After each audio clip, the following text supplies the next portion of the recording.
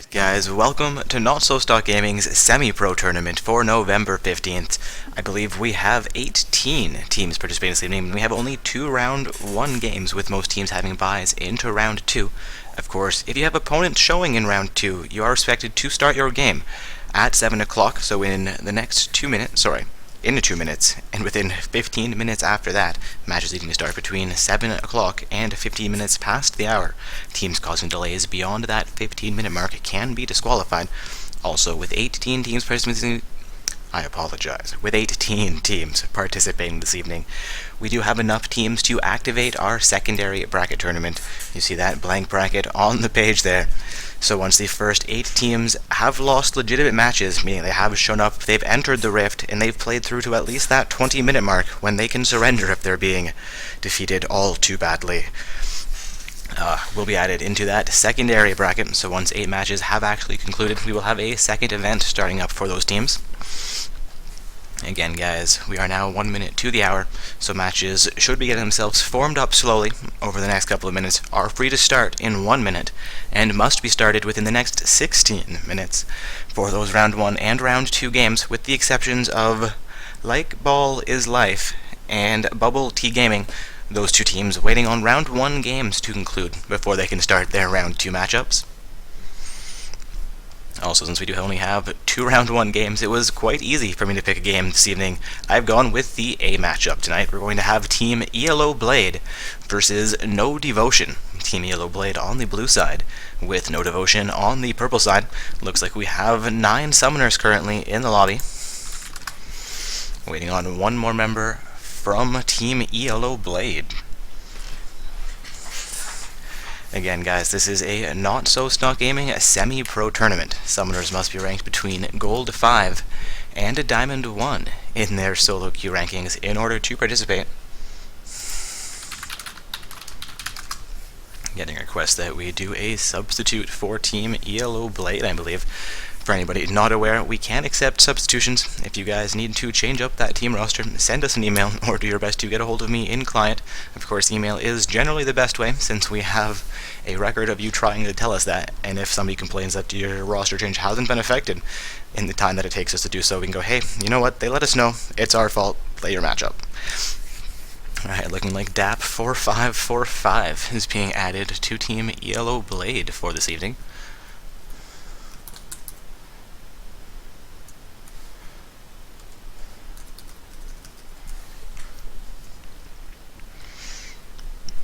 Again, guys, this is going to be a Not So Stock Gaming Semi-Pro Tournament. These summoners have to be between Gold 5 and Diamond 1 in their solo queue ratings in order to participate. And we are now seeing all 10 summoners come into the lobby here, DAP 4545 being recently added to Team ELO Blade.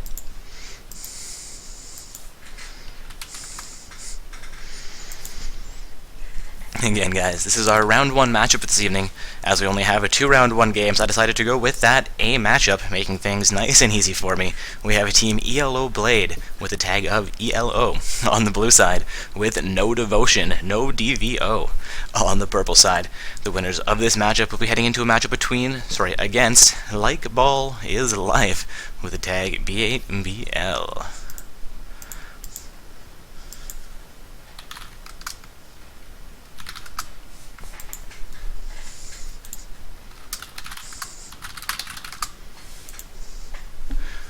Again, guys, heading into round 1 of play here. This is a Not So Stock Gaming Semi-Pro Tournament.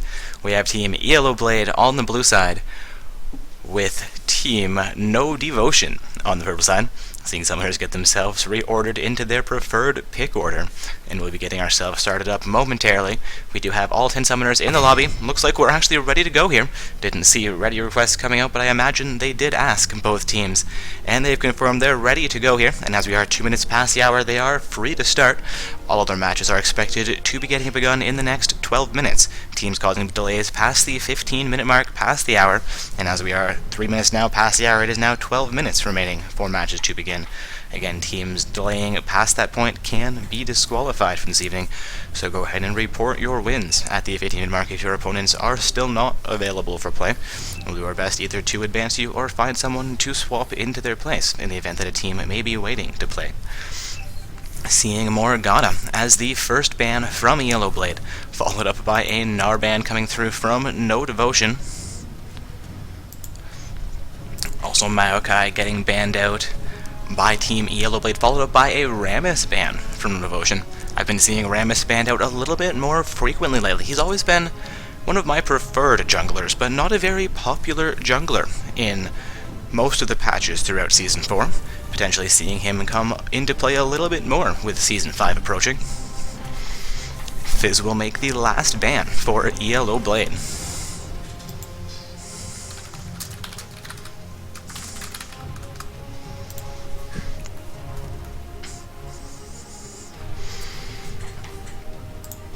Taking a look at the bracket, it appears that Fat Chicks may have forfeit their round 1 game. Always an unfortunate situation to see a team not ready and available to play when they've checked in and get added to the bracket. Seeing position from Team Yellow Blade lock in Graves for his team. Indeed, that is Graves on the blue side of this map, meaning we have a Scampy Twist and Macho Munderp selecting their champions. Macho Munderp hovering over a Draven pick here, and Kha'Zix also being hovered over. Two very high damage champions being selected here by Team No Devotion. We'll see if those get locked in tonight.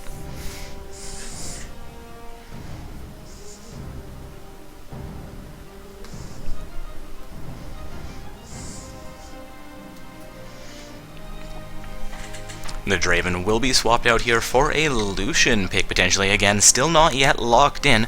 The Kha'Zix still also only being hovered over for No Devotion. Suspect these will be their champion selections, though. The timer will tick down and goes back over to Team Yellow Blade. Kha'Zix and Lucian both being locked in. Dap 4-5-4-5, instantly selecting Blitzcrank. I don't think we've seen Blitzcrank played in a not-so-stock gaming tournament, at least not since his visual update, for the very least. So it's going to be interesting to see him coming in, hopefully into the bottom lane, though my favorite position for Blitzcrank is actually in the top lane. It doesn't sound like it would work, but at least below the gold level, it is almost unstoppable. Kamikaze PL hovering over a Twisted Fate pick, but swaps that out for Jarvan 4 and locks it in for their jungle. Waiting on Dead Robots and IDJ Lee to now select their champions for Team No Devotion.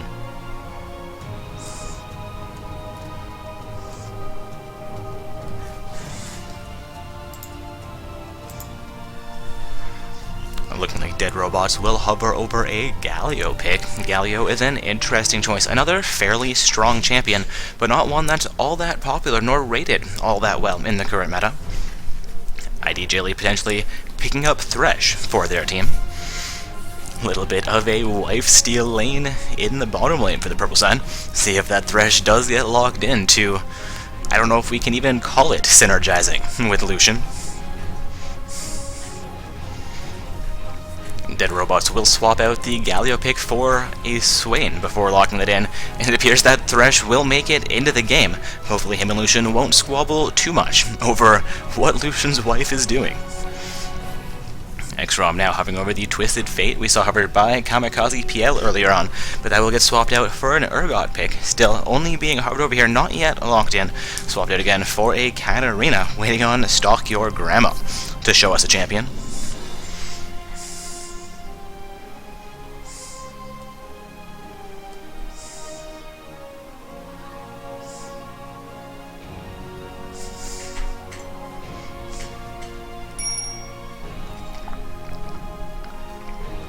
Seeing X-Rom now hover over a Ryze pick here, and Mundo potentially being selected as well. The Ryze will be swapped out for Syndra, meaning I believe X-Rom will end up in the mid lane with Mundo as their top laner. Still 10 more seconds remaining for them to finalize these picks, but they will lock those in. This does hand things over to Frost Prime, the last summoner to select his champion for No Devotion. Again, guys, this is Team Yellow Blade on the blue side, with No Devotion on the purple side. Waiting here on Frost Prime to select his champion. Looking down the team roster for Team Yellow Blade, we have a Blitzcrank Graves at bottom lane with Jarvan 4 and the jungle Syndra as their mid laner and Mundo. playing in from the top. A little bit of cleavers, a whole lot of crowd control and damage from the mid lane, and a huge amount of utility and tank coming in from their jungler. I'm seeing a tri-tank team from that blue side with huge damage potential as well. We'll see how they field those champions into this matchup. Frost Prime now hovering over a Zed pick. We see Swain already locked in. Suspect that Swain may end up as their top laner for the evening. Zed having Ignite, though we could see Swain in the mid lane with Teleport. Indeed, the Zed will be locked in, so we're going to have the double AP team coming soon with an assassin jungler that can work, but only Thresh as their tank against the 3-tank team of Team ELO Blade. This may be a difficult matchup for them.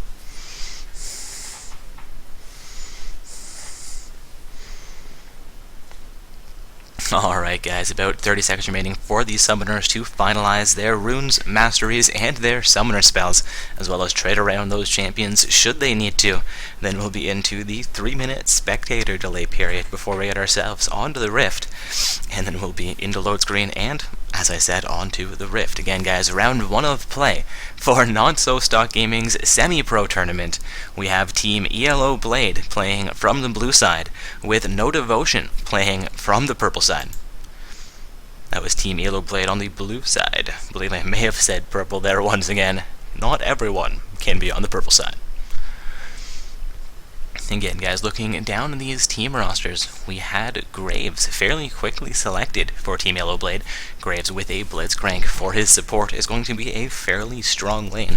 The Lucian is not an ADC you ever want to take lightly, and Thresh is a game-changing support as well, so it's going to be a fairly difficult bottom lane for both of these teams. Syndra into, I believe, Zed, though it could potentially be Swain in the mid lane, will be an interesting matchup for both of those situations. More or less a skills matchup. Zed having a little bit more mobility on the Syndra, but Syndra having, I believe, a little bit more damage potential, or burst potential at the very least, than the Zed. Swain able to do a huge amount of damage as well as mitigate a fair amount of damage as well. Would be an interesting matchup for Syndra, one I have not actually seen in the past either. And of course Mundo in the top lane for Team Yellow Blade will be in an interesting situation against either of those potential top laners. Zed or Swain, I believe, will be tough matchups for him. Of course, in the jungle we have two very different situations. Team Yellow Blade opting for the Jarvan for jungle, a third tank for their team, and a huge amount of crowd control and utility, while we have No Devotion opting for a Kha'Zix pick into the jungle. A little bit more damage for the team and an assassin jungler. We are seeing 4 high damage champions coming out from No Devotion, with only Thresh really for their tank and a little bit of extra utility there. Also guys, we are into spectator delay. About a minute and a half remaining here until we'll be getting into load screen and then onto the Rift for our round 1 game. Looking like we are 11 minutes past the hour, so all matches should have been started by this point. Have 4 minutes still remaining to do so before teams causing further delays can be disqualified.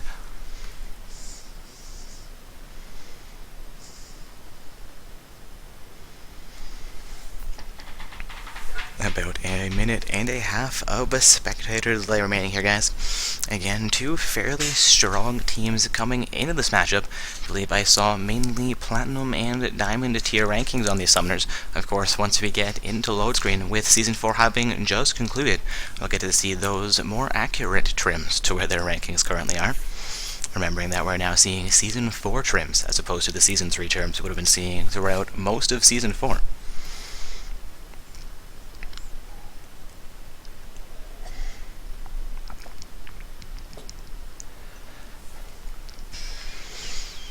Once again, guys, this is a Not So Stock Gaming Semi-Pro Tournament. I'm going to get that bracket link posted back into Twitch chat for you guys so you can check out all the teams that are participating this evening. The matchup we have on the stream for our round 1 game is Team ELO Blade on the blue side and No Devotion on the purple side. About 10 seconds left here until we're getting ourselves into this matchup. Again, guys, round 1 of play here, Semi-Pro Tournament from Not So Stock Gaming. Here we go. As we get into load screen, we get a quick look at that bracket. Again, only 2 round 1 games with 18 teams participating this evening. We have only 2 teams sitting in round 2 waiting for round 1 games to conclude, meaning all those other round 2 games should be getting themselves started at this time.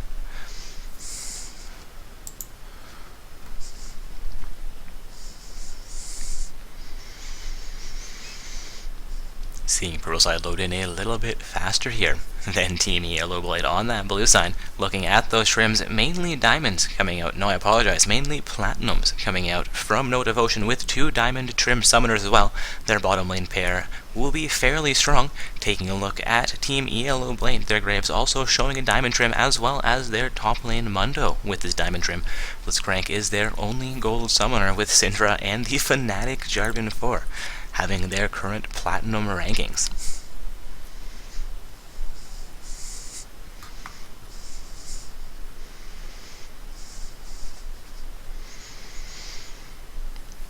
Everybody quickly heading towards 100% here. Just Syndra and Jarvan 4 causing a little bit of a delay. Again, guys, heading into round 1 of play, we have Team Yellow Blade on the blue side and Team No Devotion on the purple side. Taking a look at the skins here, seeing 3 come out from Yellow Blade with 3 coming through from No Devotion. Skin War is tied for this round 1 matchup. They say skins equal wins, but when there's 3 and 3, it's anybody's game.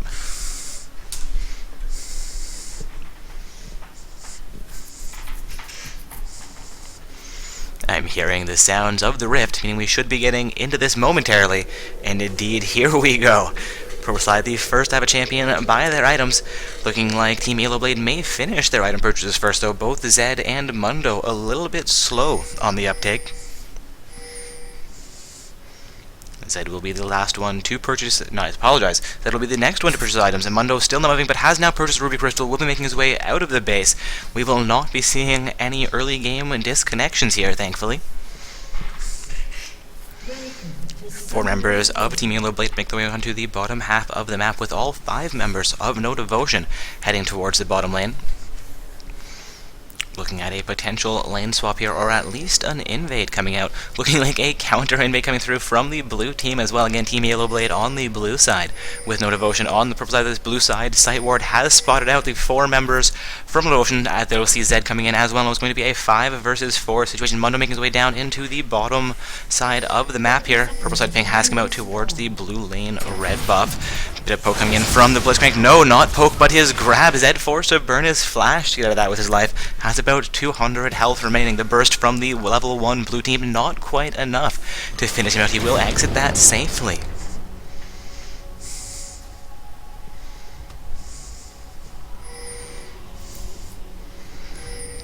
Seeing recalls come out from No Devotion, blue side making a play into their side of the map here. Looking at Jarvan 4 will start with his red buff. Kha'Zix heading towards his blue, and Thresh and Lucian will assist him. Looking like Graves and Blitzcrank will do the same for Jarvan 4. Mundo making his way towards the top half of the map here. Swain looking to do the same after recalling. Purple side Pings coming out behind their blue buff pin. A little bit of dancing going on in the blue side of the map, waiting for this large buff to spawn. Alright, red buff coming up on the map for them, blue buff up for the purple team. Of course, all 4 buffs are currently on the map, waiting for Dragon and Baron to spawn at their respective times.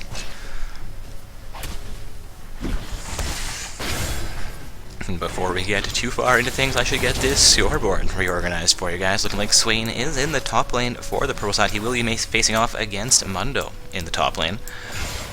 I think we've got that accurate for everyone now. Again, Graves and Blitzcrank in the bottom lane for Team Yellow Blade against a Lucian Thresh pair from No Devotion. Mundo versus Swain in the top lane, with Syndra versus Zed in the mid lane, and Jarvan 4 as well as Kha'Zix for these teams' junglers.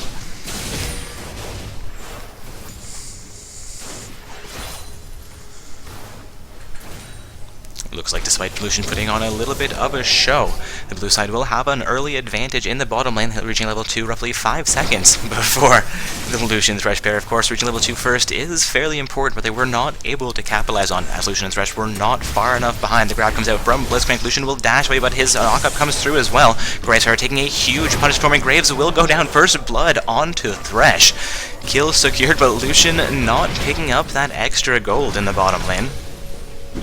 Blitzcrank now by himself in the bottom, looking to retreat from this fight. He's down to about half HP and has utilized a health potion. Zeppelin coming on to Syndra has taken a bit of a punishment from her as well. Kazakh, luckily, he's just picked up his second buff, and Jarvan 4 has done the same, looking for a gank into the top lane, potentially. Blue side ping has come out onto Swain. Jarvan 4 has been spotted out. This will be a semi-unsuccessful gank for Jarvan 4. Catholic's on his white camp in the top half of the jungle as well, could be heading up towards the top lane for a counter gank soon, though I suspect he may end up making a play into the mid lane. No, Jarvan coming up for a second gank here. Kha'Zix will be forced into the top lane potentially. Mundo down to 200 HP, though still fairly healthy. Kha'Zix is going to come up, gets it a poke towards Mundo. Mundo, I believe, just flashed out of situation. Jarvan 4 has been locked down here. Both junglers have their double buff. Should either one of them go down, that would be an unfortunate situation for them. Mundo coming back into this. Kha'Zix has been knocked up. Kha'Zix tries to jump out, down to 100 HP. Swain down to 300 HP as well. Mundo coming back and has about 300 HP as well. A Cleaver will come out but not connect onto the Kha'Zix. Kha'Zix handed out with 100 HP remaining. Swain beginning to recall from the top lane as well. A little bit of an exchange in the mid lane here. Seems like the farm numbers are fairly even. A little bit more harassed potentially going over onto the Zed for his efforts though. Mundo and Swain also fairly even, but Swain has been forced out of the lane. Mundo will pick up a little bit of an advantage here. Moving into the bottom lane, Lucian is slightly behind Graves as far as is concerned, but they did pick up first blood in the bottom lane. Again, looking at the kill score, the only kill of the game was onto Graves, where Thresh secured that kill. Graves looking for damage on Lucian, will secure the poke. A little double shot coming out from the Lucian as well. A Blitzcrank grab not able to connect onto Lucian. Kha'Zix coming in as Jarvan 4 tries to counter. Kha'Zix down to 200 kilo, will not be able to come in on that. Syndra also zoning Zed against his turret in the mid lane. Team No Devotion is going to be in a rough situation. Jarvan 4 will engage onto Kha'Zix. We could see him going down here. Zed will respond on Jarvan 4. Syndra looking to do the same, going to go the opposite route though, as she loses minion pressure against that turret. Descent's coming out onto Blitzcrank in the bottom, is followed up by a flame from him. Graves trying to force them off that advancement. Blitzcrank down to half HP here in the bottom lane. Blue side king coming out into the mid lane as Jarvan 4 waits for a gank onto Zed as well. Team Yellow Blade still looking for their first kill into this game.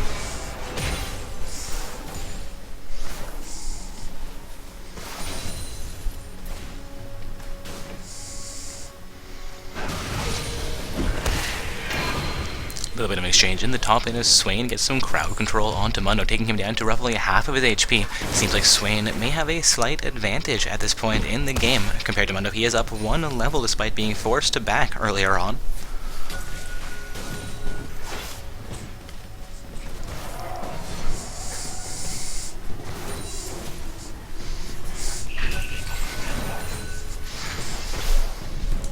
Thresh looking for an engagement against the Graves Blitzcrank pair. Graves down to about 300 HP here as Lucian gets a little bit more poke there. Graves trying to get more farm. Seems like Lucian has picked up an advantage here. Flay coming out from the Blitzcrank. Blitzcrank's passive will be activated here as Lucian and Thresh continue their engagement. Blitzcrank grab coming out. Lucian forced to flash away, but Graves might go down here. Indeed, he will go down. This time to the Lucian. Lucian securing that kill gold. Thresh will get the assist. Blitzcrank once again remains alive through that exchange, and Kha'Zix is looking to counter jungle onto their golems, potentially thinking he might pick up a Blitzcrank here as minions come in under the turret as well. Deathlands will come out but not connect onto Blitzcrank. Thresh begins tanking that bottom lane turret, and the kill will go over to Lucian. I believe Kha'Zix did not manage to pick up an assist there. Indeed, no kills nor assists onto Kha'Zix at this point. His action into the top lane here as well. Mundo engaging against Thresh is punished fairly heavily for it, but has activated his ultimate, regenerating fairly quickly, seeing both those champions around a half HP. However, Swain is nearly out of mana in the top lane.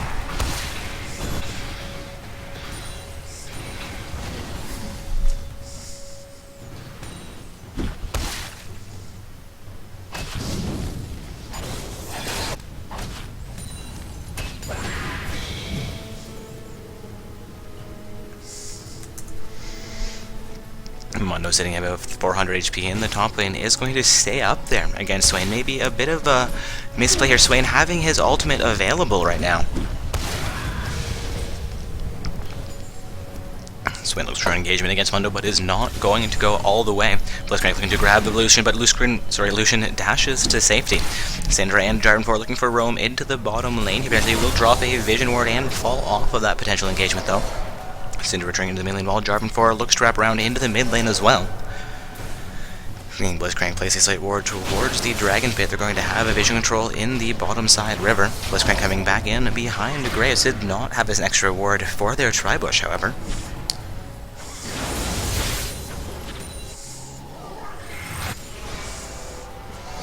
Indeed, at this early point in the game, Blitzcrank has not yet picked up his Sight Ward. I apologize, his Sight Stone. More action in the bottom lane. Graves is punished for their advances here.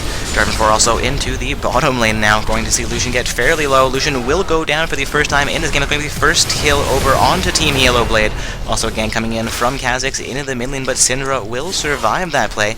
Play coming out from Thresh in the bottom lane. Blitzcrank takes an extra turret but flashes to safety.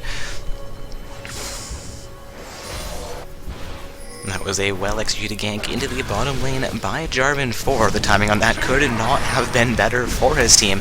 Picking up Lucian will set them slightly ahead, seeing Lucian up only 3 farm over to Graves. The kill going over onto Lucian will set him back a tiny bit here. Of course, Lucian sitting 2-1-1 to Graves 0-2-1. Being down only 1 CS, he will have a slight gold advantage. And taking a look at the goals, it is roughly a 600 gold advantage for the Lucian.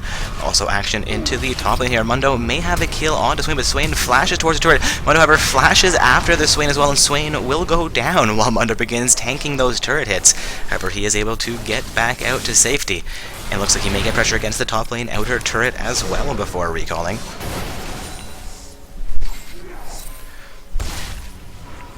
Mundo with about 50 HP will recall from the top lane. It's kind of lucky for him that Kha'Zix is on the bottom half of the map right now.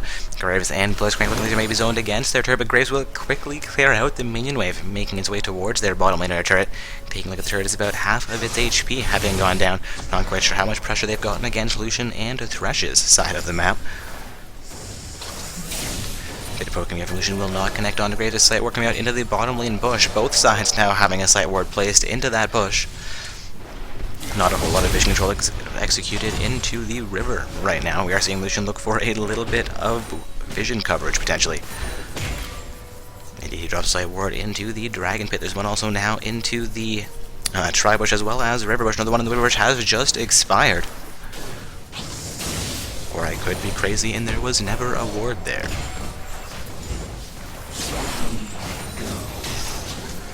Descent connects on to Blitzcrank, and Kha'Zix is into the bottom lane. That has gone down onto Blitzcrank's ultimate will come out, but he is going to go down here again to the Lucian. Lucian now sitting 3-1-1. Does have the best score on his team, though Zed is out farming him by 1 farm at this time. So Zed doing very well in the mid lane. Syndra only about 10 farm behind Zed. We are now seeing Team No Devotion set for their first dragon of the game here with a 4-2 kill score.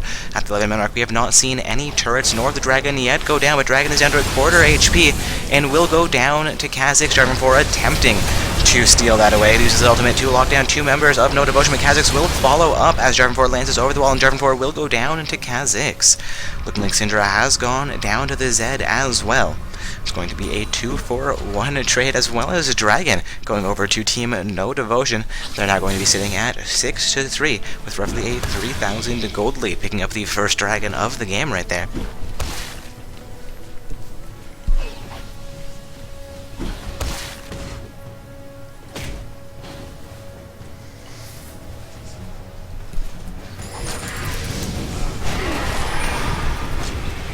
Mundo looking for another engagement against Swain in the top lane, getting fairly low. Swain may be able to pick up a kill here, but they're both so low. Not quite sure where this is going to go. It's going to be a little bit of an outplay for whoever picks up the kill here. Mundo looking for a cleaver. Swain looking for a cooldown. Swain gets his cooldown. Is going to quickly regen some health here, but is not going to have quite enough to go in on the Mundo. Bit of a stalemate into the top lane. Seeing Lucian and Thresh both recall from the top lane. Blitzcrank has signaled there's an MIA down there. Mundo re-engage against Swain in the top lane. Has about 300 HP. Swain down to 300 as well. Mundo down to 150. More damage coming out from the Swain. Mundo could be in trouble, but he will make his way back onto his side of the map, maintaining his life for the time being. Kha'Zix looking to come up for a gank into the top lane. Mundo could be overextended here. Though he's back up to 500 HP, his ultimate apparently having been available for him. Kha'Zix now in the top lane. Mundo indeed will be in trouble. Cyber coming out into that top lane push. Mundo will go down to the Kha'Zix. It's going to be the 7th kill going over onto Team No Devotion. Halo Blade with their 3 kills are down about 3,000 gold, losing the first dragon as well in this matchup. Of course, no turrets have yet gone down in this game. St. Jarvan4 and Syndra potentially looking to roam into the bottom lane here.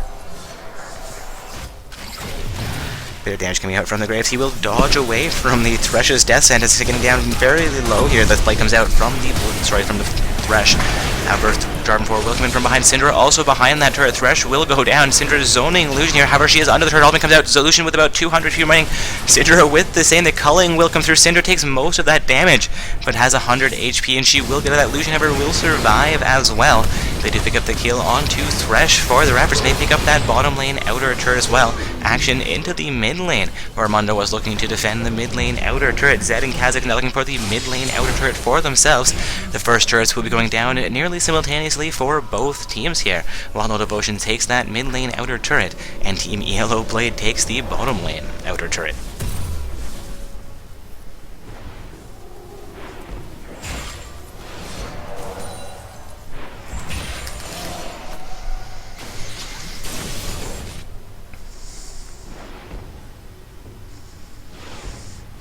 Seeing Swain look for some pressure into the top lane here, while the majority of Yellow Blade responds into the mid lane, potentially looking to take down their mid lane outer turret as well. Swain will be forced off by minion pressure. Mundo will be a few more seconds into the lane. Should be able to keep this turret healthy for a little while longer at least. Lucian and Thresh looking to face off against the Blitzcrank Graves pair in the bottom lane once again. Thresh actually looking to clear out a Vision Ward from Graves, but Graves is going to try and clear out the Side Ward before they can finish off the Vision Ward. Both wards will go down. Graves down to half HP for his efforts. Blitzcrank is crowd controlling the Lucian momentarily, getting down to half HP as well. Lucian and Thresh having a huge amount of damage in the bottom lane. A nicely timed grab coming out from the Blitzcrank onto Lucian. Zed also into the bottom lane here. Will be too much for Blitzcrank to handle ever. Graves getting fairly low as well here. Lucian also very low as well as Thresh. But Graves is under his turret. Can he make a play here? Make one of them take one too many turrets, or will he quickly go down? Zed comes in, picks up the kill, takes 2 turret hits for it. The turret will go down as well. We've now seen both bottom lane outer turrets going down. Team No Devotion has a 2-4-1 turret, but they're up 10 kills to 4 as well. Jarvan4 will go down as well as he tries to overextend against the Swain's top lane outer turret. Mundo looking to tank as many turrets as he can, trying to pick up a kill onto Swain, but takes a few too many hits there. Has about 500 HP remaining after his ultimate expires. Swain with about 400 remaining as well. A pause will come out here as X-Rom from the blue side disconnects though. Indeed, that is the Syndra, the blue side mid laner, and disconnecting here. Looking to get him back into this matchup, get us back underway momentarily. Again, so far in this matchup, and we're at about the 16-minute mark here, we've seen No Devotion do fairly well against Team Yellow Blade, though Yellow Blade has been putting up quite a fight here. They took the first turret of the game, though No Devotion did pick up the first kill and the first dragon of the game. They also responded fairly quickly by taking the second turret of the game in this matchup. Seeing Mundo do fairly well against Swain, they are even in kills, so Mundo has 1 more death and 1 less assist. Seeing their farm fairly even as well. Mundo takes an extra turret there as he goes for a little bit more damage against Swain. Cleaver will connect here onto a minion as opposed to his intended target once again, I believe. Mundo looking for a few more cleavers here, will continue to connect them onto Swain. Thresh making his way up into the top lane. Kha'Zix also heading towards the top lane here, looking for a huge play into this. Mundo Thresh has not yet been spotted out, looking to make his way into the next bush here. Swain clears out a few more minions.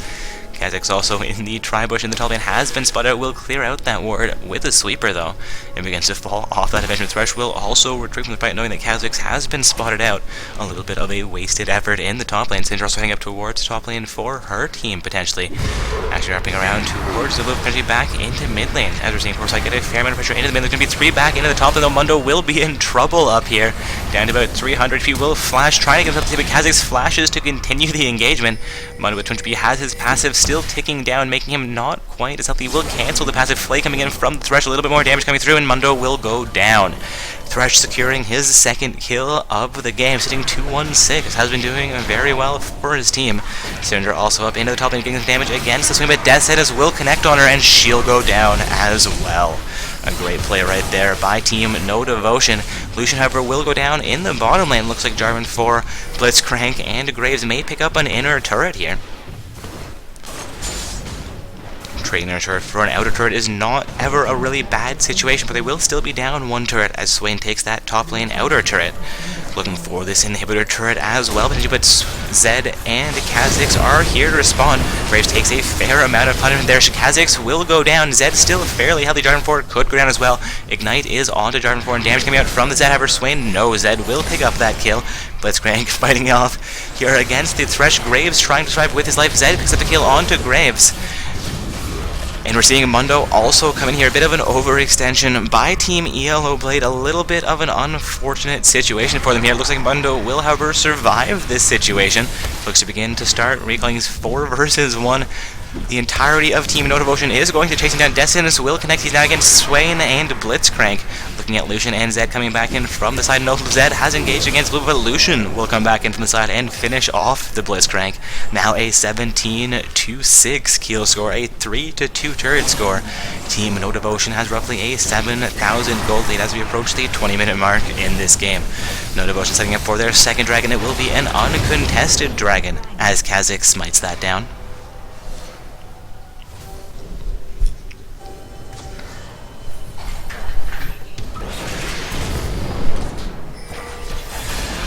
Blitzcrank could be in trouble here, but Graves is in range to assist him. It's going to be Kha'Zix and Thresh versus, Jarvan 4 coming in from behind as well, but Lucian is there as well. A 3 versus 3 fight. No, 4 versus 3 as Zed makes his way into range as well. Team Yellow Blade could potentially once again be overextending here. Blitzcrank gets a ward into the mid lane. Bush people will come up, but they will not clear that out. Looking like Syndra could clear out the top lane outer turret for her team right now. Once again, evening out the turret score. Indeed, she will clear out that turret. Zed getting locked down by the Blitzcrank, looking like he will get out with his life though, and Graves will pay for trying to pursue. Calling coming through from Lucian. Blitzcrank taking a fair amount of damage here. The ultimate coming through from Jarvan 4 as well. Jarvan 4 could be in trouble here. Indeed, he will go down to Kha'Zix. Kha'Zix looking to continue the fight, will take out Blitzcrank as well, comes back in for Mundo, but the kill will be secured by Lucian instead. Swain also into the top lane to respond to Syndra, who's getting pressure against the top lane inner turret. Going to be an ace for Team No Devotion. 3 of the members now looking to siege down onto the mid lane inner turret for themselves.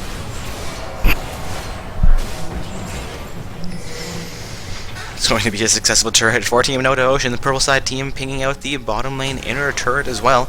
Lucian and Thresh making their way towards the bottom lane. They do have a rather large minion wave heading towards that turret. Somebody from blue side would be fairly smart to respond into the bottom lane here. The Lucian and Thresh will fall off of that potential fight. Seeing Jarvan 4 now into the bottom lane, he will mitigate the pressure coming in from the minions, and with no champions coming down from Team No Devotion, he will be fairly successful in doing so.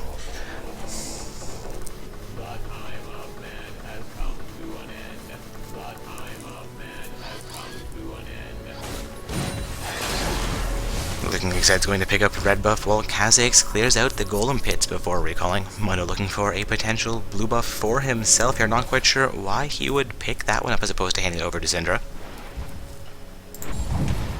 Indeed, he is clearing out blue buff. Will ping it out, just stand there and tank it, waiting for them to come.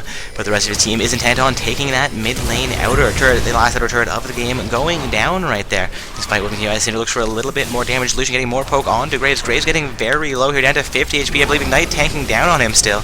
No, that was red buff ticks from the Lucian. Ticking down on him, looking like Syndra will go down as well as Lucian picks up a double kill. Zed engaging onto Blitzcrank. Lucian not able to pick up that kill as Zed pumps out a little bit too much damage. No triple kill for Lucian, but still 3 kills against Team Yellow Blade. Jarvan 4 also being caught out. I believe that was a death sentence connected on him, or him ultimating back into their team. Jarvan 4 will go down as well there, and Team No Devotion is now looking to pick up an inhibitor turret. Inhibitor turret will go down looking for an inhibitor as well. Only Mundo available to contest it. Graves has just come back up onto the map. Team No Devotion will continue their advancement here.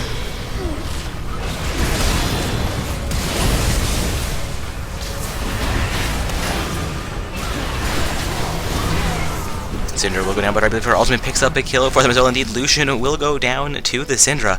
It's going to be a 2-for-1 trade in favor of Team No Devotion. Also a couple of win reports coming here, looking like Nova Gaming as well as UMBC A-Team have won their games.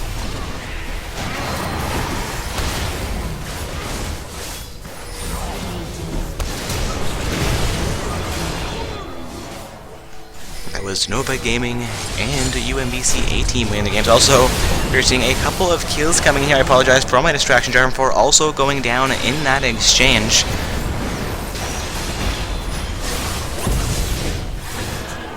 Zed picks up a double kill as the Blitzcrank goes down as well.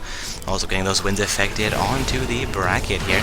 Again, Nova Gaming heading into the quarterfinals while UMBC A-Team does the same. We have Swagmasters and Nihao the Bee as our first two teams qualified into the secondary event tonight. Syndra picks up a shutdown onto Zed while I'm distracted, or Syndra gets shut down. Not quite sure how that one played out. Do apologize, guys. We are seeing a 33-9 kill score here this evening with a 46-32 goal score. Fairly even turret score. Only a 1 turret divergence between these teams.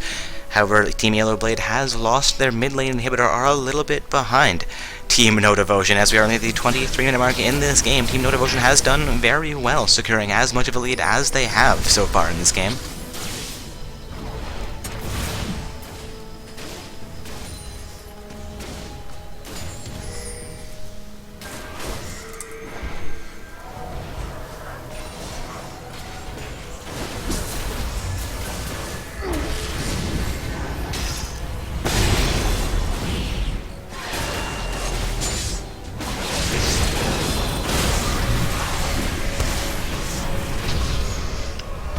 Apologies again for my distraction, guys. We are seeing Blitzcrank go down to Lucian. Mundo also being chased down here. Swain will flash in for that, but Lucian picks up the kill onto Mundo.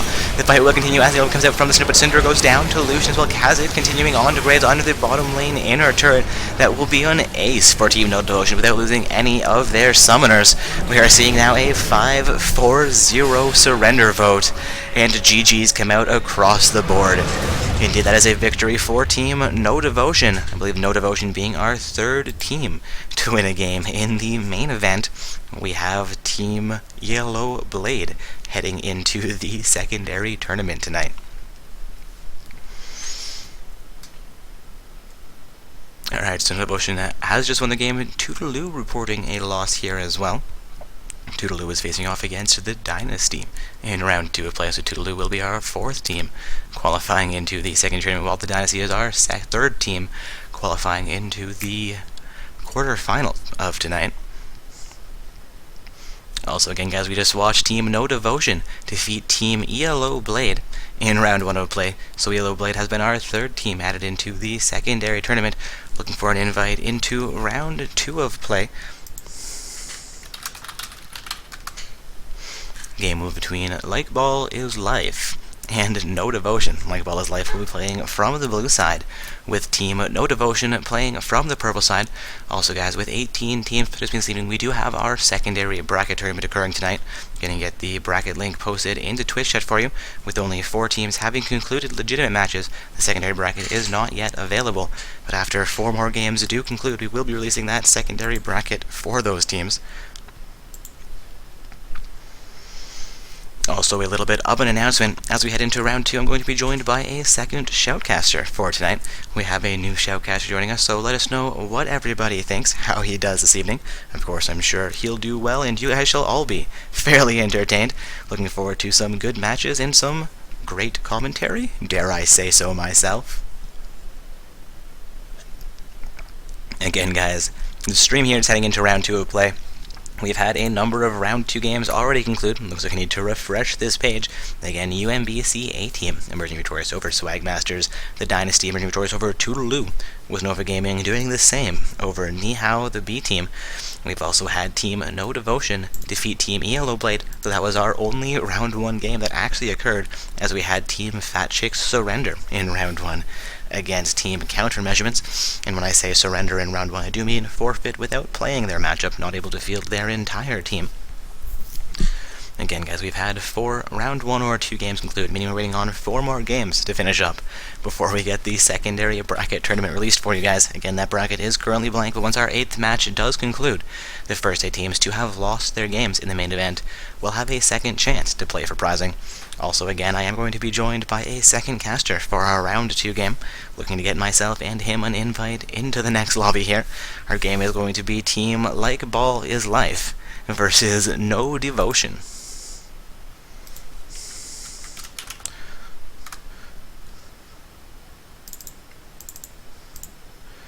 Looking to add a member from Like Ball's Life to my friends list. Make sure we get this matchup formed up in a semi-timely manner. Again, we do require a match to be formed within 15 minutes from when the bracket is updated, and the bracket for this matchup has been updated.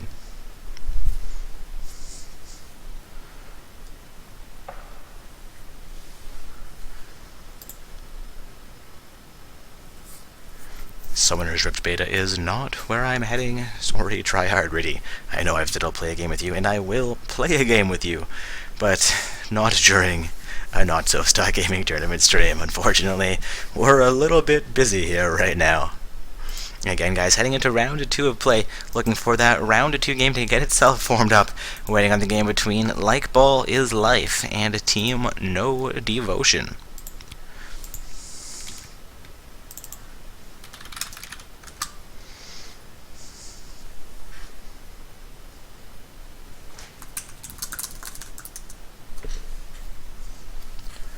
Again, guys, heading into round 2 of play here. We have Like Ball is Life on the blue side with Team No Devotion on the purple side. Also looking for one in-game message here from my co-caster. There we go. There we go. Copy-paste that so we can get him into game as we get going.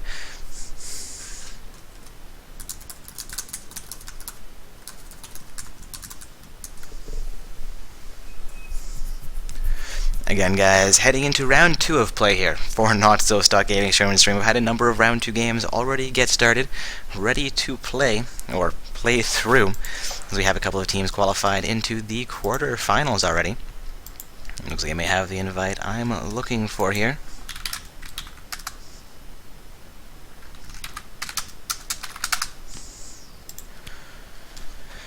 Alright, also going to give my co-caster here a quick call. Do apologize for popping Skype up onto the screen, guys.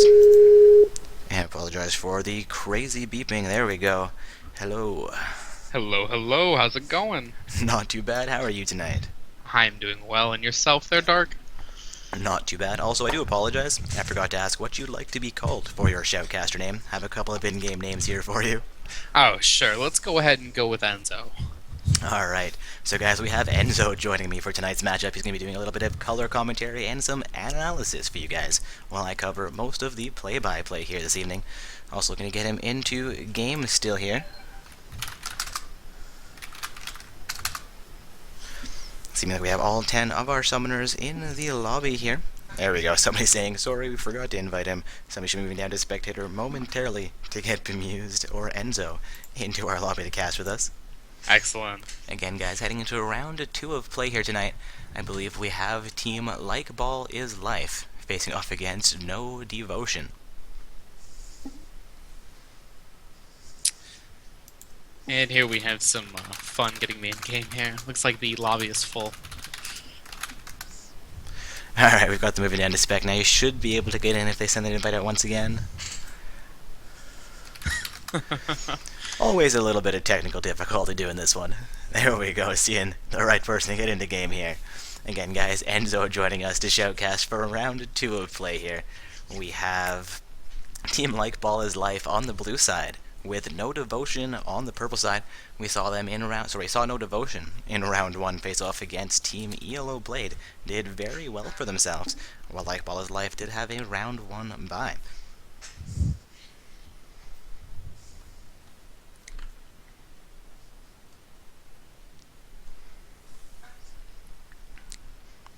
Looking like both teams may be ready here.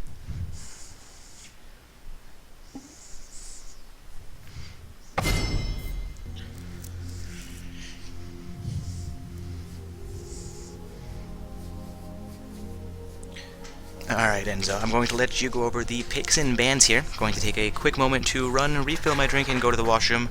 I'm confident that our analysis here can give you guys a little bit of a better explanation than I can of why these guys are choosing to do what they're doing. Sure thing, Dark. Enjoy your break. Alright, so it looks like we have here on the blue side, we've got a Zillion and Kha'Zix band coming out. So far, that's pretty stock. Zillion's a very powerful support and an even more annoying mid laner. As far as I'm aware, both teams are in the roughly diamond range, which means that they are going to be encountering things like the Rammus band. Here we go. Now that's coming out. Looks like and Gnar. Interesting. Nartop has been quite the interesting pick lately. It went from very, very bad to very, very good in a very short amount of time. As far as the Thrush ban goes, that may be a targeted ban. I'm not familiar with either team. I am new here tonight. Welcome, welcome, by the way. So, hopefully we'll be able to get this situated shortly. And a Xerath ban. Alright, that is definitely an interesting ban, one that I am personally not aware of a particular reason for that. He does have extremely long ranges and his penetration is excellent. They did recently buff Xerath, so that is possibly related. Now we have a quick picking phase. We've got Ryze first picked for the blue team. An excellent top laner, recently nerfed, so hopefully that works out for them. I do know that his win rate has plummeted. The early damage loss has resulted in him being even more of a late game monster and not so much of a lane bully. On the red team, we've got Rengar Shadowed, an excellent jungler, and Aurelia. Let's see if they stick with that for now, but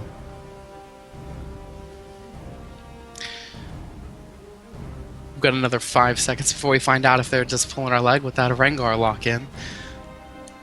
I do know that Rengar has excellent damage when built as an assassin. Most players seem to play him as a tank recently, and for a long time actually. So we will have to see how that works out for this team. A Rengar jungler with an Aurelia top definitely have some synergy there. On the blue side, we are now seeing a Teemo Shadow picked, likely to go top against the Aurelia. An interesting matchup if they do go forward with that. I know that the laning phase should go very well for the Aurelia, assuming they are on equal footing, but Teemo late game shrooms, well, everyone knows killed Teemo.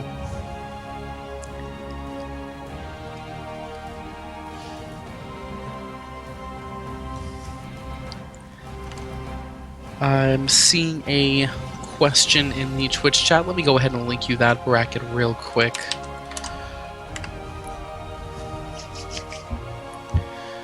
Oh, and we've got Lucian Shadow. That is an excellent choice. Lucian is one of the most popular AD carries at the moment. Very powerful laner. His late game scaling, not as good as some, but due to his passive, with proper utilization, he is a very scary monster when fed. Leona being picked up instead of the Teemo, looks like someone was messing with me a little bit there. Leona, in all-in support, we will see an aggressive laning phase. Leona does not have the ability to zone as well as some, due to the fact that it's either all or nothing, especially with this Tristana Shadow. Leona could be in for a tough challenge to be effective during the laning phase. Tristana, after her somewhat recent nerfs, still an extremely strong pick late game. I do know that her early attack speed has been lowered, so hopefully they are able to contend just fine with that Janna counter.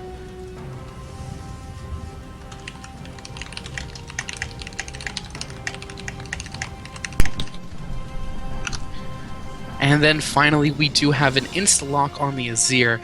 That is a new champion. Interesting pick for sure. I have not seen any Azir competitive play yet. This is definitely going to be one for the books. Azir, a powerful champion with his combos, has recently seen a lot of bug fixes and is therefore much more effective. And finally, a Mumu to round out the jungle. So now that we have our lanes with the Azir most likely going middle, Ryze top, the bot lane decided in a Mumu in the jungle, they have an overall powerful team. On the purple side, we are still waiting for their final pick. Looks like they are missing their mid laner.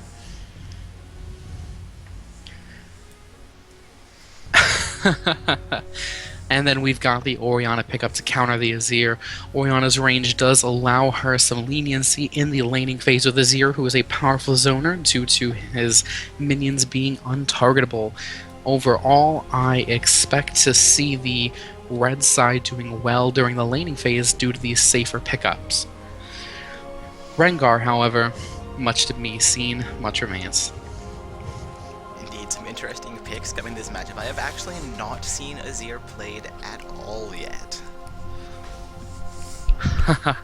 Well, hopefully we are in for quite the treat there, Dark, and welcome back. Indeed.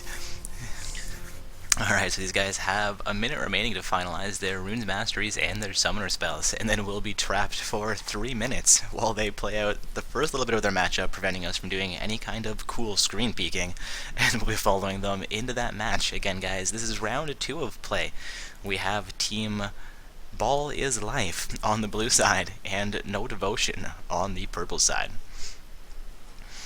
Taking a look at these matchups, looks like we have Leona into Janna. Have not seen a lot of Leona played lately. How do you feel that matchup's going to go?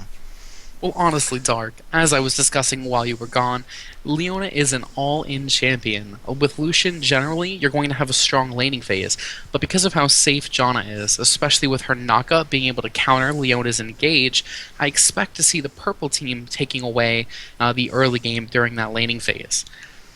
Interesting. That will give Tristana a great game indeed, as her early game is not quite up to par with Lucian's, but as we come into the mid and late game, she does become a huge powerhouse.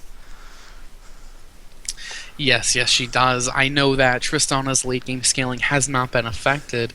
That, coupled with Oriana's peel, hopefully results with them having a very safe late game. That being said, the Azir might be able to ruin that synergy with his interesting combos. You said you haven't seen him played yet. Are you familiar with what he does at all? I read through his kit when he was initially released, so I know he's got a little bit of crowd control, some interesting attack patterns, but aside from that, not really. Alright, so Azir is actually one of the more interesting kits the Riot has released lately. He does, instead of auto-attacking when in range, he's able to summon up to, I believe, 3 is the maximum of untargetable minions that are able to attack for him in a piercing manner, meaning if you have 3 enemies lined up and you attack the first one, you'll hit all 3. He's got 2 abilities that move his minions around. One slows, and one actually brings him to the minions, allowing him to stun. An interesting pattern they finally were able to implement was allowing him to slow the enemies while simultaneously knocking them up in transit.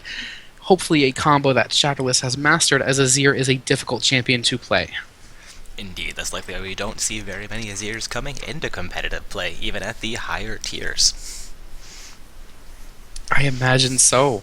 Now, I was talking about the Rengar pickup. Have you seen a lot of Rengar pickups in these recent tournaments? I've seen Rengar played a couple of times recently. He's had some great games, but he is definitely a harder champion to play. Ah, yes. And recently, have you seen more Assassin Rengar or Tank Rengar? I believe it was an Assassin Rengar. We saw him facing off against a Kha'Zix, to be honest. That was in a tournament, I believe, roughly a week or so ago, either our Semi-Pro or Open bracket. Awesome, okay. I was discussing the fallacies of Tank Rengar and hoping that this Scampy Twist does indeed play an Assassin. We will get to see that soon enough once our interestingly long delay ends. Yes, the Spectre delay is always an interesting period. And what are your predictions, Dark? Who do you think is going to come out on top based on their picks alone? Rise into Aurelia is pretty much a skills matchup. I mean, Rise may have a slight advantage there, but Rise is a really strong champion.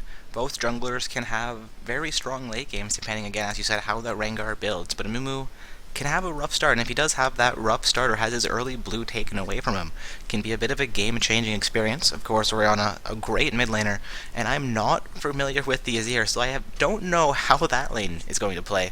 Of course, the bottom lane is, again, a bit of a skills matchup. I think Leona may be a bit of a weak link in the bottom lane for them, though, depending how well that summoner does do on her, though. Well, don't forget now, Rise was recently nerfed. They did take 40 base damage off of his Q at every level. So that is definitely going to affect his gameplay, I imagine. Hopefully he is prepared to feel a little bit weaker damage-wise in the early game. Indeed, that is going to be a large reduction to his burst, as I believe he can get that off twice in his normal combo.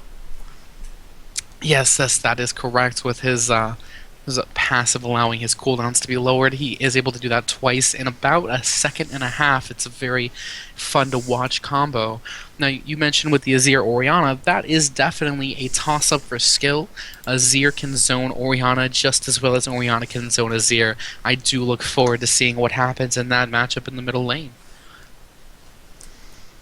Alright, and taking a look at the current ranks of these summoners, looking like the purple side is Platinum and Diamond, with 1 Diamond, 1 Platinum, and 3 Gold summoners coming in from the blue side.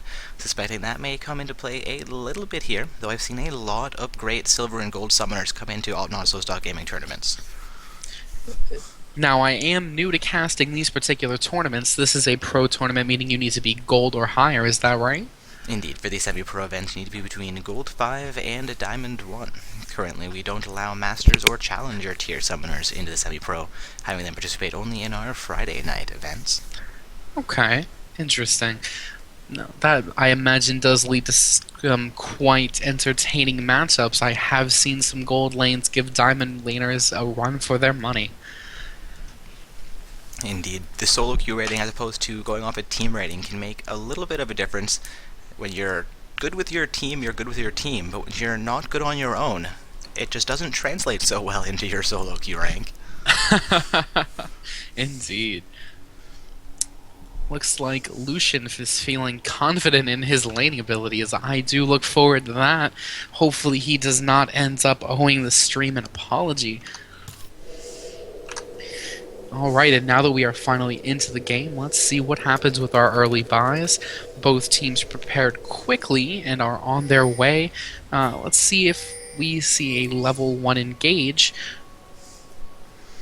Indeed, everybody has purchased their item. Seeing Aurelia start with a flask early on. Into Rise is not Ruby Crystal, but Sapphire Crystal. Interesting choice for those top laners. Of course, that should give Rise an advantage into his first item, while I believe Aurelia should have a little bit more sustain from that, correct? Indeed, so Aurelia's Flask pickup is actually quite common against this matchup. It's going to allow her to sustain at least through level 5 or 6 if she plays it properly, due to Rise's early harass mechanics.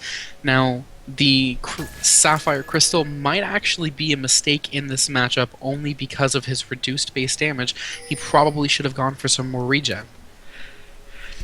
And we are seeing an invade come out from Team No Devotion here. Again, guys, Ball is Life on the blue side with No Devotion on the purple side here. Appears that Aurelia will go for a deep ward. Rise will contest this, but they are not going to engage that purple side, making their way back onto the bottom half of the map here. Looking like Amumu will start with his blue, if he can. Oddly enough, Ball is Life not playing the Orianna pick like you would expect. Indeed, with a name like that, having the ball on your team would just be kind of intuitive. Exactly. Now we do see an invade going onto the blue-red buff. This is going to be interesting. If Rengar does manage to steal that buff, we will be at a loss for early ganks pre-level 6. Looks like they are going to back out, though. Leona and Lucian just too intimidating. Buffs will come up onto the map here, and we're going to see both sides initiate onto their blue buffs here. Seeing we start with his blue buff is an interesting choice, requiring Rise to assist with the leash, though Azir appears to have gone to lane fairly quickly. Alright. I am curious to see how this mid matchup plays out as we discussed. Looks like Azir is off to a strong start with his positioning. However, as you might notice looking, the actual attack radius around that minion is rather low. Once you place it early on and you can't move it without great cost of your mana pool, it does become a battle of positioning rather than outright skill. Kind of curious to see how Azir will handle this lane. Seems he can take a little bit of poke early on from the Orianna. Taking a look at their farm numbers as well. He's doing fairly well, actually, just catching up to Orianna as far as farm is concerned. Seeming like across the board things are fairly even, though Aurelia has a slight advantage in the top lane. As well as the rest of Rise's combo that he has available will come out onto Aurelia. Takes a little bit of punishment there. Leona looking for a re-engagement against Leona, but against the Tristana. But will looks like there's a coming in from Amumu into the mid lane. Orianna could be in trouble here. Azir will fall out, but Flash comes out from the Orion, looking they will fall off of that pursuit, making as Orion makes his way towards Rengar at his red buff, and Aurelia comes down the river. Leona has re-engaged in the bottom lane as well, but a Q comes out from Janna, taking away a chunk of the Leona's HP. She will activate a health potion into the bottom lane. Alright, wow. I'm not sure if you actually had the camera looking at mid, but there was a re-engage on the Orianna after the flash. The Azir managed to zone her despite being back in the middle lane with one minion alone. Rather interesting mechanic with that minion. So it's a fairly long-range crowd control coming out from the Azir. Going to see some interesting use of his kit tonight, I think. Fortunately, the camera wasn't on that one, as it tend to leave it on directed camera. No problem. It follows the main action, but when it's one place, it doesn't like to shift over fast enough to catch all the cool plays sometimes. Also, any question in Twitch chat about the secondary bracket tournament? I believe we've had 6 matches that were legitimate matchups conclude, as we had 1 forfeit in round 1. So we're waiting on 2 more matches to conclude before that secondary bracket begins. Also, Leona re-engaging against Tristana will rocket jump away, going to be a gank coming in from Amumu as well, waiting for the bandage toss to come out here. Will come out, but does not connect. As Janna flashes to save the ignite is on the Janna. Amumu to re-engage. Leona also getting very low in the bottom lane. Going to be action in the top lane as well, but Tristana re-engages again. So Lucian down to 200. See Amumu looking for a kill onto Janna. Louis Zone gets the bandage toss on her this time. She's down to 53. Gets knocked out by the Q from Janna. Lucian comes back and picks up first blood for his team. An impressive play on Lucian's part. I did not expect to see that kill secured. Indeed, I thought Lucian was out of that fight in the bottom, taking a huge amount of pressure from that Tristana, but he came back in being quite brave, and they did score first blood for it, so a great play coming out from the blue side right there. Interestingly enough, we do see that Janna is going to rush that Sightstone instead of upgrading her gold trinket. That's a choice that all supports struggle with on a daily basis. I imagine that gank might have motivated her a little bit in her decision. Indeed, Amumu did make a fairly early move there. Seeing him come out of the jungle before the 5-minute mark, even in this level of play, is slightly rare, especially into the bottom lane where it's such a long walk. Looking Azir has a slight advantage into the mid lane currently. Rengar could be wrapping around for a gank, but maybe going for some counter. Will drop a sight ward into the picks, which has been spotted out by a sight ward from the Azir though. Azir does not seem to be deterred from his position, despite knowing Rengar is there to gank him. Leona also way up towards mid lane will drop a ward in front of the Dragon Pit and make way back down to assist Lucian. Orianna at about half health and half mana will begin to recall from the mid lane. Pro side pings coming out towards that Dragon Pit, and blue side pinging towards their minions in the bottom lane. Looking will begin to initiate onto his Wraith camp while Ryze and Aurelia reconnect in the top lane. Now, interestingly enough, if you look at the farm difference, it looks like Aurelia has been dominating that top lane. The Ryze nerf on his damage probably more impactful than he realized. Indeed, when was that nerf for the Ryze? That was actually about a week ago, if I'm not mistaken. I believe it was the most recent patch. So with 419 at the very end of the season there, I suppose. That is an unfortunate situation for Ryze to be in. Seems like Aurelia does have a rather large advantage right now. Being up about 20 farm at the 7-minute mark is quite impressive. Of course, Azir is up about 10 farm over Orianna, and it seems like Lucian is even with Tristana, though being a Tristana, we've heard it said that you can be about 20 farm behind and still be considered even in your lane. So seeing her even with Lucian at this point in the game, she is doing fairly well as well. Yes, that passive Janna support with the shield does allow Tristana to match Lucian and farm, despite Lucian's early game being much stronger. That, coupled likely with the fear of the Leona engage, since Janna has not been successful in thwarting those, is resulting in Lucian winning his lane. I am quite surprised at that, to be honest. Teammate engagement in the top lane. Aurelia choosing to use her ultimate here onto Ryze. Ryze taking a fair amount of pressure down to 200 HP. May go down, evening out the kill score. Rufus is out onto the Aurelia, but Ryze will go down. Aurelia picking up the first kill in the top lane. First kill for her team will be the second kill of the game. We're now seeing only a 200 gold difference between these two teams as we near the 10-minute mark.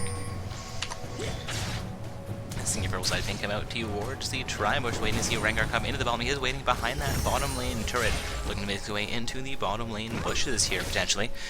Leona and Lucian not pushed up very far in that lane. Rengar will make his way slowly in lane. Leona will engage against the Tristana Jennifer. Rengar has been spotted out, though. Leona into the bush, also having him come into the bottom. It will be a 3 versus 3 fight, but Leona will go down, making it now 2 versus 3 coming out from the Amumu. Janna against Bale. Tristana alternate at 400 p. Lucian down to 500 p. and Rengar down to 200. 100 p. Flash away, but the ticks from Red Buff are still coming in. He gets out with about 25 HP. A health pot having been activated. Amumu down to 50 p. will go down to the Tristana. Tristana with about 150 HP remaining will look to come back into this fight while Rengar tries to back from that bottom lane bush. They may actually re-engage against Lucian, who is also very low and out of mana in the bottom lane. Amumu and Leona did both go down in that fight, so we're now seeing a 3-for-1 kill score in favor of Team No Devotion on the purple side. Tristana potentially being a little bit too brave in the bottom lane. That does not seem like Lucian will be able to punish her for it, potentially looking to steal away the double buffs she does pick up, though. Looks like Lucian only has enough mana for his E. With that Janna shield, Lucian going in would definitely be committing suicide. It was rather an impressive play down bottom. Unfortunate that the blue team did not have the focus they should have had to turn that fight with the Amumu wall. Need a bit of a poke comes out from the Lucian there, but it's not going to connect with the Tristana. You can see Tristana and Janna both begin to back from the bottom. There'll be some more action in the top lane while Aurelia looks for another kill onto Ryze, but it seems like Ryze will get a save and get a bit more damage back onto the Aurelia here. I believe he just activated his ultimate, as I see some passive damage come off of that skill. Trying to get back to the Leona, not quite able to connect in time, and a Q from Janna will connect, stopping her further advancements. Lucian looking back from the bottom lane also as he gets minion pressure onto the bottom lane outer turret. Looking like Azir is alone in the mid lane while Orianna comes back in. Rengar potentially looking for a gank as well against Azir while Orianna turns the lane. Rengar will connect on here, gets a little bit of slow rank straight. Azir tries to dash away and will be successful getting to safety.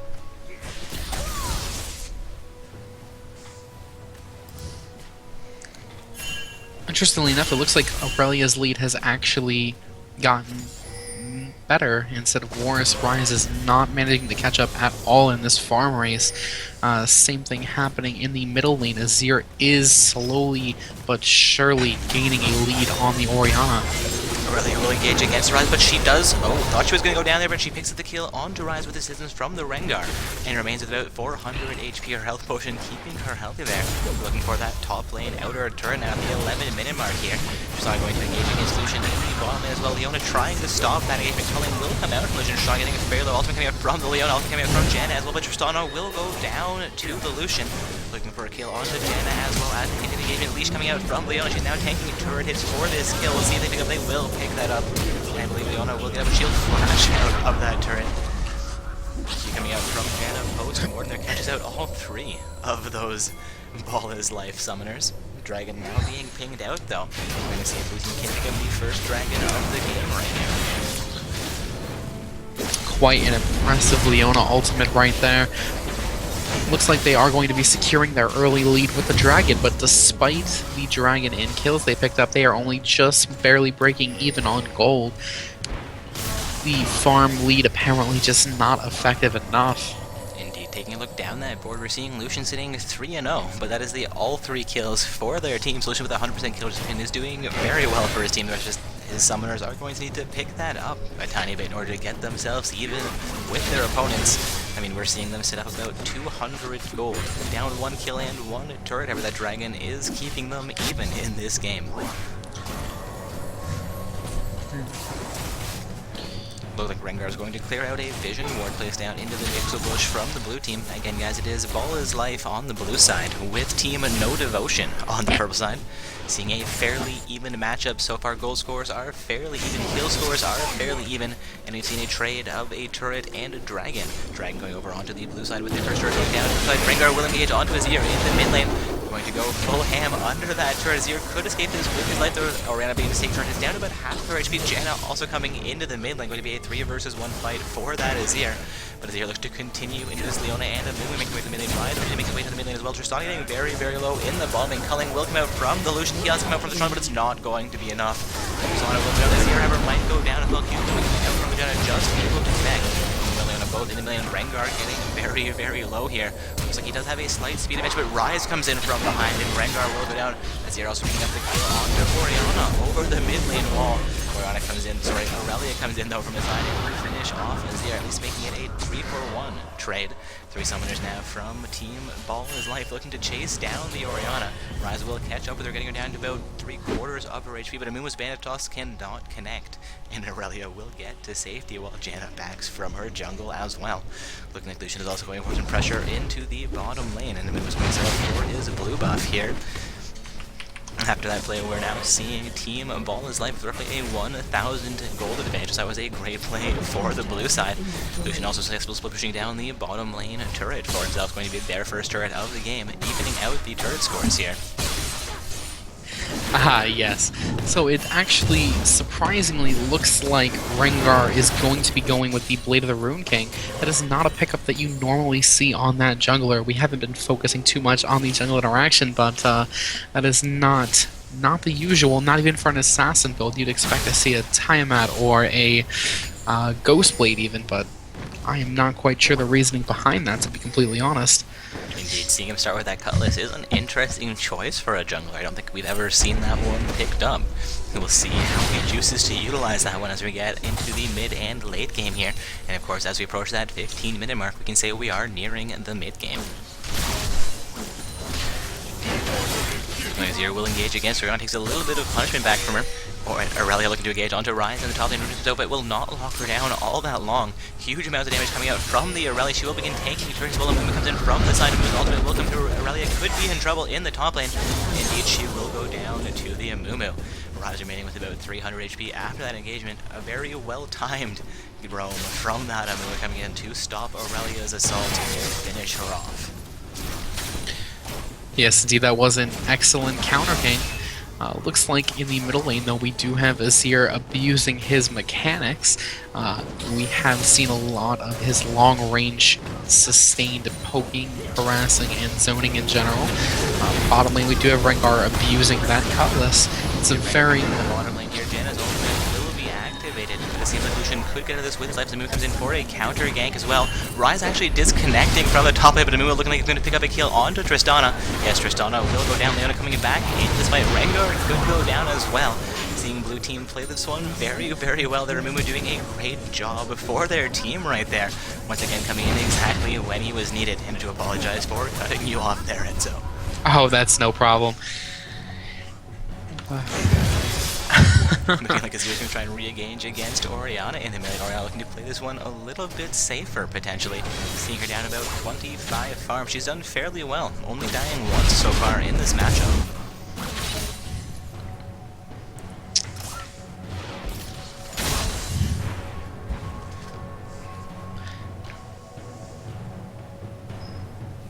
Taking a look across the scoreboard here, it seems like Team Ball is Life has picked up a relatively sizable gold advantage despite it being fairly even a few minutes ago, sitting about 9 kills to 5. They must be feeling fairly confident as they've gotten into this mid-game. I mean, even in turrets, but with a few kills for themselves, they do have a slight advantage here. Yes, it looks like those extra kills, thanks to Amumu, did allow them to not only catch up, but regain their position on top in this game. It looks like we do have a engagement going on between supports. Always fun to watch the support war.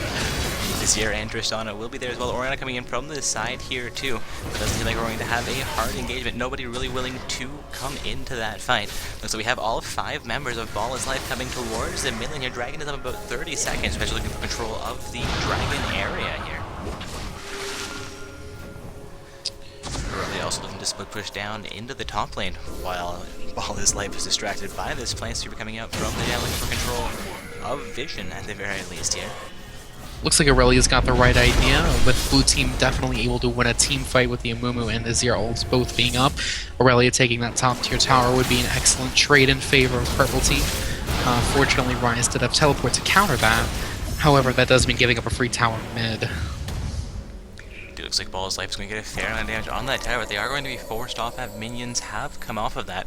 Looking like Rengar could set up to try and solo Dragon at this fairly early point in the game, but he is going to fall off that, head towards the bottom lane, potentially looking for a double split push here. Probably actually having backdoor returned into the mid lane, I should say.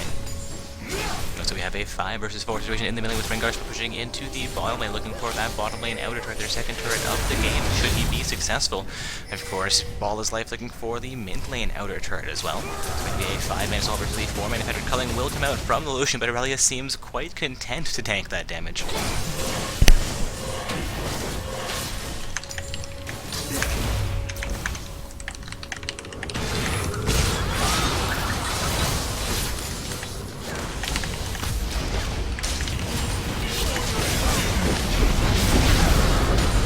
With an excellent ultimate from Amumu covering that team fight, it looks like the blue team is going to come out triumphant. Indeed, that was a great play. It was going to be a 4 for 2 trades, but they might pick up the ace. Also seeing a couple questions about the secondary tournament in Twitch chat, reminding me that I need to check on our match reports. We need a couple of match reports have trickled in, so we have a couple of matches that have just concluded. So the secondary bracket will be released for you guys momentarily. Just give me 2 minutes to get those reports affected onto the bracket, and we'll get the secondary bracket released as well. Sorry, a Dragon being set up for blue team, and I believe this will be their first Dragon of the game. Alright, we have UIC defeating Ganked by Conquer as the second match, sorry, the 7th match we have reported, meaning Ganked by Conquer will be making their way into the secondary bracket tournament. Also a successful Dragon going down there to Ball is Life. I do want to make a small correction there. That's actually blue team's second dragon. They did secure both dragons. Ah, that is correct. Proside took the first turret, while Ball's Life took the first and now second dragon of the game. That is a very good call, Enzo. No problem. And also seeing a win for Abe Nguyen. They're facing off against Team ELO Dream. So ELO Dream will be the 8th and final team qualified into the secondary event tonight.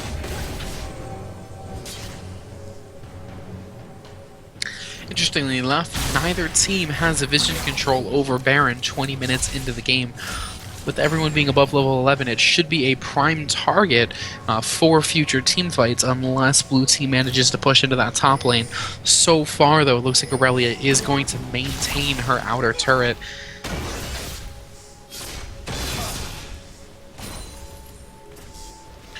Alright, and the secondary bracket has been officially released for you guys. Get that bracket link posted back into Twitch. I can get myself back into this game. Thank you, Enzo, for covering some of that action for us.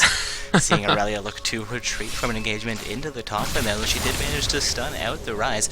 Blue team potentially setting up for a Baron play here, though would be heavily contested. We're going to see them make their way into the top, and they're looking to make a play against the Aurelia. Rengar has connected against him, getting a fair chunk of his damage in. But Amumu is going to remain healthy through that fight, seeing more members of No Devotion make their way into the top lane as well. Remembering, guys, this is Team Ball is Life on the blue side, with Team No Devotion on the purple side. This is a round 2 game in Not-So-Stock Gaming Semi-Pro Tournament.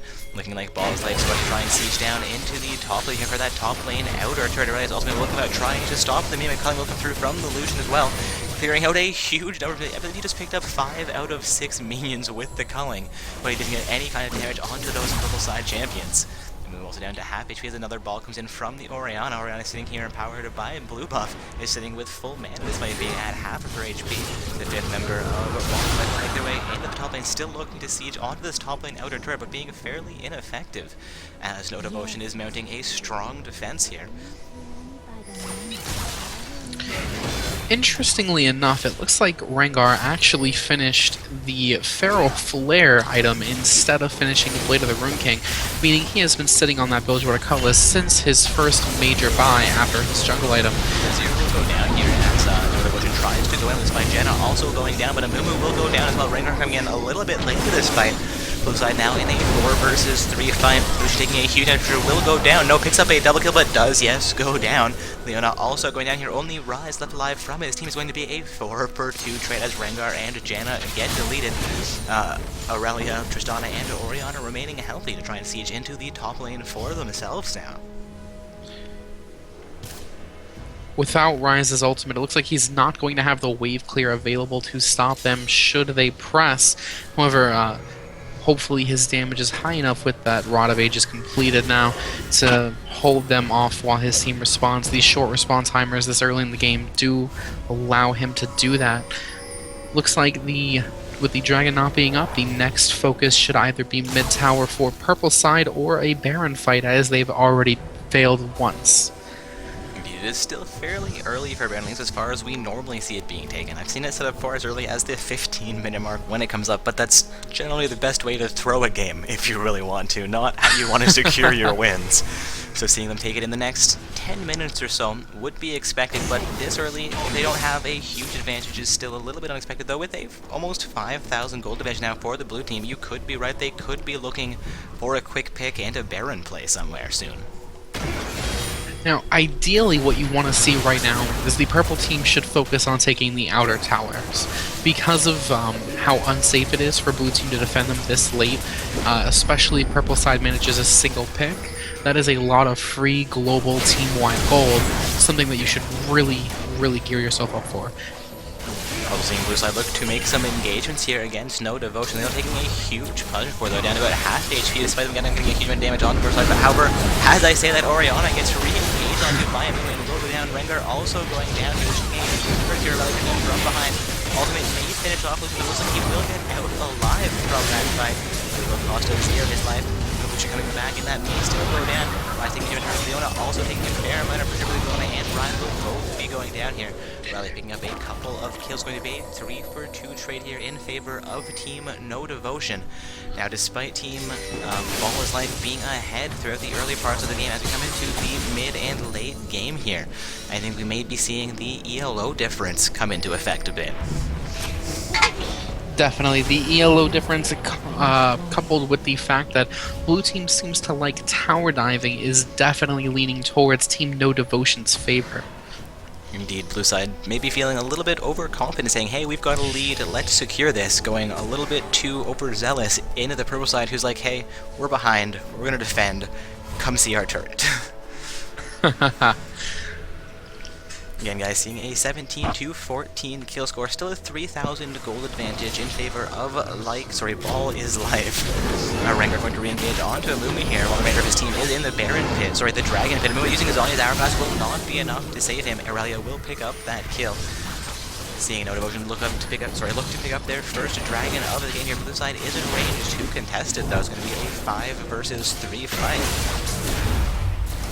For damage onto the Orianna. Dragon down to about quarter of his HP. The Dragon will go down to Rengar. That's the first Dragon secured by the blue side. Looking like Persona has taken a fair enough for the punning. Will come out from Lucian. Lucian taking a huge amount of pressure as well. Lucian will go down. Azir fairly low here, but Orianna getting very low as well. Azir is going to down as Orianna picks up a double kill. Seeing Johan come back into this fight, though, being chased down by the 3 other team members from No Devotion. Orianna comes in with a little bit of a pincer, and they've evened out the kill score and evened out the gold score. If you consider a 200 gold difference even, which, with it being now 100, I'd say they've now deadlocked this game. And I would definitely not argue with that over that dark.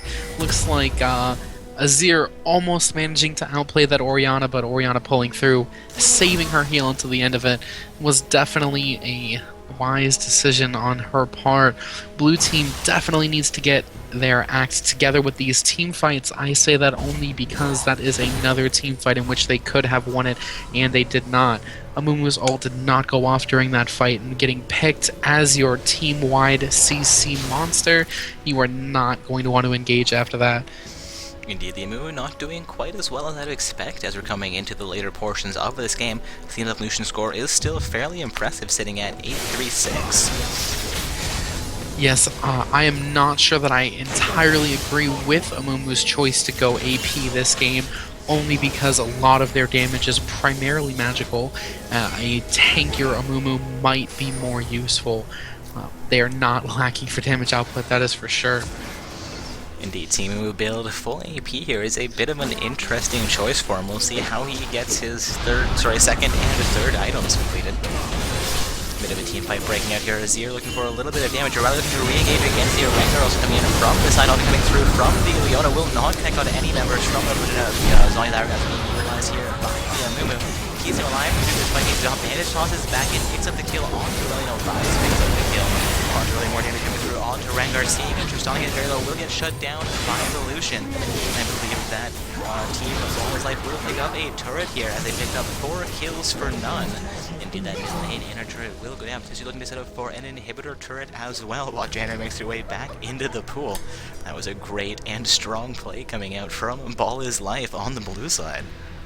Of course, the second I question the AP Amumu, he decides to land an ultimate on 4, if not 5 members of the team and prove me wrong about his damage output. An excellent decision there. Also, it is unfortunate that Leona missed her ult, but even so, they did pull off, you said a 4 for 0, I believe. That was quite impressive. Indeed, hopefully they even moments ago, they picked up 4 for 0, and picked up Janna as well as that mid lane inhibitor turret. We're seeing Zier's kid come out here on top of that downed turret. Completely forgot about his passive. Hopefully they make the right decision in either prepping to push top lane and pressure that lane down, or at least heal up before they engage in another team fight. With their team being all half health, it definitely is a dangerous decision. No Devotion looking for pressure into the mid lane here, while all members from Ball is Life are going to be forced to recall, having not been able to back since that huge engagement into the mid lane. We may see No Devotion pick up a mid lane turret for themselves as well. Good damage coming out from the Rise, a huge ultimate coming through from Orianna. The turret is down for the 4 HP, but Leona will go down first. Turret will go down here as well, so a great play there by No Devotion. Tristana coming back in, it will cost her her life as Anuva comes in as well. Although she did pick up a kill in that effort, as Rise has gone down. As Yana coming in from behind, but a 3 versus 3 fight. Anuva will go down, but Aurelia goes down as well. The calling coming out from the Lucian. Hazir did pick up a triple kill, Jenna having gone down as well. Orianna now running for her life. Managed to pick up a double kill in that fight, keeping things semi-even, but it's going to be a 4 for 3 trade again in favor of Ball is Life. I am rather impressed by this Azir's gameplay this match. I wasn't sure what to expect, as neither of us have seen him in a competitive light, but this player is definitely pulling his kit off well. I don't think I've seen maybe but one mistake the entire match on his side.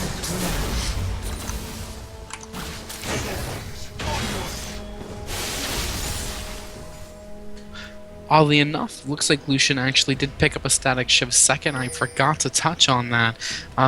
Static Shiv isn't what you normally would see on a Lucian, at least where I play at. That might be different for players of this caliber, I'm not sure, but I am surprised that he didn't go straight Ghostblade, especially with how strong his early game was. Indeed, we're seeing some very strong gameplay here tonight. Take a look at that scoreboard once again. We have an even turret score, a 27 to 21 kill score, so 6 kills in favor of Team Ball is Life here. They have roughly a 6,000 gold advantage. I believe the Dragon score is currently 2 to 1. Janet looking to engage against Leona. Once again, a little bit of a support fight in the top half of the map there. Aurelia and Lucian duking it out in the bottom lane. Rengar looking to roam into the mid lane potentially here.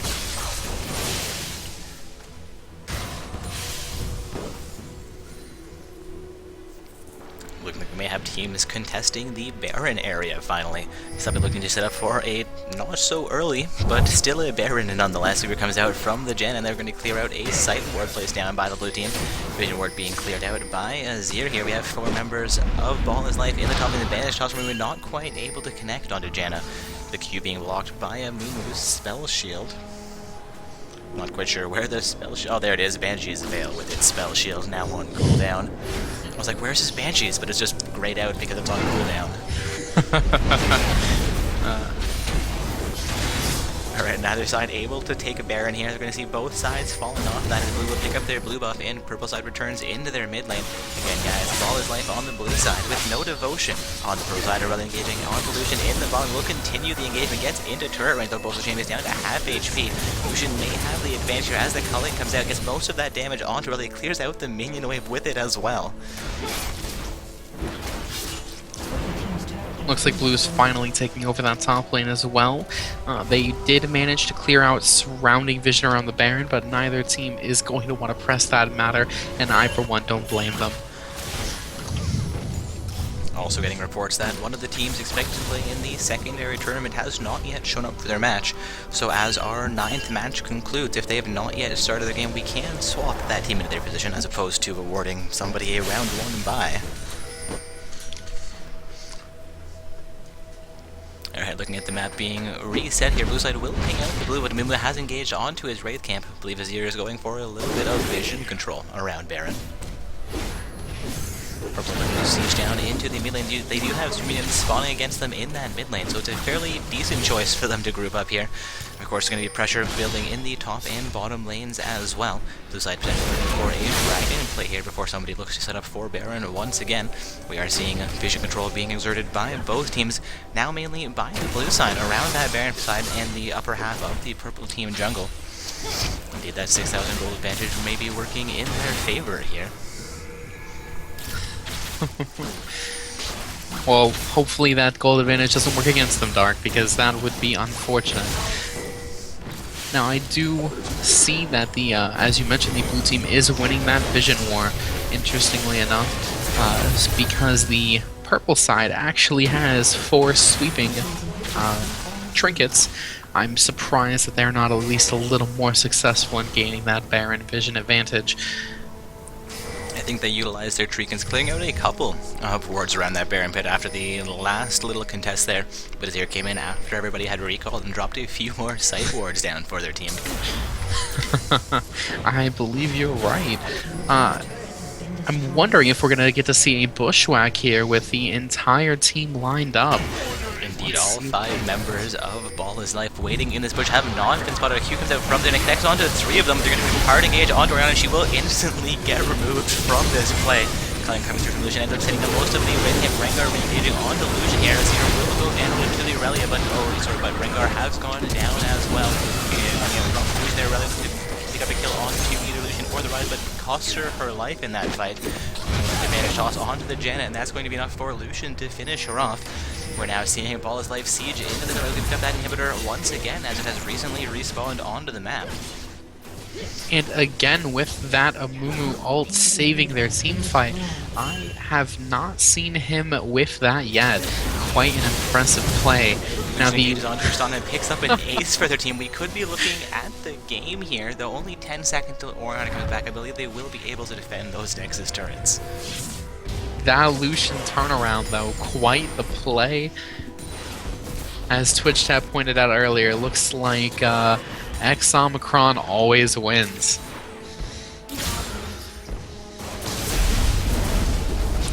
Alright, this side will set up for a Baron, but they do have 4 of their team members available, of course, with Trishana being down for 20 seconds, so it's a great choice for them to do so. With Aurelia and Orianna might get in range in time. No, will not get in range in time, but Aurelia will get there. Blue side choosing to engage on the Aurelia, being a Baron empowered. It's going to be a 5 versus 4 fight as Janet comes in a little bit late.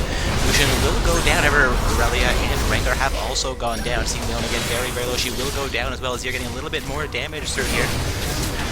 Looking at that cost, Mumu his life as well as Orianna picks up a double kill for her team, still sitting with almost full health and full mana. That's a great play by the Orianna. 3 members of Ball is Life losing their Baron buff here. Again and again, we see these team-wide ultimates turning fights that should not have been turned. The 3 members of Ball is Life losing their Baron buff. Quite unfortunate with that inhibitor respawning soon enough. They might have to pressure another lane in order to reach that base. Hopefully, purple side knows the timer for their inhibitor and is able to prevent a free lane or a map pressure on their base. We'll have to see what happens with this dragon fight bottom. Looks like Blue's not going to contest it in the slightest. Either side may pick up an uncontested dragon here. Looking at Aurelia and Rengar making their way out into the bottom half of the map as well. Looking to be able to respond into that bottom lane pressure. Zero looking for a blue buff for himself here. And indeed, Tristana, Orianna, and Janna will secure dragon for their team.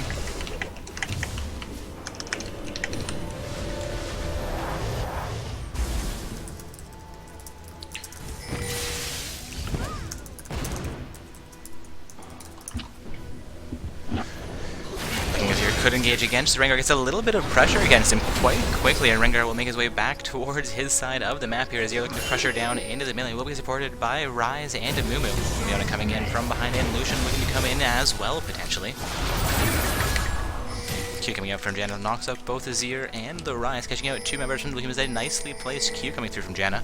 Looking like Tristana and Orianna looking to defend pressure from the top lane, but will be forced into the mid lane here with these remains spawning into their base, and 3 members, no 4 members of blue team in their base will rock back around into the bottom lane here, looking for a bottom lane inner turret though.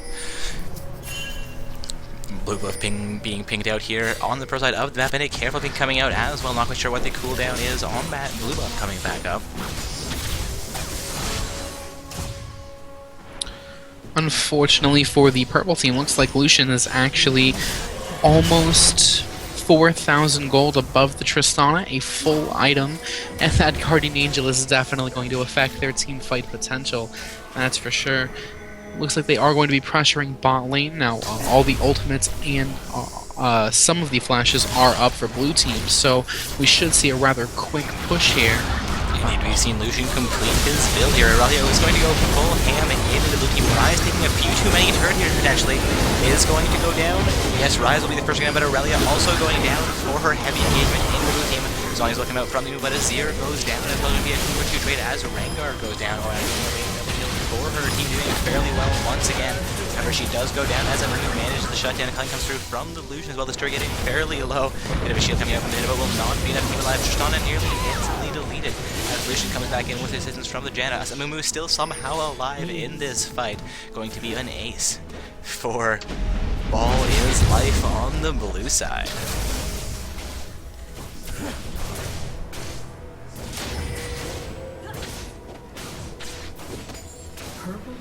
Cappuccino 5 on Twitch is saying they need to add the buff timers to spectator mode. Indeed, they do. It was a kind of wonky dragon and baron timer, but in game you get such a nice timer now. Leona will be executed trying to tank that first Nexus turret. Second Nexus turret getting a bit more pressure put onto it by Lucian. Minions are there to assist. Mumu also doing damage onto the turret. Aurelia has respawned, will take down him potentially. Oh, heal comes out from Lucian, keeping Mumu alive through this fight. However, he does go down in the end. Aurelia has about 200 feet remaining. Aurelia will go down to Lucian. Lucian is still alive, still with his Guardian Angel active. Ryze also into the purple side base now. They're going to get more damage against this Nexus, looking for the game right here. And that's going to be the game for Ball is Life from the blue side over team No Devotion on the purple side. So congratulations to Ball is Life winning their round 2 game against No Devotion. Sorry, Like Ball is Life. Ooh, as I shortened their name the whole time. Again, guys, that was Like Ball is Life winning round 2 on the stream here against Team No Devotion. That was actually our last round 2 game to conclude. Going to be our last quarterfinalists qualified in. We're going to have Like Ball is Life facing off against VG Meme Dream Team in round 3, the quarterfinals of play. Alright, Enzo, would you like to join me for the quarterfinals as well here this evening? Oh, of course, no problem. Just send me that invite before we fill the match up. Yes, hopefully we'll run into game is full again. Always interesting people go, what game is full? How? I'm like, no, guys, move to spectator mode. It's gonna be okay. Again, guys, heading into round 3 here. We're gonna have Like Ball is Life playing on the blue side, with the VG Meme Dream Team playing from the purple side for this matchup. Looking like Abe Nguyen has won their round 3 game here as well, being our second semi-finalist qualified team, the Dynasty being the first team to qualify into the semi-finals this evening. Looks like, unfortunately, UMBC A team has been defeated in the quarterfinals tonight. We got to see their B team make it all the way to the finals last night before getting defeated. Unfortunately, no UMBC team hype tonight. Alright, seeing everybody come into this lobby, we've got an extra summoner if I can count. No, we're good. I can't count. Oh. Oh. Alright, 10 summoners into this lobby, as well as myself and Enzo on his summoner account, Bemused. Again, guys, this is Dark Corp shoutcasting for you guys for our Not So Stuck Gaming Semi-Pro Tournament, and I am joined tonight by Enzo for his first time for the Not So Stuck Gaming Tournament.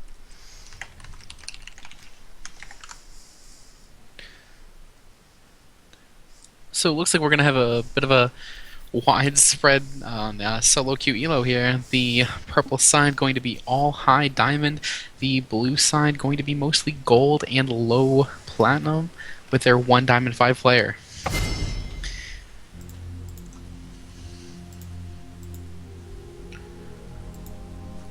Alright, and we are into Champions here. Zillion, once again, the first ban tonight. Not quite sure what's up with that. Well, with Zillion being a strong support and an annoying mid laner, most likely they just don't want to deal with his ultimate. Also, Azir very quickly banned out here by VG Meme Dream Team. Think that may be a bit of a respect ban. Also, Maokai and Aurelia quickly being banned out. Again, guys, like Ball is Life on the blue side banning out Maokai, with Meme Dream Team banning out Aurelia from the purple side here.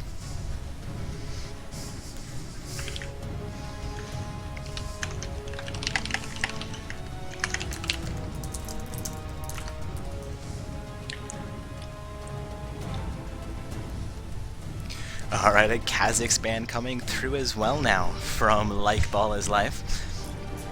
I believe we just saw Kha'Zix played against them? No, it was Rengar played against them. Yes, Rengar was played against them last match. Now, I do see that they actually, looks like they might have done 3 respect bans, as all 3 champions were used in the last match by the blue team. Indeed, Azir, Aurelia, and Lucian being banned out. Aurelia and Lucian, 2 very strong and semi-common bans, but likely, after following that Azir ban, I have to agree, those are going to be targeted bans tonight. Actually, I might have made a mistake. I believe, was it Ryze or Aurelia on their team? Now I've confused myself. That's a very good question. Taking a look, we had Like Ball is Life on the blue side, so it was Ryze from their team last game, but I believe they played Aurelia. Dead Robots had round Aurelia. one. That's No, they didn't play round 1. It was no devotion in round 1 versus Team Yellow Blade. So the Aurelia, maybe not a respect ban here, but a fairly strong ban nonetheless.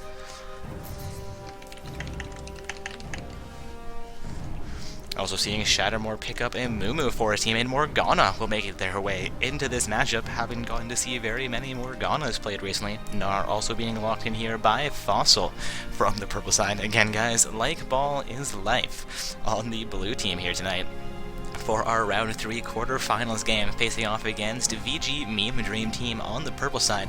We've seen a Mumu locked in for Like Ball, with Alabamity and Fossil locking in Morgana and Gnar as well. I do look forward to seeing how they decide to build Gnar, most likely in their top lane. There's been a lot of debate as to whether Gnar should be built as a tank, a bruiser, or an assassin, and I've seen it work well and fail miserably in all 3 respects. I don't think I've seen Gnar as an assassin, though I've not really paid as close attention to the builds of all the summoners we get to see playing Gnar. He is definitely a fairly common pick though. Also seeing X-Omicron as well as Manipai selecting their champions here. Caitlyn and Sarath will be locked in.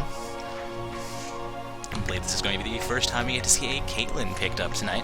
Also, Sarath making his way into a matchup for the first time. Could be facing off against Corki and LeBlanc, being covered over by Dylan Francis and Artisan. Though the LeBlanc will get swapped out for a Fiddlesticks, making me wonder if that will be their jungle pickup. Swapped out again for a Jarvan for then Lee Sin here. I don't know what they're doing. Looks like Lee Sin is going to be covered over a little while longer. Nope, going out to Pantheon. Alright, this champion is being randomized currently. A little bit of troll coming out for the showcasters from Artisan. I do like that Shaco hover, but nobody ever selects Shaco. It's kind of like Teemo. Sometimes people show him to you like, yeah, I could troll really hard and do really well, but no. It's going to be the safe pick. Jarvan 4 will get locked in by Artisan, handing this back over to Like Ball is Life. Shadow is hovering over a potential Zed pick here, waiting for Cam the Man 14 to show his champion. It will be a Ryze, potentially being selected for a second time in tonight's tournament by Like Ball is Life. It looks like we've got quite the interesting picks on both sides of the battle here. With the Xerath mid, Ryze top, they are... Wait. Is that a Xerath support we're seeing based on Shadowless's Shadow? That's definitely going to be an interesting lane bottom.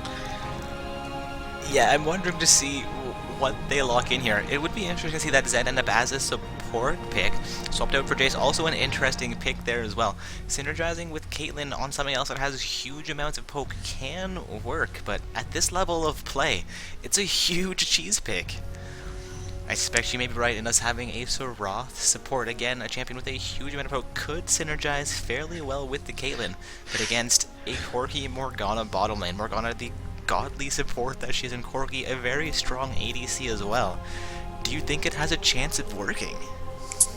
That all depends on how quickly and accurately Morgana can Black Shield. If Xerath's stun lands before the Black Shield hits, they're going to be in for a world of pain. The Jace pickup, though, that is definitely something I'd like to see from Shadowless after that Azir play. Also, looks like Gragas being covered over there, but it will get swapped out for Yasuo last second. A decent amount of synergy coming out from their team for that Yasuo pickup as well.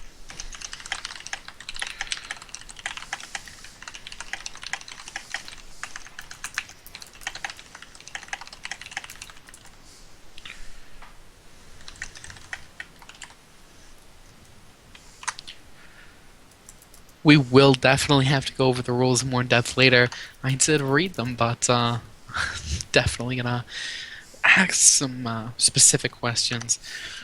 Now, it looks like we do have the Yasuo mid to counter either the Jace or... No, it definitely looks like the Jace, as they have had time to swap and have not done so. So we should be seeing a Xerath bottom lane with that Caitlyn. Now, the Gnar top versus Ryze, that could definitely go either way.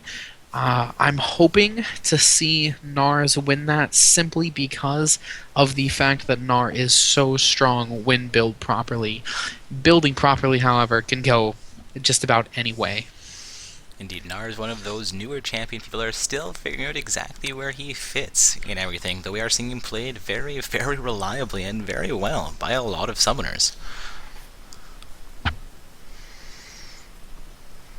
Alright, also since we've gotten to this spectator delay period, I'm going to take a quick break here and I'll return in about 2 minutes, so I will leave Enzo to go over these team compositions a little bit more for you guys. Alright, so on the blue side we are going to have a Mumu in the jungle, and on the purple side Jarvan. Now that is definitely going to be a matchup dependent on counter jungling.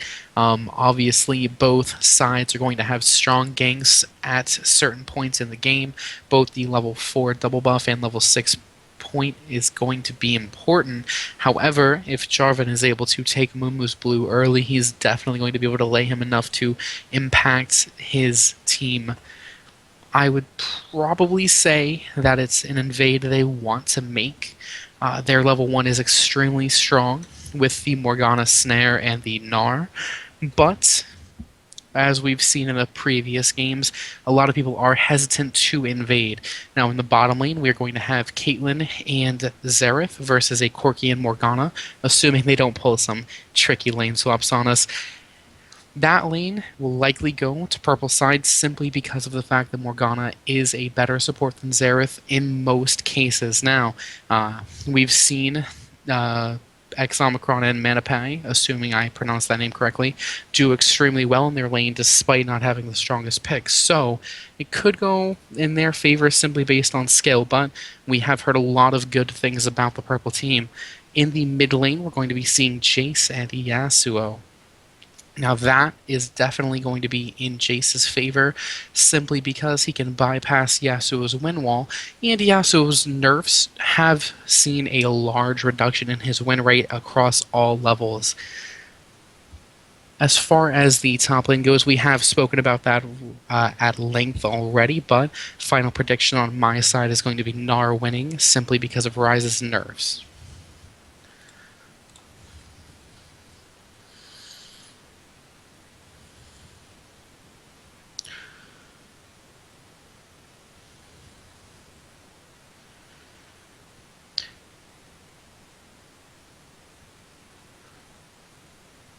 How about you, Twitch Chat? What are your predictions for this match? After all, it is all about you. Who do you think is going to win based on picks alone? We have heard a lot of arguments for both sides as far as the team strengths. So, as we head into this match, let's wait with bated breath, although obviously not for too long, and see what happens in the early invade.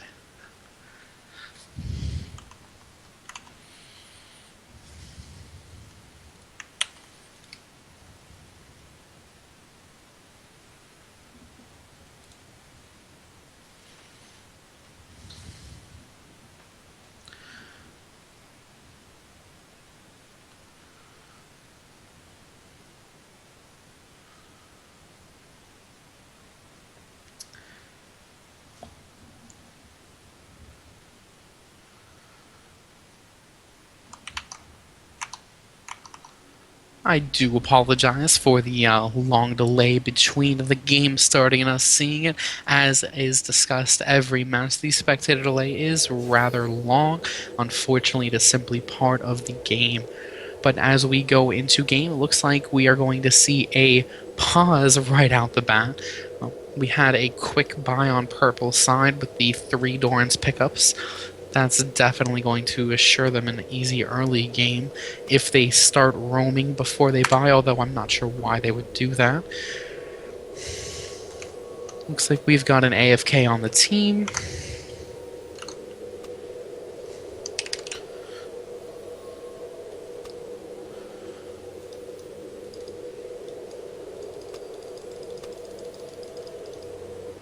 Here we go. Excellent. Alright, with both teams ready and heading out of the base, looks like we're going to have an early rush to their respective buffs. So far, I don't see that they're going to be invading, but as we know, there is plenty of time for them to group up and look into what they're going to do. Yes, unfortunately, I am not controlling the camera. I do apologize that the game is not showing. I will definitely get that corrected for you as quickly as I can.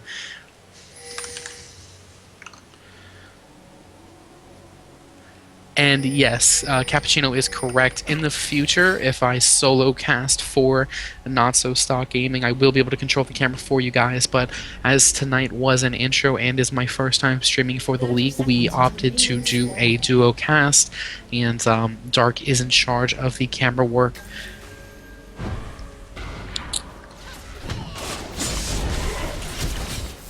And I will go ahead and let you guys know what's happening since he is unfortunately missing a rather active invade.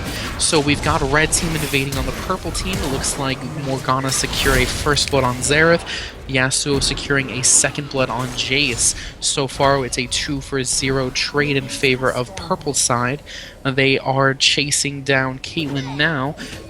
Blue side was almost able to secure a kill on Jarvan through some effective crowd control. However, looks like Morgana landed a snare, allowing them to secure their 3rd kill of the game, already at a 1.5k lead. Looks like purple team walked away without giving up anything at all. And welcome back, Not So Stock. Looks like you should definitely the first 3 kills of the game there. That is insane. I apologize, guys. Some reason when I go into load screen, my browser is ending up in front of the game, so we actually missed the first minute there. Thank you for your commentary. Everybody seemed to have stuck around for that, knowing what was going on. Thanks to you for that one. That's no problem. Alright, I am back here now, and I've got this scoreboard almost reorganized. I do apologize for my slightly extended absence there, guys. And we do have a Soroth support, as we suspected, Rise in the top lane, Jace as their mid laner. Now, I would definitely actually adhere to Kran's request. I would go back and watch that at 2x speed. That was rather the interesting invade. I don't want the stream to miss out on that. Alright, let's do this. I'm going back to debating, gonna pump her up. Oh, jumped alive by accident. Wrong button. Speed up. Okay, let's put it on 4x speed until we get to some action here. Alright, everybody running out of their bases. When we get back up to live, guys, we will put things back down. Gonna put us at 2x once we get this invade going. Wards have come out here right about the 55-second mark here, looking for somebody to come and make a play when we know they do. Looking like Corky and Morgana have set up the mark. Dark Knight comes out from Morgana to Rise, taking a huge amount of damage. I will slow things down a bit more. No. We're going to see a few more damage come out from Morgana. Actually, the first kill up again, getting on this round. Jace also goes down. That Dark not able to connect on to Caitlyn as these minions just spawning on that. 20 seconds till buffs. Now Caitlyn being chased out here. Dark Binding does connect this time, which ends up costing her life. Alright, that was huge. Play put us back up to 4. Let's go to 8x so we can get back up to live as quickly as possible here. Get a little back in the mid and the bottom lanes after a little trade in the top lane. Almost back to live here, and alright, I think we're good to go. Put us back down to normal speed. No nod 0.5. Jump to live. Make sure we're all good. And back into the game here at the 3-minute 49-second mark. To apologize that we kind of left Endo in the dust there. But we did want to catch that action. Indeed, that was a very impressive invade from the Perp side, building in 3 kills for them. The 5 versus, I believe, 4 early on play. Working out hugely into their favor, though no kills since that point. Seeing them with roughly a 1,500 gold lead before the 5-minute mark here. Yes, it looks like the only thing that you missed while going over that was a bit of harass, nothing too major. Now, I would like to point out that in favor of the purple team, they do all have quite a few assists from that early invade. And assist gold is something that a lot of people undervalue, but when you have that many assists off of just a few kills, it does impact your gold lead quite substantially.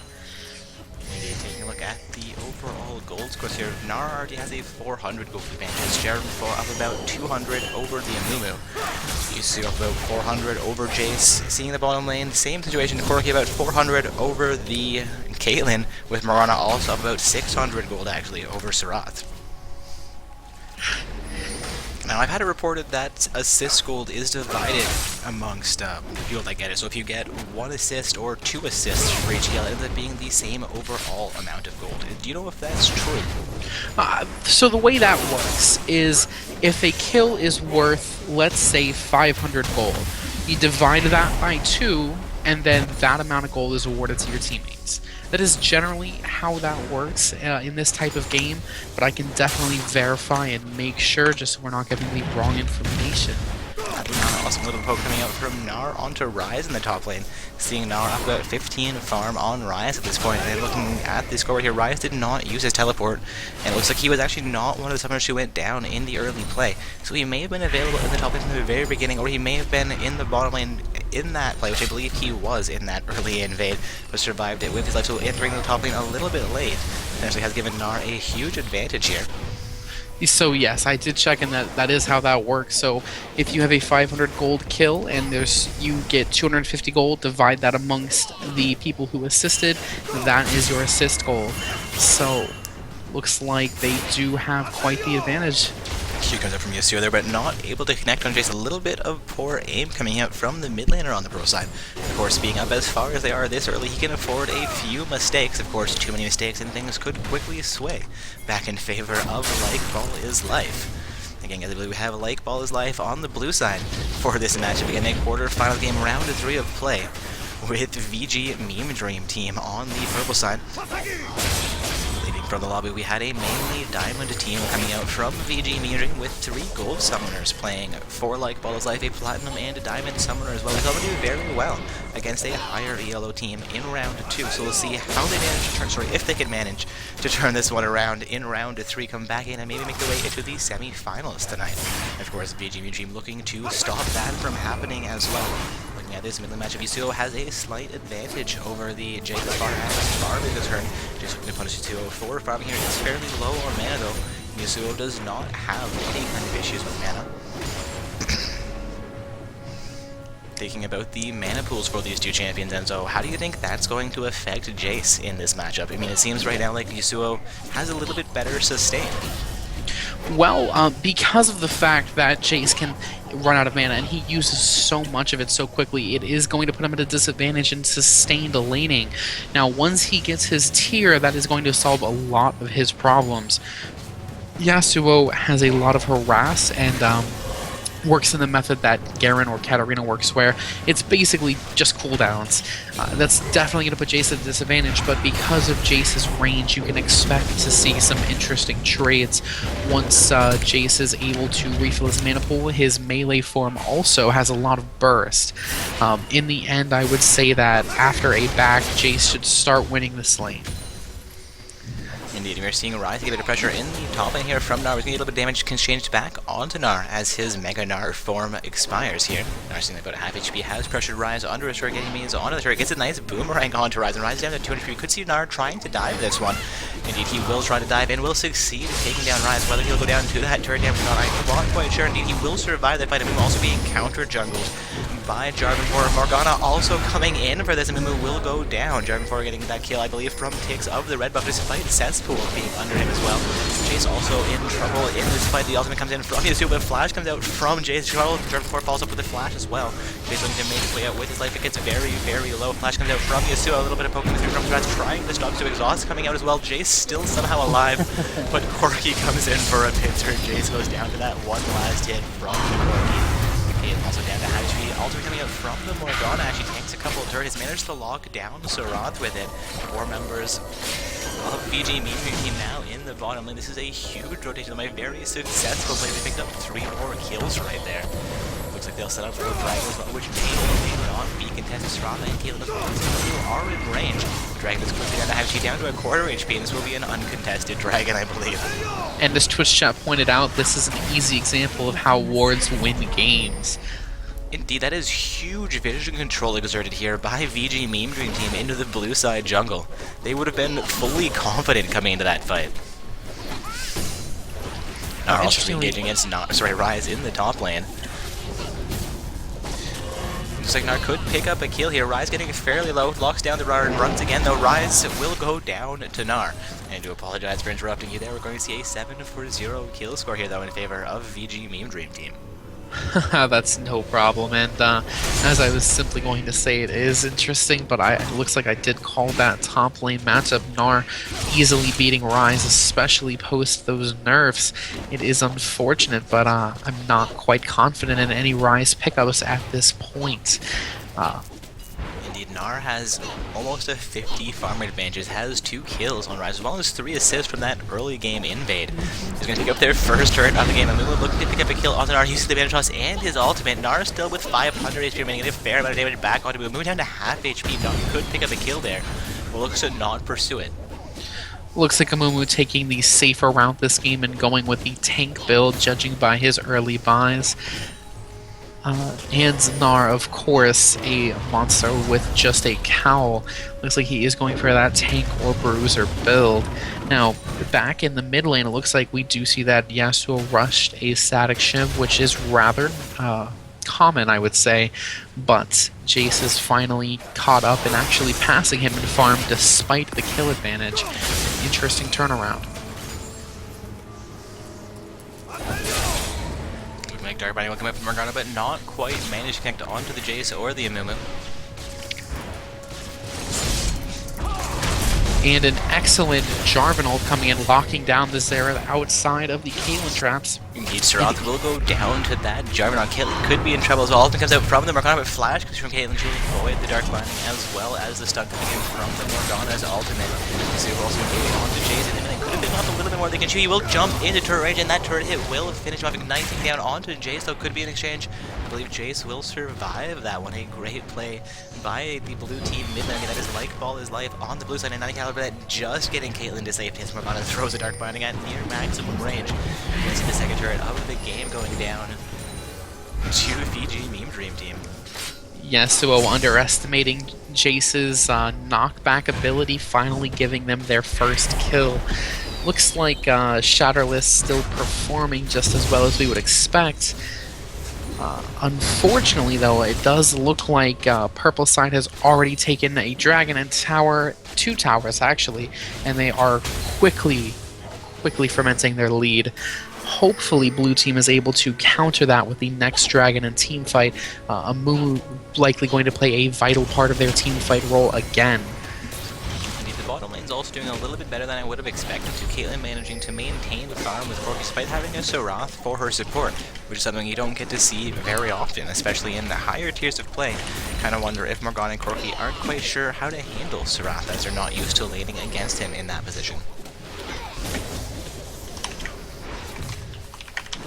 course, saying that, we're also seeing them do fairly well. The turret in the bottom lane has gone down. They are up about 10 farm over the blue team bottom lane pair, and they are sitting in, we are seeing an 8-1 kill score. Morgana connects the Dark Binding onto Serath. They make their way into the upper half of the jungle.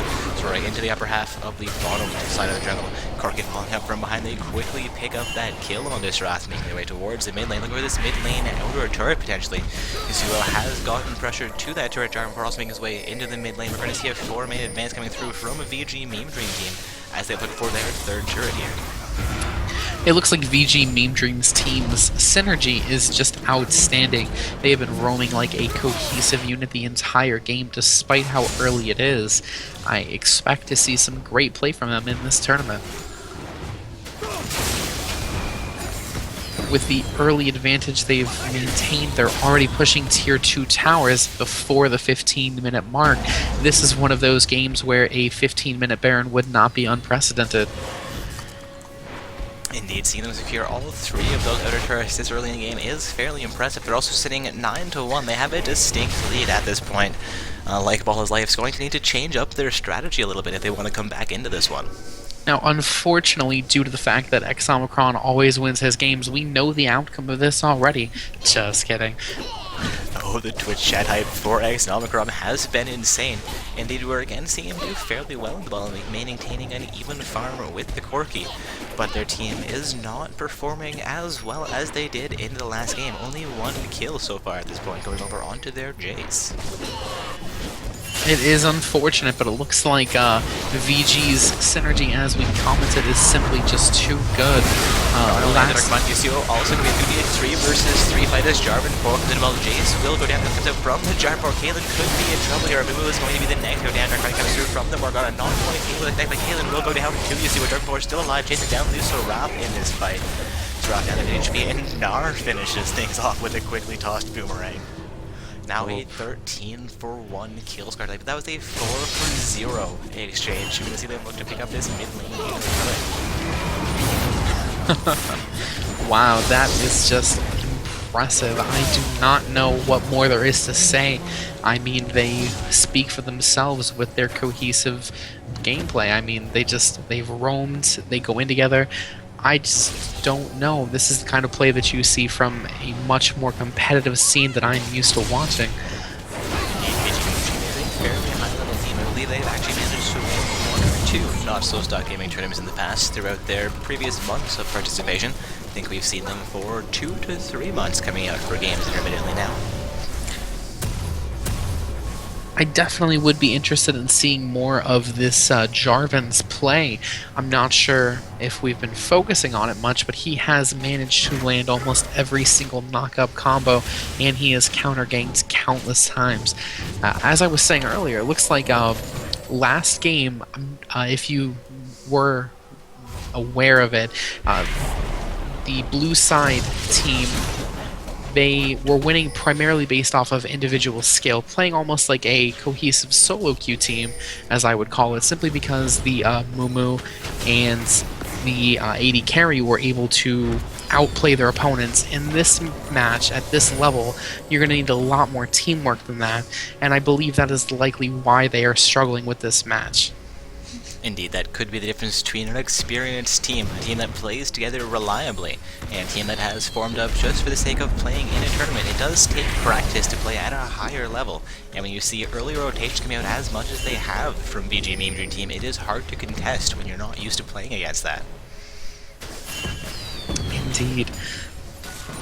Now we do see that the Jace is rushing his Monomoon instead of going with armor penetration, as is the norm. Hopefully that Vamp Scepter turns into something useful, or at least he waits to build the Essence Reaver, as he is not far enough ahead to want that sustained compared to outright damage for his team.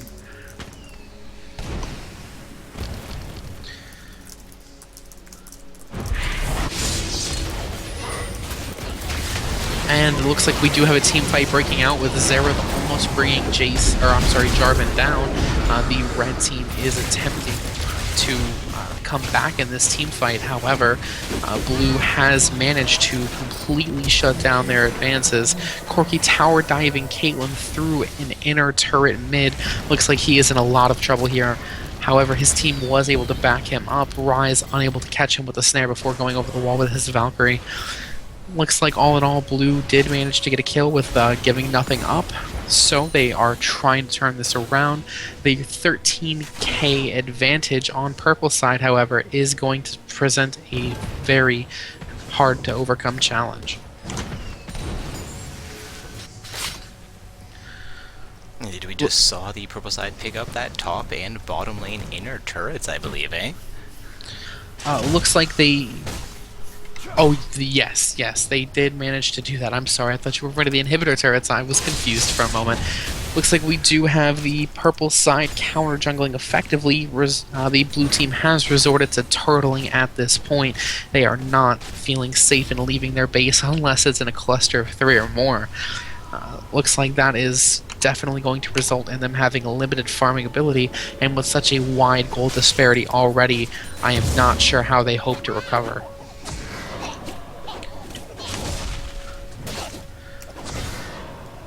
With purple side having such an advantage in the vision near Baron, they definitely could take that if they didn't feel like pressuring a turret.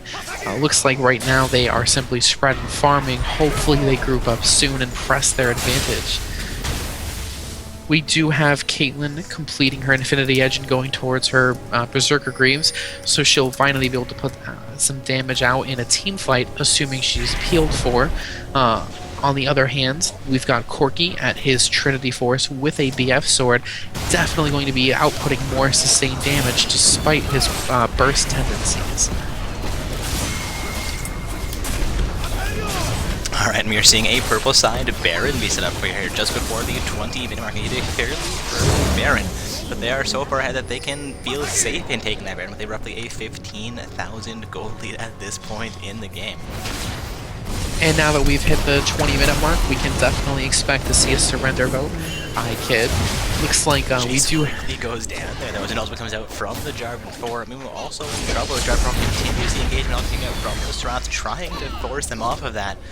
We're getting taken down here by Nar, however. Unfortunately, Xerath's damage not high enough to scare the Jarvan off. Looks like the Gnar is going to hunt him down and likely catch him for a free kill.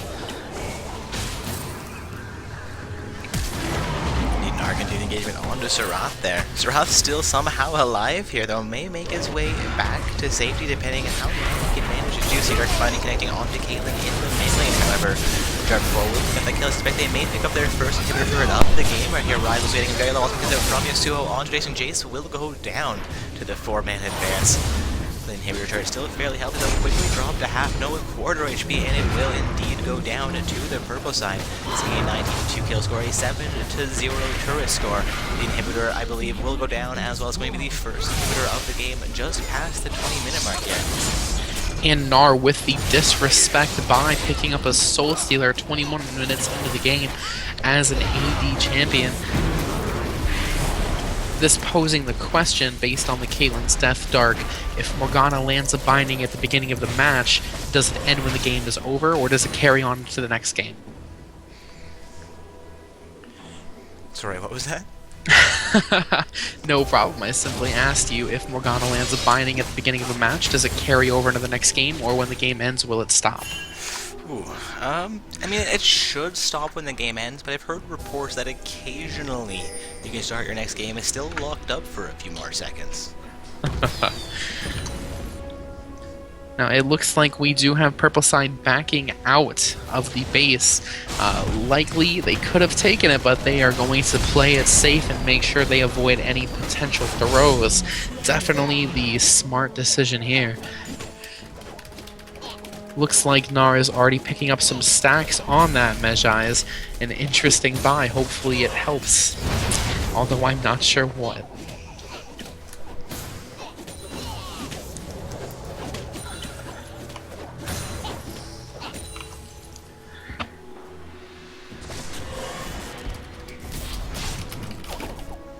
No, I broke the camera. Look at that. One sec, guys. Trying to get this fixed up again. Alright, I think we're back in action here.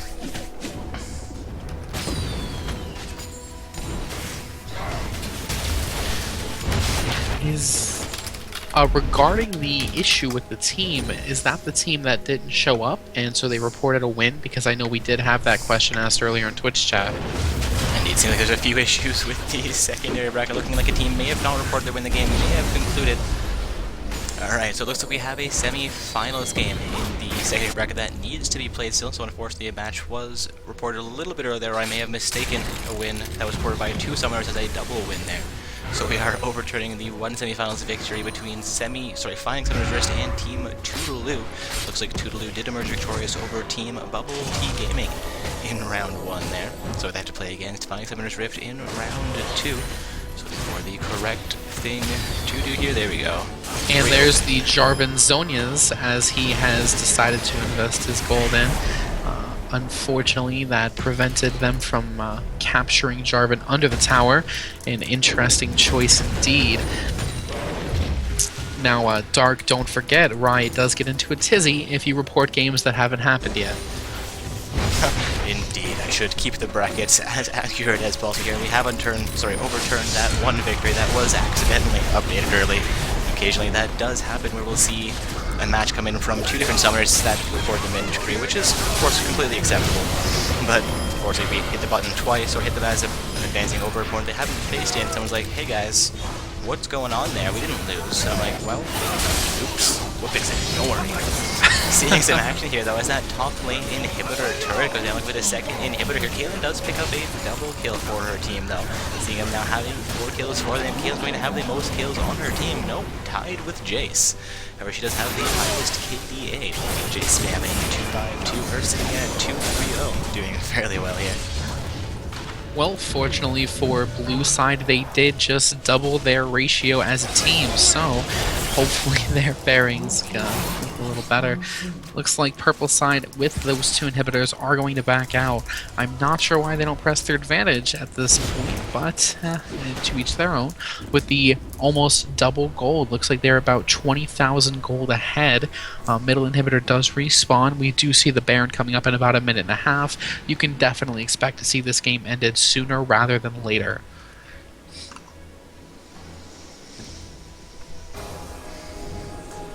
Alright, take a look at the map here. Jace could get caught in here by these two, but Yasuo chooses not to engage. They're playing a little bit safer here. The mid lane inhibitor has come back up. Dark Brand coming up from the Morgana will not be able to connect onto Sarath. And I do apologize for my distraction, guys. You can thank Enzo for covering my silence pierce there. Seeing this mid lane inhibitor potentially be contested as 4 members of BG Meme Dream team are making their way into the mid lane.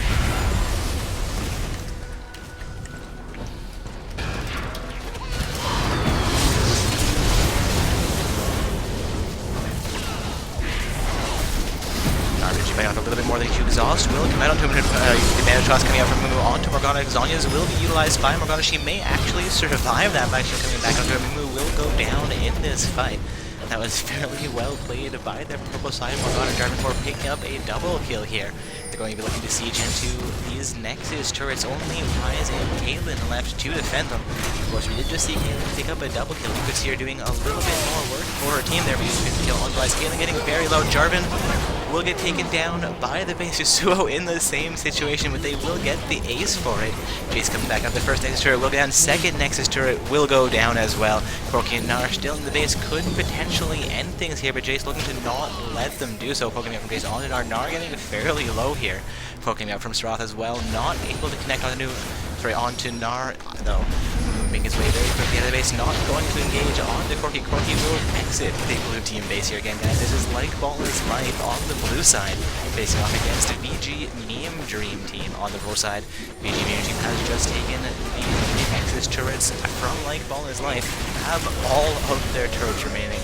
I think we know where this game is going, but as we get later into the game, if Like Baller's Life can get their 2 inhibitors back up, they could look for a Baron play, look to walk in a lane after an ace, and potentially turn the game around. Of course, being down 25,000 gold, they're going to be very hard-pressed to do anything I just said.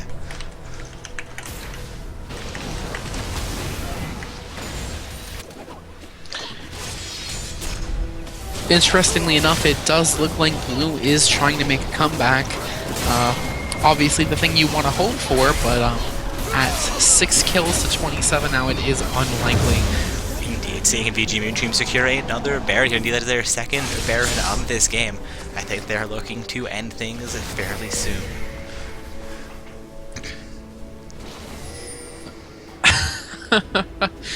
Artisan pointing out in the chat that I missed earlier that Gnar has a 1.0 ratio on his W. I suppose he does, so I do apologize about that, even though I still definitely think that might have been a little bit of a disrespect pickup. That is my fault. Gnar sitting 11-1-7 definitely did very, very well for the team in that top lane. Rise potentially underperforming a little bit after his recent nerfs. That's going to be a victory for the purple side VG Meme Dream team, making their way into the semi-finals tonight. Looks like they're going to be facing off against Abe Nguyen in this matchup. Again, guys, that was VG Meme Dream team playing from the purple side. Emerged victorious over Like Ball is Life. Looking for an invite into the next round of play here. Still waiting on the last quarterfinals game to conclude. That matchup is between Counter Measurements and Team UIC. The winners of that game will be playing against the Dynasty in the other semifinals game.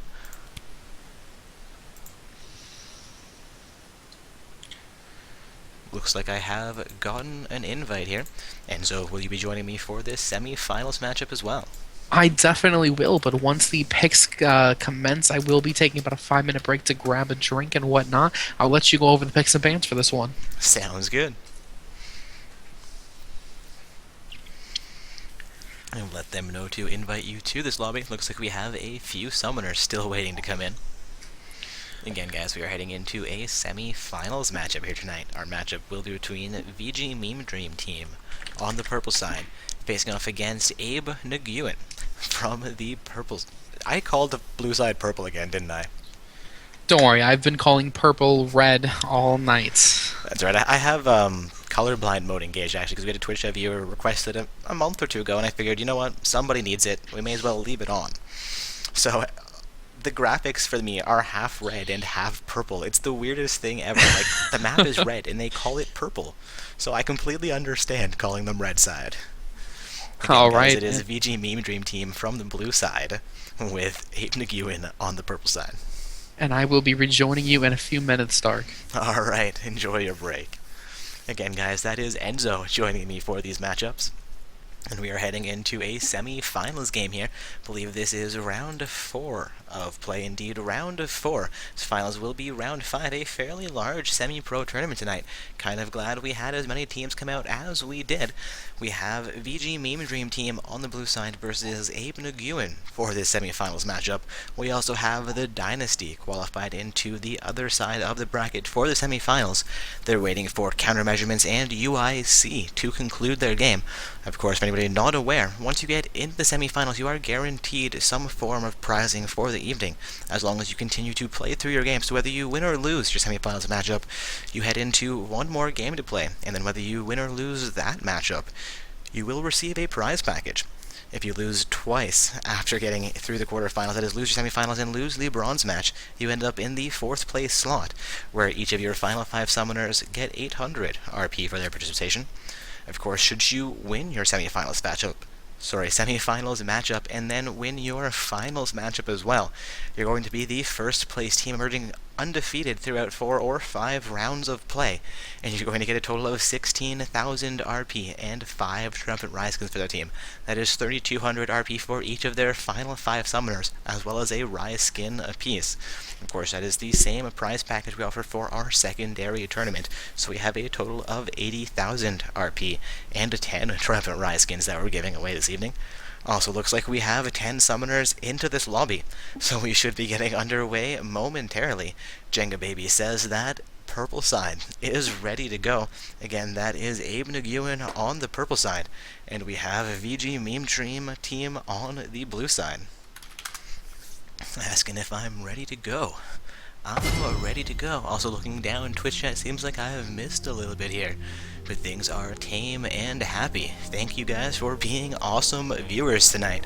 Also, if this is your first time out for a not-so-stock gaming tournament, we would love if you hit that follow button and come out for future events as well.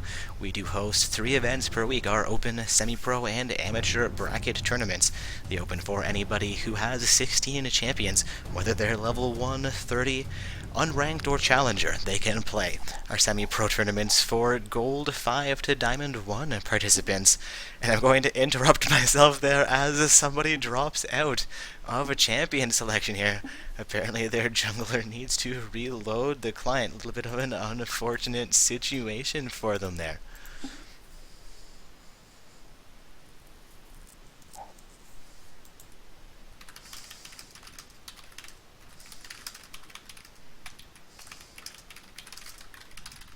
Apologize for my silence there. Question about the secondary bracket tournament.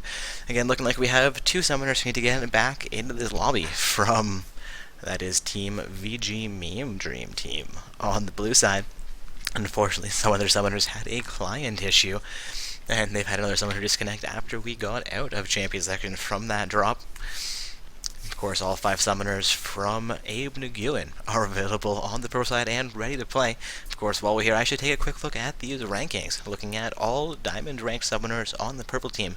All summoners currently on the blue side are diamond ranked as well. I mean, we caught BG Meme Dream Team in round 3, the quarterfinals of play, where they played against Like Ball Is Life, and I do believe that they fielded an all-diamond team in that round. So having the summoners come back in here, I believe we'll see an all-diamond team from both sides of the map tonight.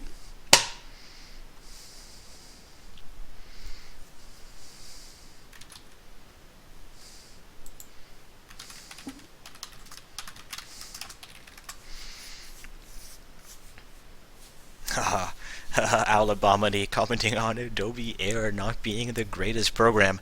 I mean, I enjoyed Flash when it was popular. It's a nice little programming language to learn. At least when it was still utilized, it was. Now, HTML5 and JavaScript able to do all the things Flash can do, more or less.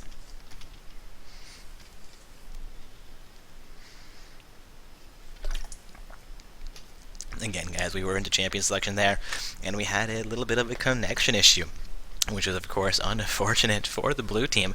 They do have 15 minutes between matches, so a little bit of time remaining for their summoner to come back into this lobby. And as it is a semi-finals matchup, I believe we can allow them a little bit of a time extension should they need it. They had 5 fairly reliably. I mean, they've gotten into round 4 of play, but unfortunately, as they got into champion selection and into that ban phase, they did have a brief client issue.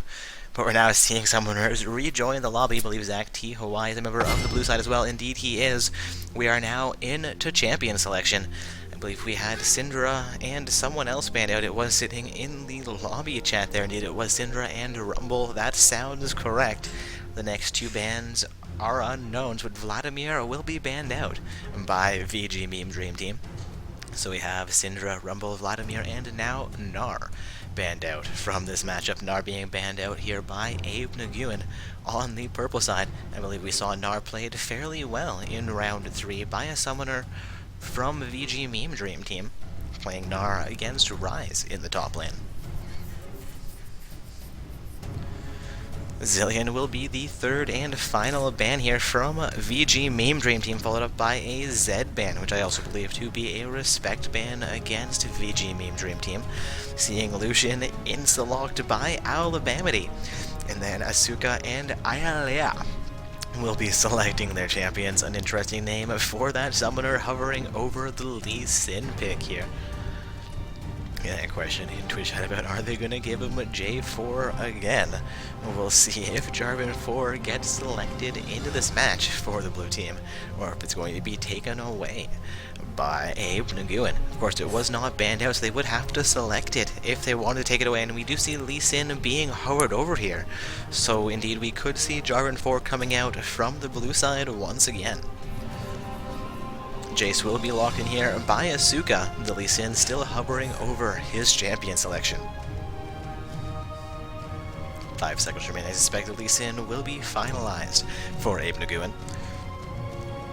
Listen, a fairly strong early game jungler, Jace a fairly strong champion in general.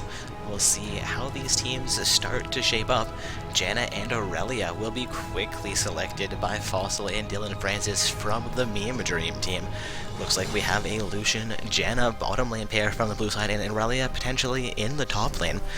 Not going to have Caitlyn and Sarath being hovered over. I believe Sarath may be the mid laner, though we did see him played as a support champion in a previous game tonight that was by a different team, but maybe they've been taking notes. We'll see where that Sarath ends up. I do suspect it will be in the mid lane tonight, but support is not yet showing on the map for this team.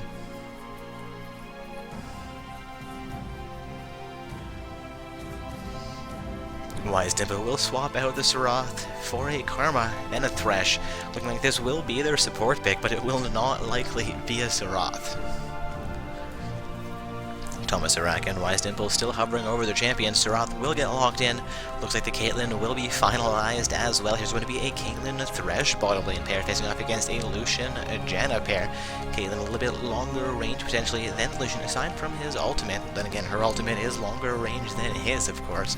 Thresh into Janna is an interesting match as well. Janna great at stopping the all-in competition, but Thresh a great champion as well. Seeing Jarvan 4 and now Sarath once again hovered over here, so it looks like Jarvan 4 will be going over onto Meme Dream Team. Also sounds like Enzo has returned. Indeed I have, and looks like they do have quite the utility pick with that Thresh, as you were commenting. Indeed, seeing Artisan swap out these champions may see him not end up on Jarvan 4 for this matchup, though that is what we've seen him play previously. Or apologies, not necessarily Artisan on the Jarvan 4, but VG Meme Dream Team with the Jarvan 4 jungle, and that will be locked in as well as the Sarath, meaning we have just a Jenga Baby remaining to lock in a champion. I am surprised that they let the Jarvan go through after Alice's performance on that Jarvan last game. They aren't going to have the Yasuo to complement it, but even so, Jarvan is such a strong pickup in a competitive scene. Looks like we could end up with Riven into Aurelia in the top lane. Two very strong top lane picks, two very overpowered, in many people's opinions, champions. I'm looking forward to that top lane matchup.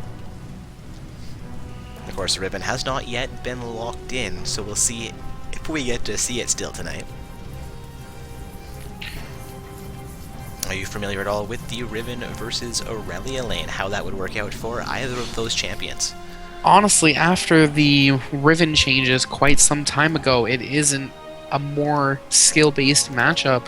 I've seen Aurelia win more often than not in that matchup, but Riven is a monster. However, it looks like they decided to go with the Orianna mid, Jace top, so looks like it's going to be Jace into Aurelia, and Jace will likely win that lane. Indeed, we saw the Riven swapped out last second for an Orianna pick, and those champions traded around between those summoners. We do have about 30 seconds remaining for them to finalize their runes masteries and their summoner spells. Now, based on composition alone, it looks like Purple Team does have a bit of an advantage, save for the jungle, in which Jarvan will likely beat out Lee Sin.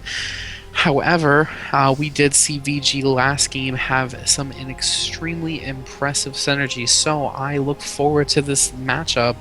I do believe that the bottom lane will go in purple side favor simply because Thresh provides so much more utility and crowd control, albeit not as reliably as Janna, and Caitlyn is the lane bully to pick when going against a Lucian. Alright, and we are into spectator delay here. Will you be alright if I take a quick break here and you can go over these team compositions a little bit more again? Of course, Stark, go right ahead. Alright, I'll be right back, guys.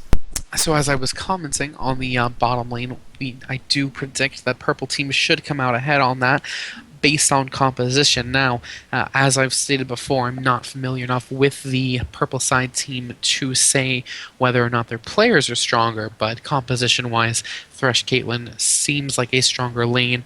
The only difference being that Janna and Lucian abusing Lucian's passive does mean for a strong early game with the harass. As far as the middle lane goes, we do have an Orianna pickup on the purple team with Xerath on the blue team. Now, Xerath, with his changes, does have quite a lot of burst at hand, and his mobility does mean that he can give Orianna a run for her money. Orianna's team impact, however, should be greater with that ultimate. In the top lane, we do have the Jace and Aurelia matchup. We did touch on that, but Aurelia does not have as strong a laning phase as Jace, generally speaking. Both of them are going to be running teleport, which means they will have a lot of impact on the bot lane for an early dragon, should they choose to. So, all in all, most of the lanes are going to go down to a skill matchup. We are in for quite the treat with VG Synergy versus the purple team's, I would say, unexplored avenues of strength. In regards to the Twitch chat, Smurfing, as far as I can tell on my side, the stream is not lagging, so I would definitely check your connection on that. Looks like there is some hype for the VG meme team, and I can definitely understand. They have been quite impressive throughout this tournament so far, and from what I understand, their showings in previous tournaments have been quite strong. Looks like we are referring back to a previous game with the Azir matchup and how strong that was. Yes, indeed, Azir being played for the first time in my experience in the competitive scene. It was quite fun to watch. The bug fixes seem to have helped him out quite a lot. Now, seeing that Owl has Jarvan and Zac has Xerath, we could see an early mid-game camp due to the crowd control available to Xerath along with the mobility. But without the Yasuo being able to capitalize on knockups, it could be that Jarvan will choose to camp a different lane this time. And Lee Sin is a heavy ganker with the Thresh Lantern. If he visits bottom often enough, they should be able to pressure that lane into an easy victory. As we see, the spectator delay is ending. Hopefully Dark left his computer set up properly this time, and we'll be able to actually see the matchup for you guys. If not, though, I will cover it either way. Let's get back right into this game.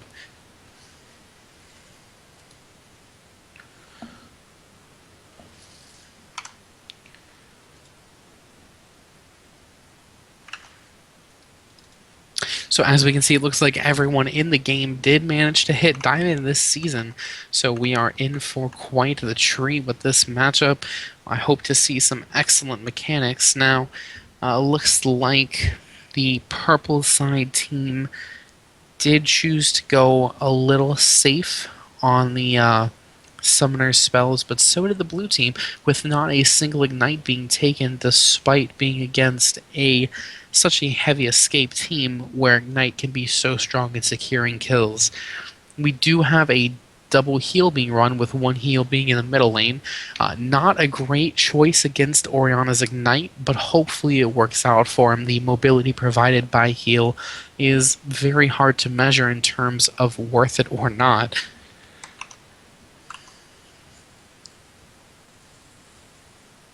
Alright, looks like after this Orianna finishes loading, we'll be right into the game, and let's see what happens with the early invade.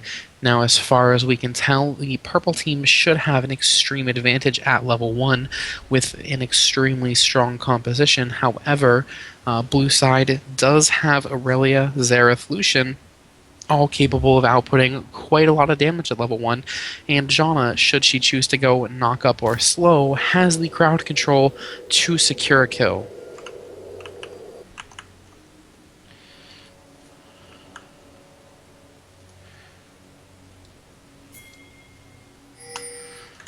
Alright, and we see that the enemy teams have both managed to purchase quickly and are on their way to invade. Looks like purple side is going to opt for a bottom side invade. Jace simply protecting their red.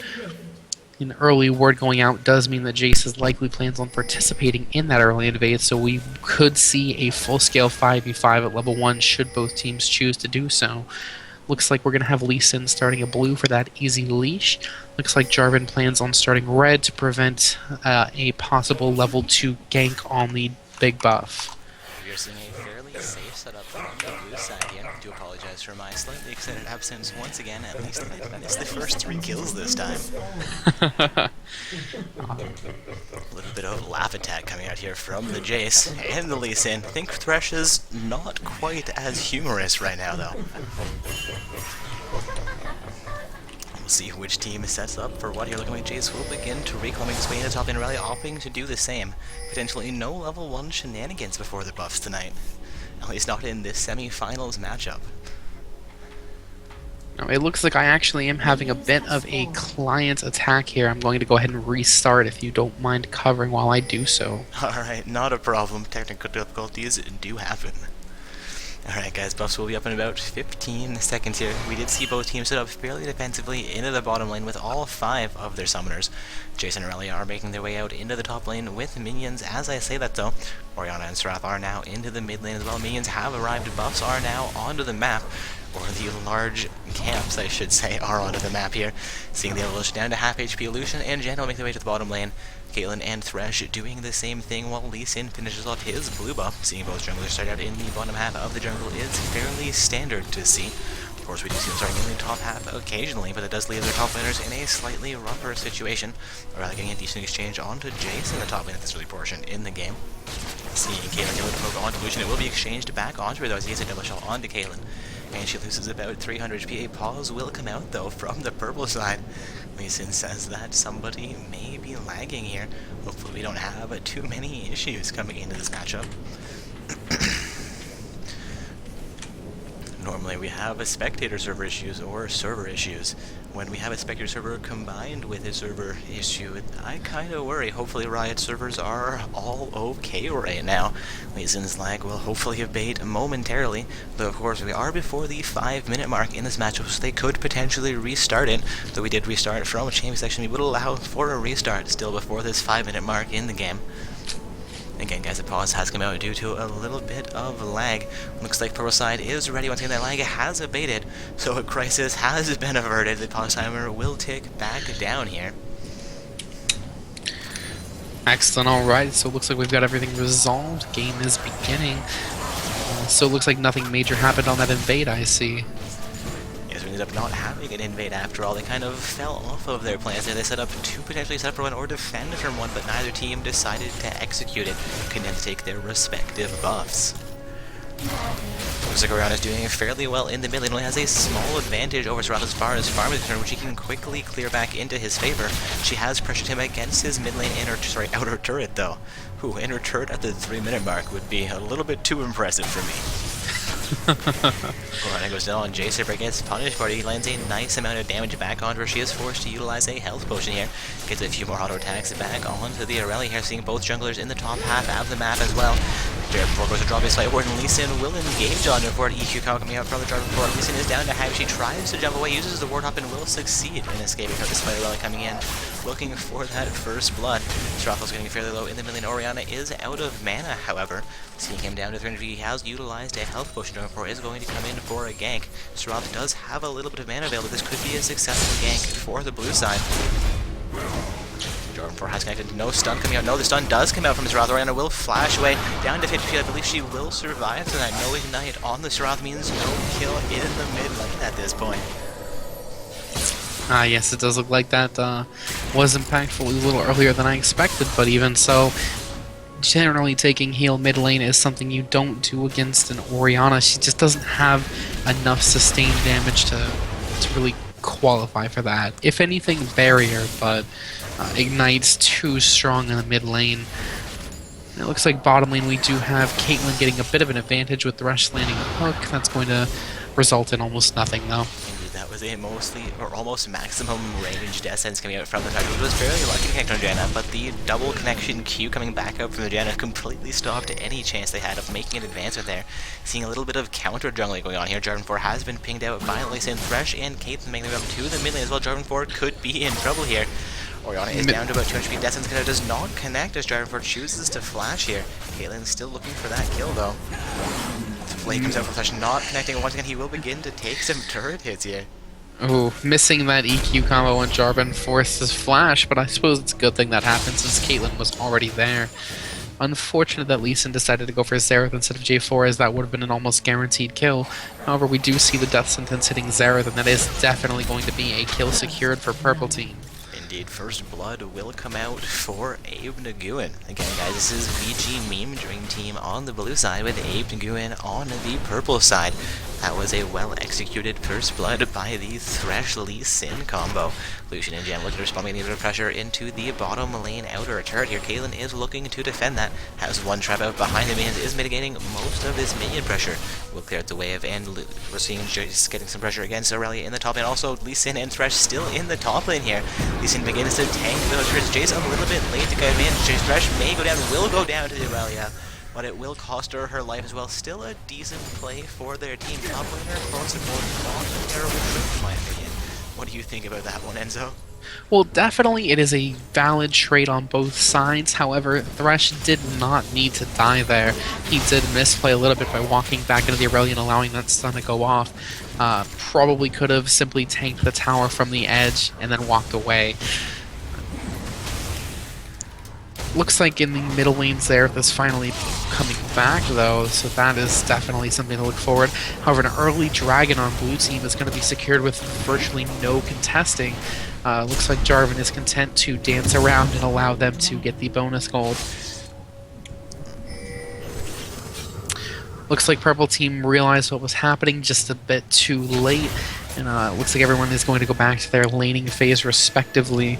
Looks like bottom lane is still going rather even, both sides at about 44-45 farm.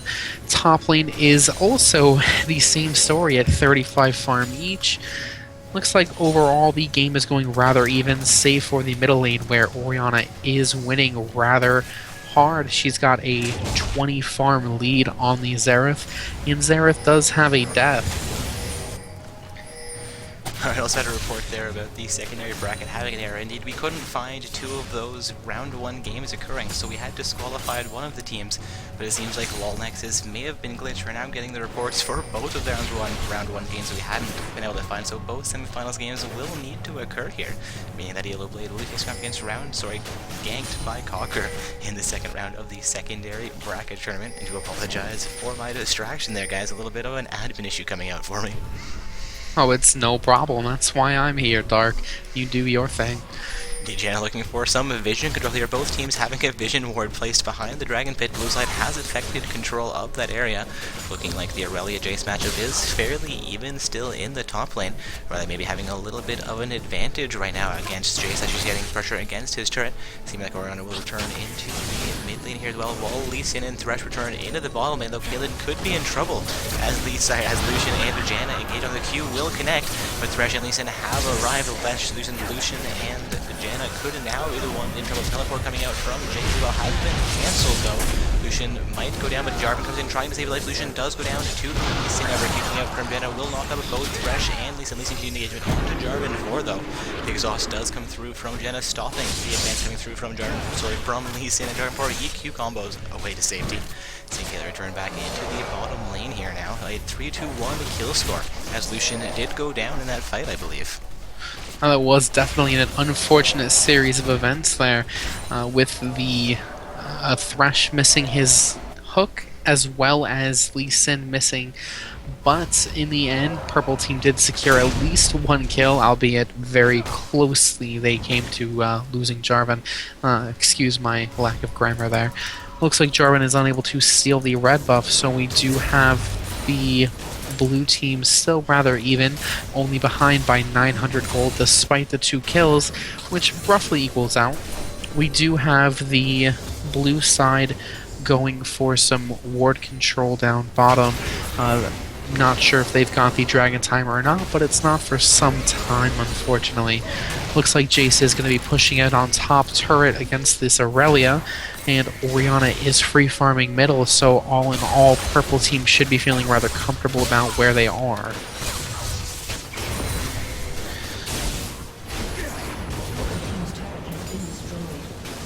That being said, it looks like blue bot side is going to even up the turrets because purple is about to get that top turret. Looks like we've got 3 roaming top on purple side, an interesting decision to in allocating their resources. Looks like blue side bottom lane, they are pressuring that inner turret at 10 minutes. Quite the risky maneuver, but they have sighted out where Lee Sin, Orianna, and Jace were, so they must feel rather safe right there.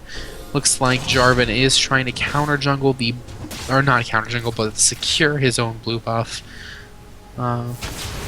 We do have some defensive wards on the blue side, preventing counter jungling. Looks like purple should definitely try some deep warding to discover that and perhaps gain an advantage. Jarvan with the flash ult, forcing Jace's flash and possibly forcing a back as well. Looks like Jace is going to be able to sustain in his lane. It looks like we do have that the Caitlyn has gained a CS advantage over Lucian, which is the purpose of Caitlyn. As Caitlyn does not scale as hard, she does need an early advantage in order to secure her wins. She is an item up on Lucian. It looks like she is actually only 50 gold up overall though, so Lucian does have some money pooled. Lee Sin connecting the max range Q. Looks like he possibly could get a kill here. He probably could have kicked Jarvan in for it, but by electing to wait, he did secure a double kill, so good play there for purple side. Looks like they're going to be trying to push in that middle turret. Bot and top, looks like bottom is overextending on the purple side should the blue team decide to gank. However, with the 2 down, looks like purple team is looking to secure their advantage. Indeed, Lee Sin and Orianna pushing in on the mid lane outer turret here. Thresh managed to connect the death sentence onto Janna, which Caitlyn managed to combo in with the kill tools or Peacemaker there. The Shore side will pick up their first turret here, evening out the turret score. They are 5-1 in kills. Taking a look at the farm numbers there, it looks like Caitlyn and Orianna have a decent advantage over their laning opposition as well. Ooh, seeing Lee Sin's early game potential being exerted over Jarvan 4. Do you think J4 is going to be able to catch up in this matchup? Well, with Jarvan falling behind early, he is able to catch up due to the fact that he's got reliable knockups and that ult. Although, seeing him in his ult early like that does make me second guess what I'm saying. Looks like he should be able to catch up just fine though. However, with Lee Sin being 4 kills ahead, that is quite the disparity. If Lee Sin manages to continue pressuring with these ganks, then he could snowball his team to victory. Lee Sin doing fairly well so far. He's actually picked up all the kills for his team aside from that one going over onto Jace. Seeing the jungler collect the kills, especially when it's a tank utility jungler. Do you think that's going to be a deficit for their team? Also seeing Oversize set up for their second dragon, I believe, of the game. No, this could be the first dragon of the game. It is the second dragon of the game. First dragon for purple team. Blue team managed to secure the first time. Now, as far as the gold going to Lee Sin, that would not be a problem. However, Lee Sin getting an early advantage probably could have invested in a little bit of damage. All in all, though, that should not affect them too negatively. The ultimate coming out from Orianna will result in a Jarvan 4 kill there. Sarath trying to flash safety. A Q coming out from Janna. Forside will stop their pursuit. However, they did pick up one more kill with Jarvan 4 going down. A great play by Lee Sin and Orianna. The 2-man ultimate from Orianna managing to secure that kill.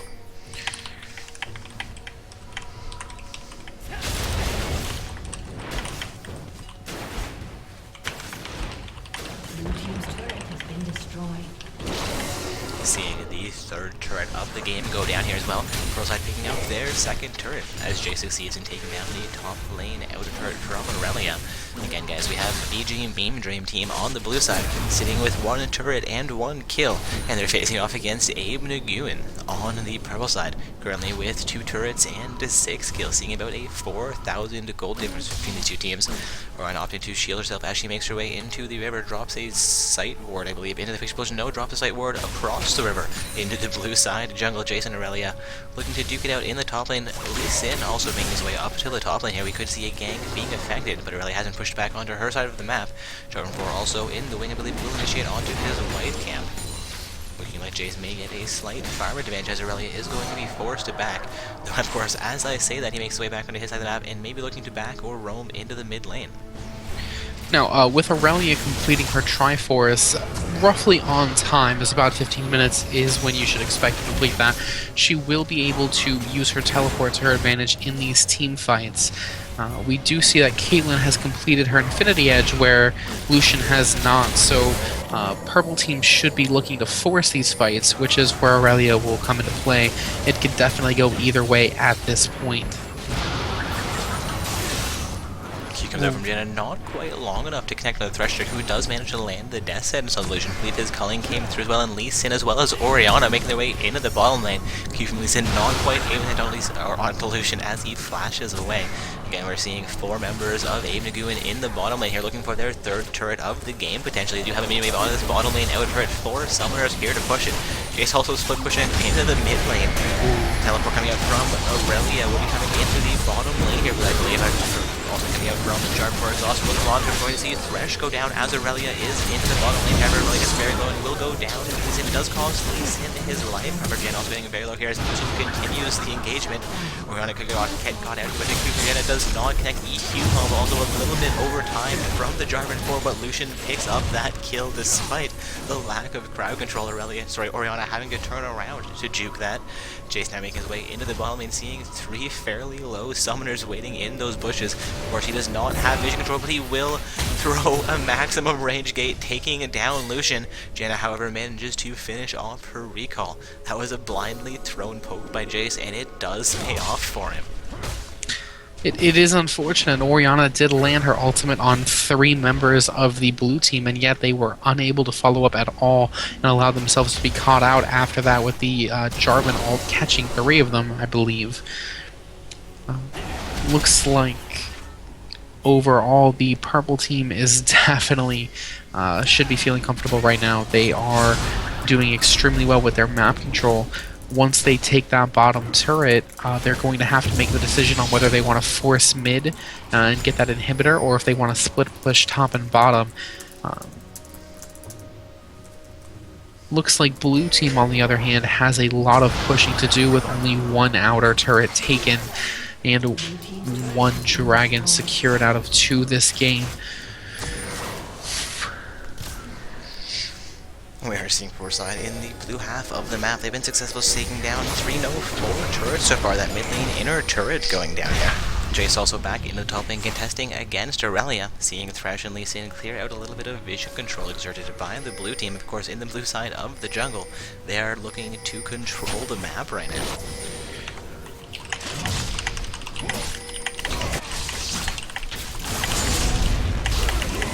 Serath taking a little pressure in the middle, was cut out by Orianna. Lee Sin also coming in, but Lee Sin ultimate Serath over the wall. I believe that just saved Serath's life. She's coming in from John, all coming in from Caitlyn. Serath still alive through this.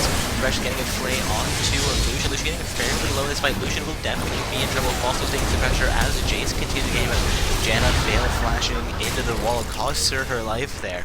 Jarvan 4 will exit the fight behind his turret. All 5 members of Abe Naguin still alive and ready to fight, though Lee Sin has gotten a little bit low. There begins to recall from the bottom lane.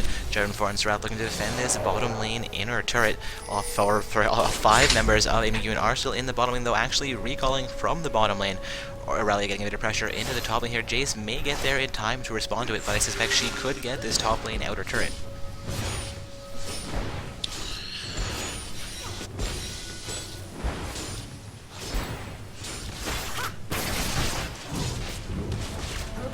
It looks like in this game, Jace is building more to the standard, getting that tier and then going for the armor pen items rather than finishing Mana Moon right away. It looks like purple team does have quite the control on vision, although Janna is working to correct that. Now with Dragon respawning, we should expect to see a contest from both sides, as it is going to be rather important. 20 minutes into the game, it's not late enough to take Baron yet. Both teams definitely still have a chance at winning this, although purple time should feel rather comfortable in their current position, so long as they don't do any major throwing. Looks like Foresight will set up for a second dragon here. Will be the 3rd dragon of the game going down. Would uneven the dragon score, but Jarvan 4 manages a smite onto the dragon, securing that for the blue team. Does cost him his life, as well as Lucian going down, as the rest of blue side will continue the fight on this. Aurelia getting chased out by Caitlyn and Oriana. Jason Lee Sin also looking to close the gap onto Aurelia. They will completely ignore the Janna. Serath, they're making their way back into the mid lane, pressure into the mid lane here. I believe the mid lane inner turret is already down, but actually looking for an inhibitor turret here. It is unfortunate. Had blue team secured the kill on on Thresh, it would have been much more worth it, but even so, Dragon for 2 kills is not a bad trade for a team that is behind. Look, has decided they're not going to be able to get to that inhibitor turret. Will return and take the blue buff away from VG Meme Dream Team. Looks like the purple team is going to focus on counter jungling and map control, which is definitely the way to go in a matchup like this. We know that should they give VG the opportunity, they can and will turn this game around with their excellent teamwork and coordination. I do hope to see some well-placed Janna ults combined with the Jarvan for team control. Looks like purple team has spotted Aurelia out and possibly will be pincering, although who is catching who? Indeed, Lee Sin tries to engage onto the Aurelia. We have 4 members of Abe Ewan into the top lane. Aurelia and Jarvan 4 are there to defend. A little bit of pressure coming in from minions as well. Blue buff has been stolen away a few minutes ago by the Jace. Looks like they will continue for some pressure against this top lane inner turret. Again, Aurelia and Jarvan 4 are in the top lane. Looks like Lucian and Serath are going to recall. Janna making their way up to the top lane as well. Looking like Thresh and Oriana are going to make this a 4 versus 3 fight. Lucian and Serath looking to make it 5 versus 3. Caitlyn looking to make her way into the mid lane here, leading pressure against the mid lane inner turret. This is going to be a fairly large anyway. Descent actually connects onto the Aurelia, but they're not able to capitalize on that. Looking through from the Jace, connects onto J for EQ combos onto Oriana, but she will make her way to safety. Both Jarvan and Aurelia have been forced out of this fight, leaving only Serath, Lucian, and Janna to contest the turret. Jumper actually thinks better of recalling the offense coming in from, and Caitlyn will be blocked by Jarvan for a ball coming through from Oriana, as well as a bit of damage onto the Janna. Thresh looking for some vision control in the jungle. Uses sweeper to take down a side ward placed in by the blue team, while poking out onto Serath here. Purple side ward coming in into their turret, but Serath will manage to clear that. Looking like Jarvan 4 will now look to back once again as Aurelia returns into this fight. However, she takes a huge amount of poke from the Jace, and they will continue to siege onto this top lane turret. Ooh, looks like Oriana did just whiff her ultimate. This is your time to shine, blue team. Definitely want to engage here and try to make a comeback. Chasing the Caitlyn rather far, though. They are committing. Hopefully this doesn't turn around on pinstring in behind them. Caitlyn will go down fairly quickly to the Aurelia, though Janna will go to be a 1-for-1 exchange card. Leasing getting better, though, will go down to Jarvan 4. Thresh taking a destruction coming in from Lucian. Lucian goes down to the Oriana. Aurelia looking to continue this fight. Jarvan 4 can come back in against Thresh as well as Serath will come out. Serath will just kill on Thresh. Oriana will go down. Aurelia still alive, but Jarvan 4 goes down to the Jace. Jace looking to make this an ace for his team. No, Serath is still alive, so he picks up the delicate, but Serath is alive. It's going to be a 4-for-4 trade. Mostly Summoners looking to make it a potential ace. Serath looking for the juke, gets a bit of damage onto the Jace as it's going to be a stun on Jace, but Jace could close the gap still. I think Jace has this one with his poke. He could possibly finish Serath off in 1 hit, though it would have to be a nicely timed hit. 2 auto attacks come in and finish Serath off as he enters the bush thinking he was safe. The blue side did have vision. Fortunately for the blue side, Janna is low enough to respawn before the ace is officially called. However, we all know what happened. Indeed, that was well played by Abe Nguyen, once again securing their 18-8 kill score. It was still a 5-for-4 trade, so not the worst situation ever for VG Meme Dream. A fairly even trade, though. So a fairly even trade there. Had Serath gotten away, it would have been completely even. That being said, that is excellent for blue side, as because they're behind, trading even really means they're just catching up.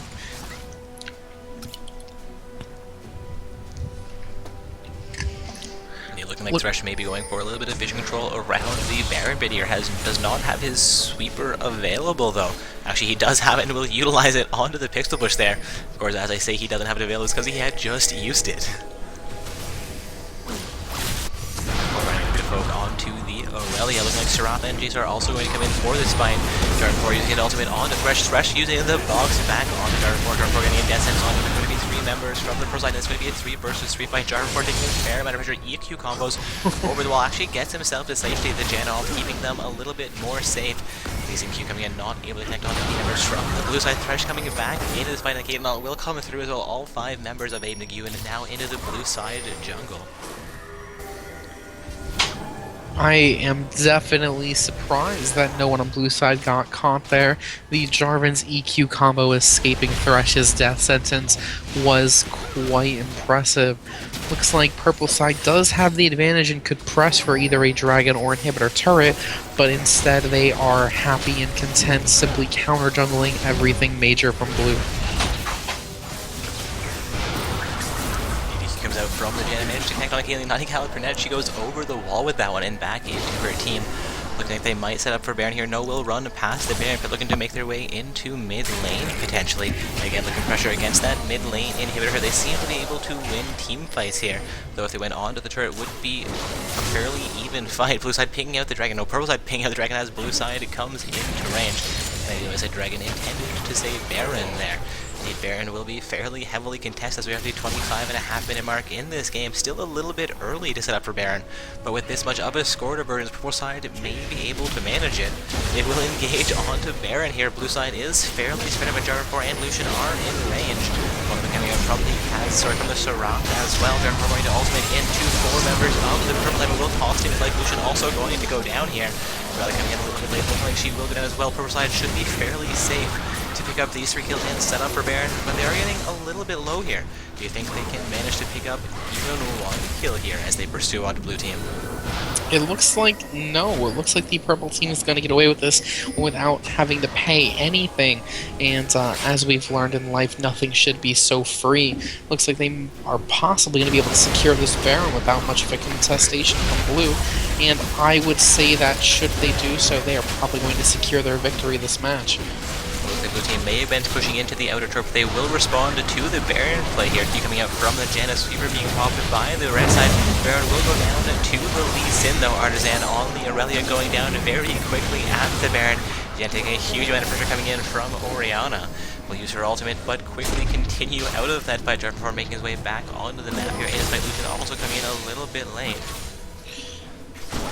And it looks like purple team has secured their position. I mean, with that Baron, their advantage is up to 10k, which, while not entirely major 28 minutes in, they do have quite a few turrets compared to blue team, and they are looking for more global gold.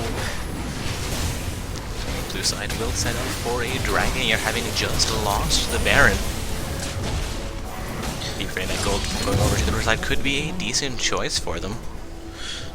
Well, trading a Baron for a dragon gold-wise, it's like a consolation prize. I mean, as long as purple team doesn't take advantage of the Baron buff, then blue could be happy with that trade, but that seems unlikely given the caliber of play that we're experiencing this match. Indeed, seeing purple side make their way into the bottom lane here. Could be looking for another inner turret right now. Of course, Lucian going to recall from the bottom lane. There's going to be huge pressure coming in as a second minimate comes out with Orianna. Going to be the 5th summoner from Abe Nguyen, heading into the bottom half of this map, looking potentially for pressure against that bottom lane inner turret. Of course, Aurelia is in the mid lane. Orianna will be forced to respond to that. Going to see Jarvan for recall, while Serath and Lucian make their way to the bottom lane as well. Going to be a 4 versus 3 fight here. Actually, Orianna choosing to abandon that mid lane outer turret, opting to potentially trade the mid lane turret for the bottom lane inner turret. Coming through from Lucian as well as the ultimate coming out of the Caitlyn. Tesla comes through from Gush, but does not connect onto any summoners here.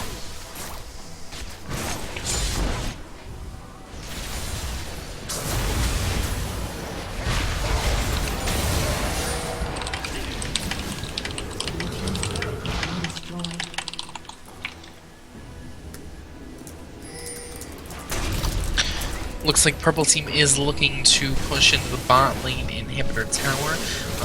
Of course, they are going to be... Oh, looks like Rush is landing a death sentence, and that should be a dead Xerath free. Looks like the Rush lander is going to be bringing him over. However, they are split by this wall, forcing 2 flashes on purple side, but almost killing 2 members of the blue team. They should be able to get this tower down before blue is able to heal. Let's see what happens with this. Ooh, the max range death sentence just barely missing. Looks like Blue is back in action, but the inhibitor is definitely going to go down here today. Looks like we've got no deaths so far, surprisingly enough, although we have had quite a few flashes blown. Blue healing up and Purple retreating. Looks like this is going to be a inhibitor and free kill for Purple.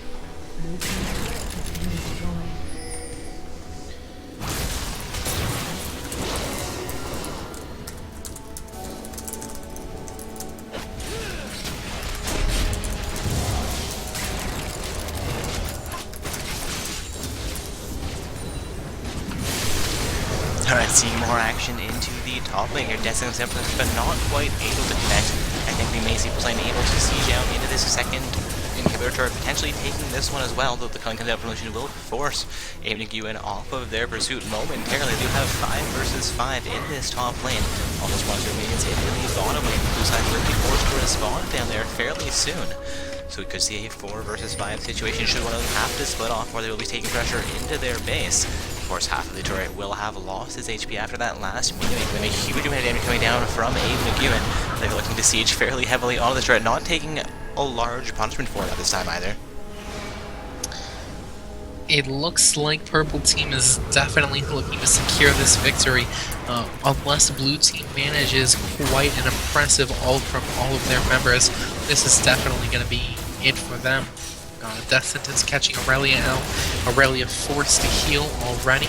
Minions cleared, however Purple does not have their minion wave here yet, so Blue does have a moment of respite while they wait for the siege. Unfortunately for Blue, their base is being pushed from bottom, so they are going to be a member down while Aurelia defends, and Caitlyn does have her 3 traps up, so this is going to be a top inhibitor tower. Looks like Purple is going to back out, not risk going for the inhibitor just yet. Instead, they are likely going to opt to counter jungle and heal, as we've seen their style to be. Alright, looks like UIC won their quarterfinals game here tonight and faced off against the Dynasty in a semi-finals game where the Dynasty has actually emerged victorious already. So the winners of this matchup will be facing off against Team the Dynasty in the finals matchup tonight. Looking forward to see who ends up winning this one. VG New Team a little bit behind right now, but as we get later on into the game, that 10,000 gold difference not going to be as much as it seems like it is. Yes, indeed. They had 10,000 gold lead 10 minutes ago, and since they have not been able to grow that gold lead since, it does mean that VG is slowly but surely making a comeback. However, with one inhibitor down and one inhibitor turret down, it might be too late. We'll have to see how this plays out.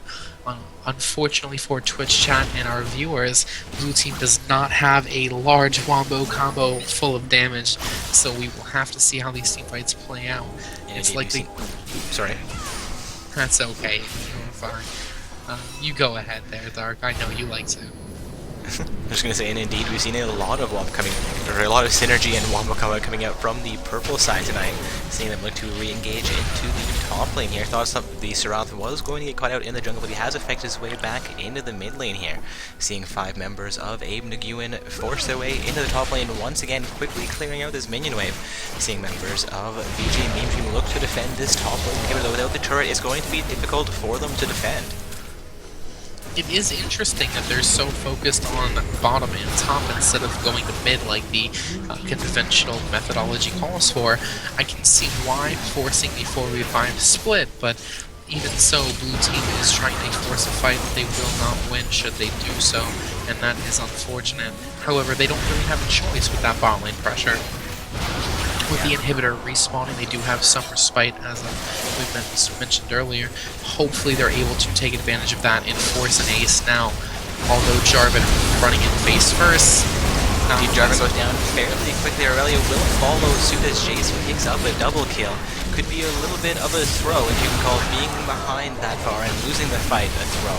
We saw him go more or less even around that inhibitor. Jarvan 4 engaged maybe a little bit earlier, costing him and Aurelia their lives. If he was going to continue his advantage after taking down the inhibitor, Serath will go down. It's going to be a 4-0 trade.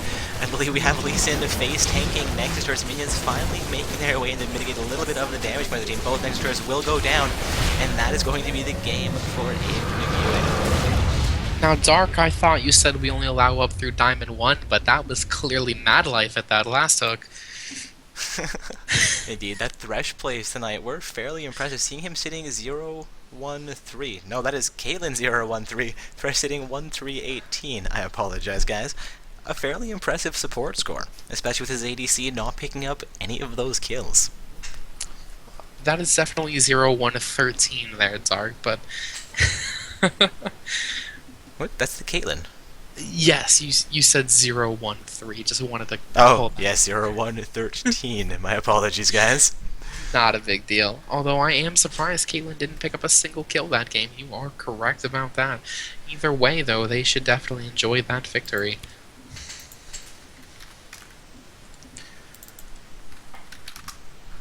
Alright, so we're heading into our finals matchup for the team. It's going to be Abe Nguyen on the blue side, facing off against the Dynasty on the purple side. Also, a few reports of some issues with OPGG and LoL Nexus this evening. Matches not coming up when they should. Gonna have to refer to the Riot API when we get a chance to verify some of these games. Guys, it is important to remember that you always report your wins, and, you know, when you're not too depressed, please report your losses as well. Makes it a little bit easier on our staff here. Again, guys, looking to get our finals matchup started out. The game will be between Abe Nguyen and the Dynasty. Also, our bronze match will be occurring concurrently between VG Meme Dream Team and Team UIC.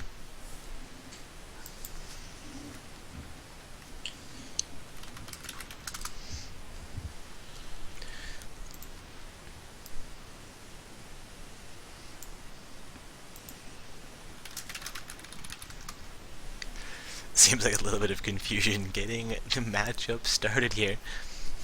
Waiting for Abe Nguyen to form that lobby, send us and their opponents their invite. And again, guys, heading into round 5, the finals matchup this evening. I do have members of both teams currently on my friends list. Just letting Jenga Baby, a member of Team Abe Nguyen. It was the Jace in the last matchup, actually going 11-0-4, doing very, very well in the top lane. A little bit impressed with 2 of those summoner scores. Lee Sin and Jace definitely carrying their teams there, though Orianna and Thresh did not underperform either, and Caitlyn with only 1 death didn't do all too shabby. Here you go, invite has come out to me. Go ahead and let them know to invite Bemuse as well. Indeed, Enzo, you will be joining me for our finals matchup this evening, won't you? I'd hate to leave you now. Yes, I definitely will be joining for you. I do look forward to seeing Abe Nguyen after them knocking out such a strong team. Let's see what happens with these finals. I've not yet seen the, I believe you said the Dynasty rather. I've not seen them play yet, so it's something I look forward to now.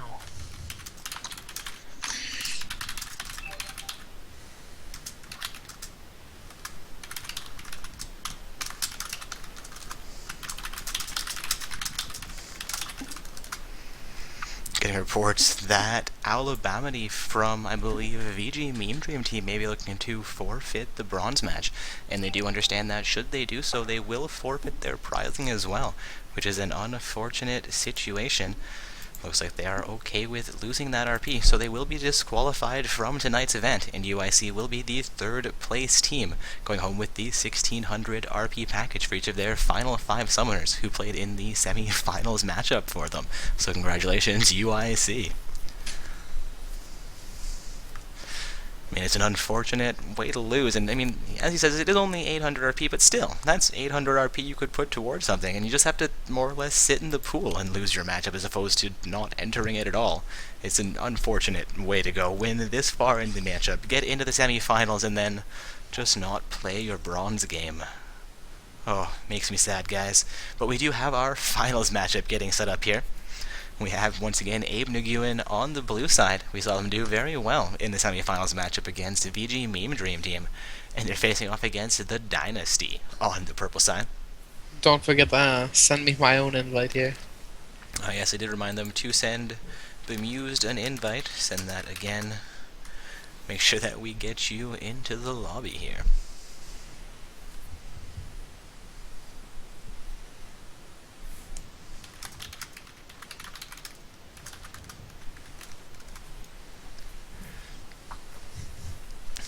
invite power should hopefully do this momentarily, guys. Looking to get Bemused or Enzo into our matchup here. I mean, he's followed us, or he's been with us since round 2 tonight. I think he's done a great job. Twitch chat, let us know what you think as well. Of course, if you're too mean, we will time you out, so no crazy comments. I think he's done at least alright tonight. Guy's like, he's a crazy man. Get him out of here. Oh, nope, you're gone. No, it's okay. Feel free to, berate as much as you'd like. Still no invite going out to him. I'm kind of wondering what's going on. Guys. Maybe it's passive protesting. Who knows?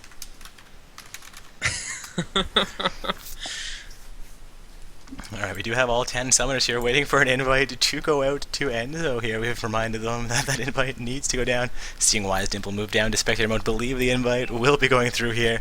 Here we go.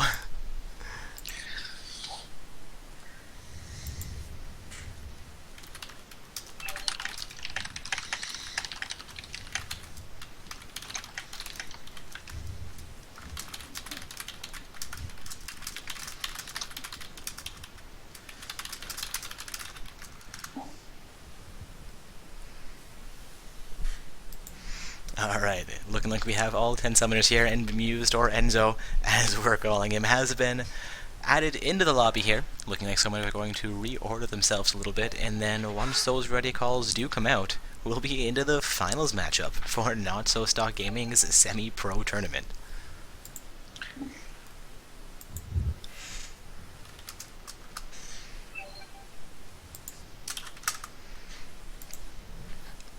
Again, guys, we have UIC as our third place team, and unfortunately VG Meme Dream Team has forfeited the bronze match, accepting that means that they have been disqualified from tonight's tournament, as your matchups are required to be played.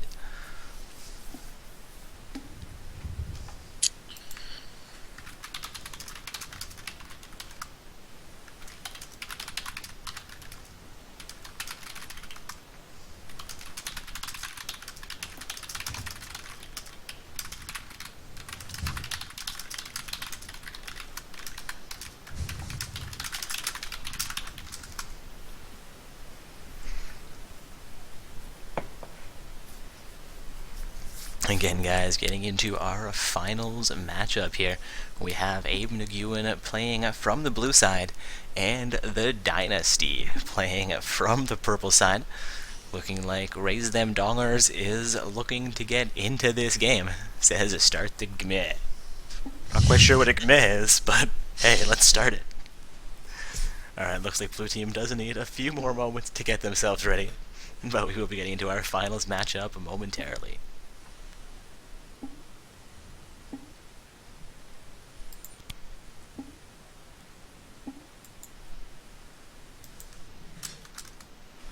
Looks like Aziani is playing a little bit of WoW while he gets ready for the finals matchup.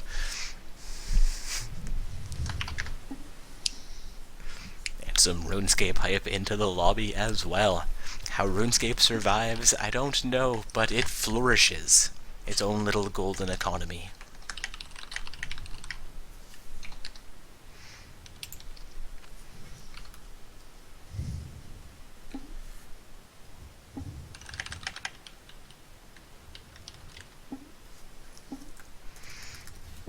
I'm getting reports the stream may be a little bit low quality tonight. Looking at it through full screen, it doesn't seem too bad for me, though names are a little bit blurry, I suppose. Indeed, we had a couple issues. About a month ago, my computer decided to overheat itself after Windows 8.1 updates did whatever Windows 8.1 updates do to my poor old machine.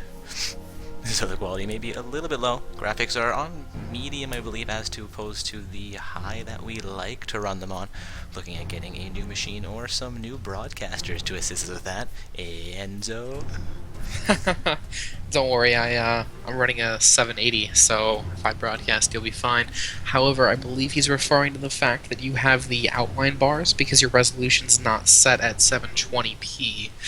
So yes, my screen and the thing doesn't go quite right. I think I'm running it borderless when we get into game, so it shouldn't be too bad, though I will pay a little bit more attention to the actual stream window, see exactly what that looks like for you guys. I do apologize if there's any kind of quality issues. Thank you for bringing that to our attention. Also seeing Morgana, Jace, Gnar, Lucian, and Kha'Zix quickly banned out from this finals matchup, waiting on the 6th and final ban, which will be Rumble. Rumble banned out really reliably. I don't think we've seen a single game where he has not been banned out. I mean, Rumble's not always been a very popular champion, but he has always been fairly strong if you know how to play him. Interesting to see him being banned out as much as he is here. Have I missed some sort of update again? No, not that I'm aware of. I have not seen any Rumble buffs. It's possible that it is a targeted ban, as both Rumble bans were against Abe Nguyen's team. Interesting. We may have a top lane Rumble player on the blue side. I think we saw him playing Jace in the last matchup. Seeing Raze and Dongers hover over Riven here. We saw Riven hovered over in the last match as well, but was not selected. Also, Maokai being shown. Lee Sin has been locked in by Thomas Iraq from Abe Nguyen. Indeed, the Maokai Riven pairs will be locked in. Riven showing Smite, Maokai showing Teleport. I'm curious if those will be traded around, or we'll get to see some Riven jungle in this finals game. Also waiting on Azuka to select his champion, while Ayalialia is hovering over a Vladimir pick.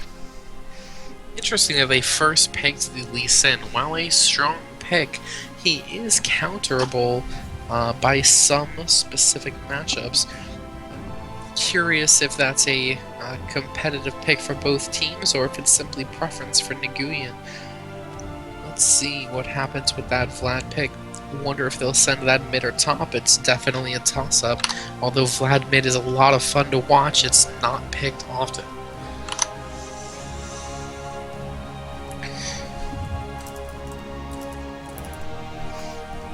Indeed, Vladimir has been locked in, and Tristana being selected for the second time tonight. Looking for an ADC to be picked in onto the purple team. Hopefully, Call Me Pieman will select an AD carry champion if the other summoners from his team don't. Looking like we'll have Syndra, Islander, and Anami as their support pick. Having to last pick your ADC is a little bit of an interesting choice for them. It doesn't seem to happen all that often throughout draft pick games.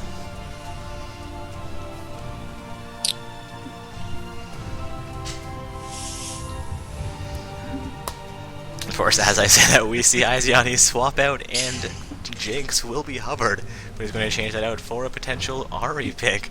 Not quite sure if they're listening to the stream. They're trying to get us confused, and Syndra will be locked in, as well as the Nami. Hand things back over to Jenga Baby and Wise. Is that Dimpy or Dimple? Let's see. That is Wise Dimple. Alright, hand things back over to Jenga Baby and Wise Dimple from Abe Nguyen. Again, guys, Abe Nguyen on the blue side with the Destiny on the purple side. Looks like that is going to be a Vladimir top based on Dimple's shadow. So we are going to see a Syndra versus Orianna mid, assuming they lock Orianna in, and a Trist Thresh bottom, assuming they lock Thresh in. I don't know what AD carry they're going to run on purple team, but Nami versus Thresh. Looks like we don't need to talk about that matchup. The only interesting thing, I do see that Riven has changed to Ignite, so it looks like they are going to be running Maokai in the jungle as expected by the meta.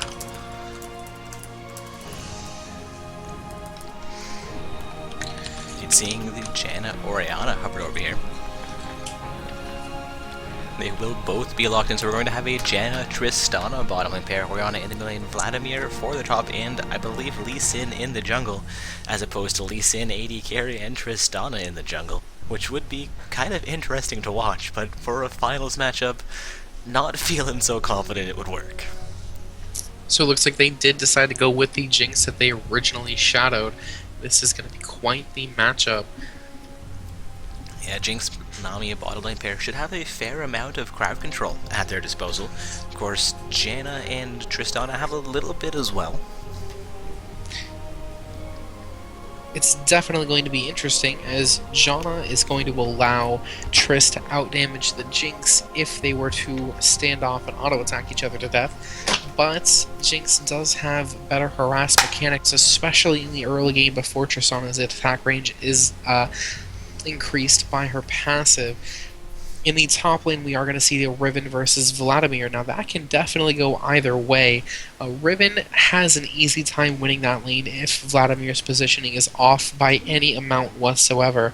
And in the middle lane, we are going to have the Syndra versus Orianna pickup, which means, simply put, if Syndra can land her orb, Syndra wins.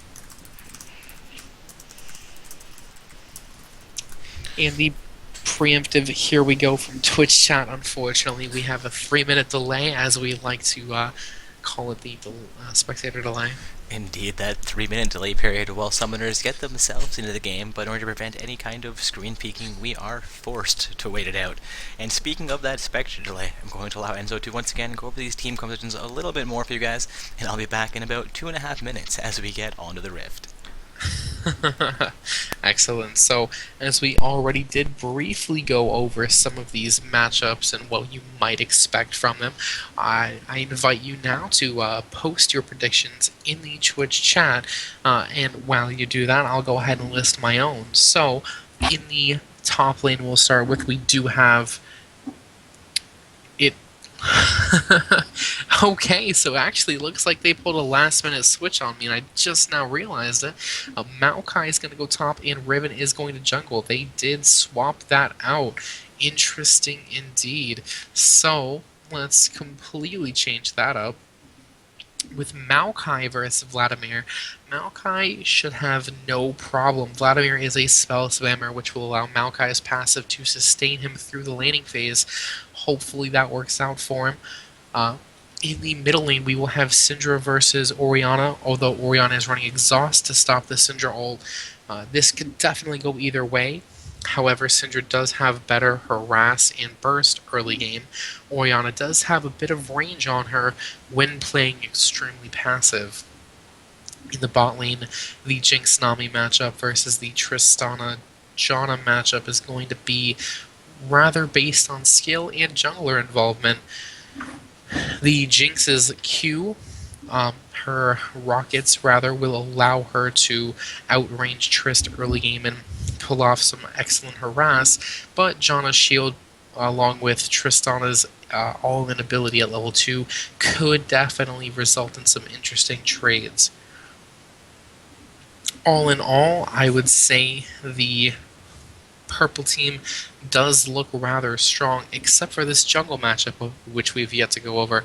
The Lee vs. Riven. Now, Riven jungle is one of the oddities of this game. I've seen it pulled off extremely well, and I have seen it fail.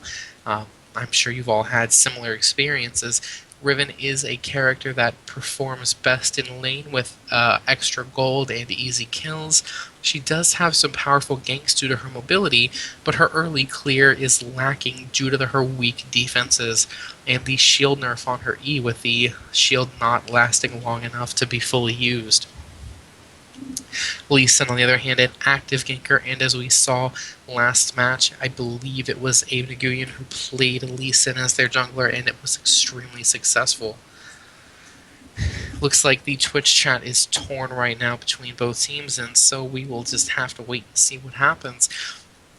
With the early invade possibilities, it looks like purple team should have an advantage with their crowd control, but it could really go either way. Neither team has a reliable stun that can be used. Maokai can level his snare due to the fact that he's top lane, but it is unlikely he will probably level his saplings to help Leash, assuming Rivet doesn't go bottom.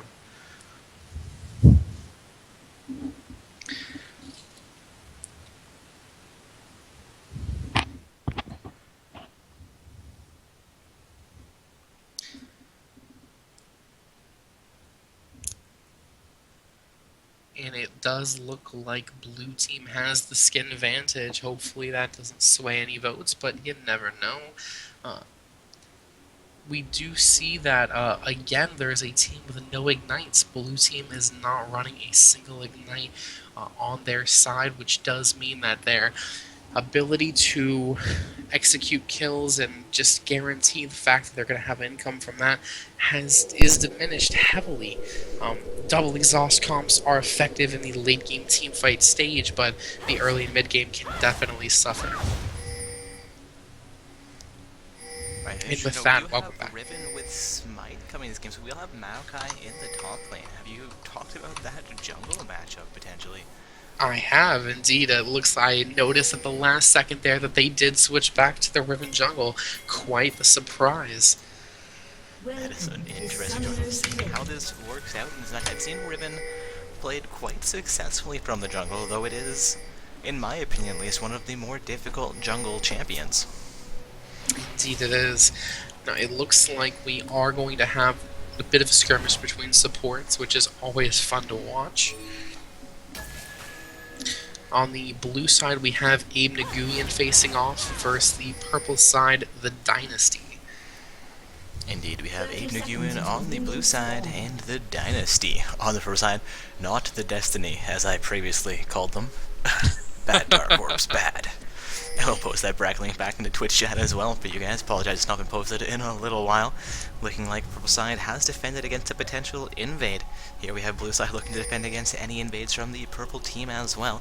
Blue side being coming out towards the river, as that ward does tick down here. Second ward will come out from Tristan, and just before the first site ward placed down has ticked off, looking to prevent any potential invade from that side. They don't have great vision around the bottom portion of the river.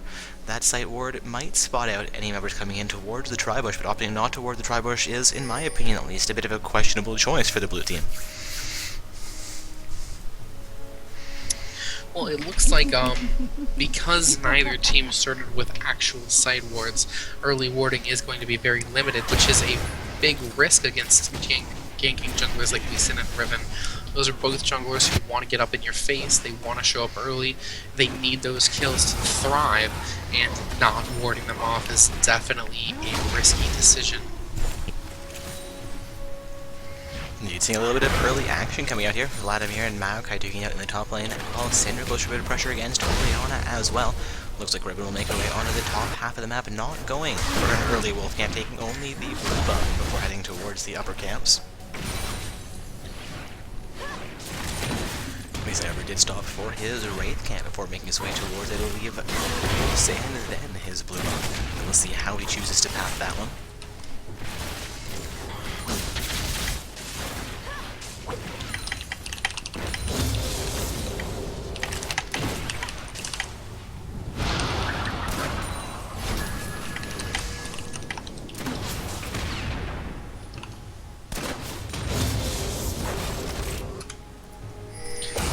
The def action here as Maokai comes back in against Vladimir. I believe Vladimir pulls to safety.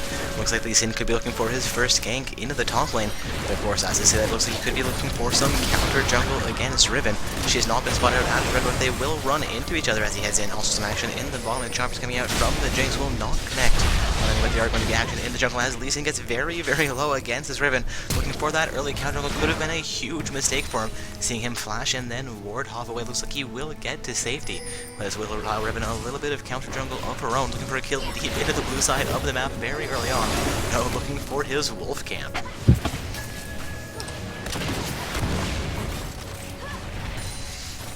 Also guys, if this is your first time joining us, we would love if you hit that follow button. Come out and join us for future events as well.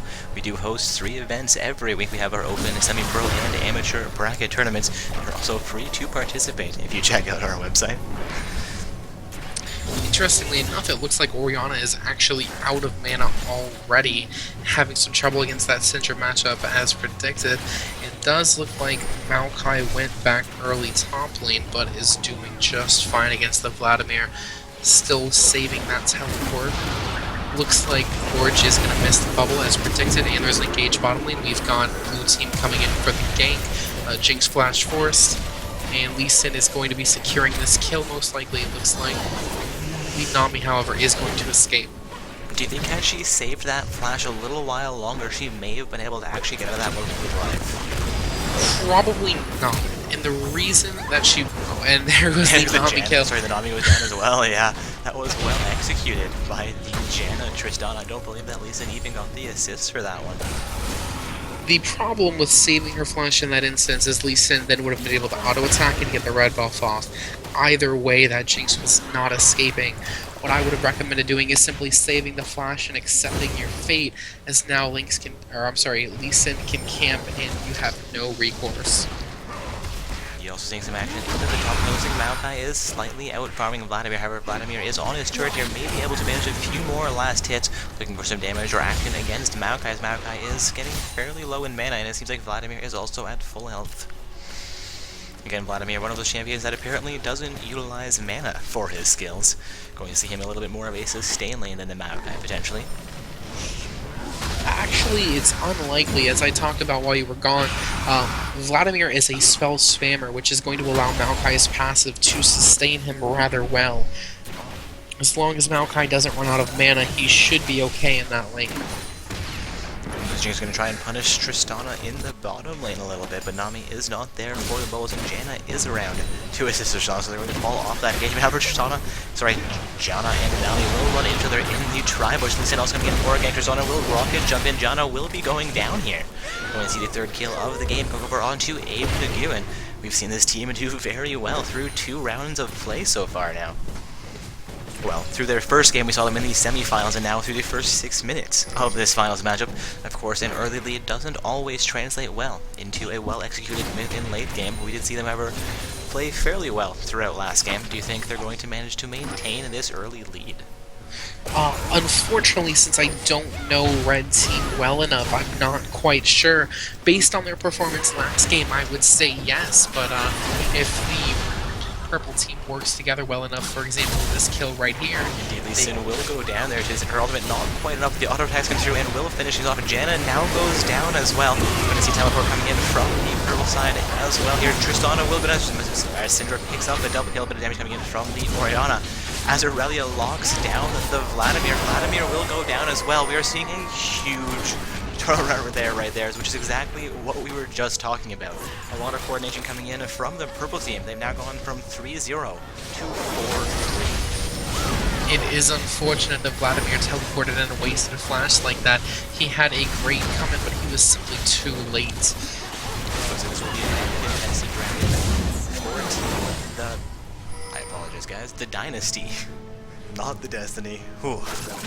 Team Dynasty on the purple side with Abe Nguyen on the blue side. That is the first dragon of the game. We're down before the 8-minute mark, so a little bit of an early dragon there for them. The 4 kills they picked up would have allowed them to step, but there's going to be action into the red side jungle, though, as Jenna looks for a kill onto Syndra. Syndra being out of mana here allowed Jenna to get a little bit more pressure than potentially they would have wanted. Riven has responded. That Nami also coming in a little bit late to the fight. Orianna and Jenna will be forced off of that engagement. Looking like Tristana is in the bottom and getting a little bit of free farm, though she is still down about 5 CS under the Jinx.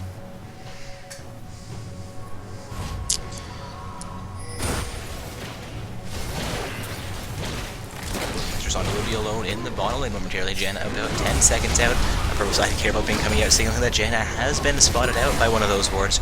She'll make her way safely into the lane, however, she enters through the tri-bush. Looks like Maokai is trying to engage against Vladimir as well, and Lee Sin may come up for a gank, though he's actually looking to steal away the red buff from Riven right now.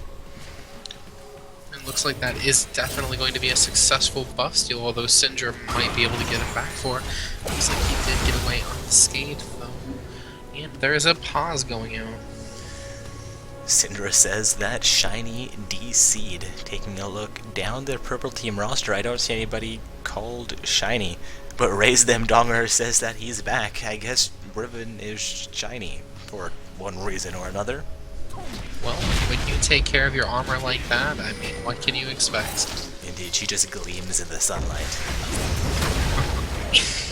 As we see there, that's exactly what I'm talking about. Maokai was able to restore a large portion of health with 1 auto attack due to his passive, while simultaneously evening out the health difference between him and Vlad. Now Vlad does have more sustain with that Hextech revolver, but Maokai is successfully out-farming him despite being melee.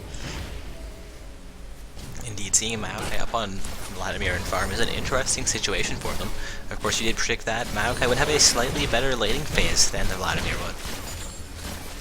And then we do have the Lee Sin actually falling behind the Riven, surprisingly, although that dragon probably had a lot to do with it.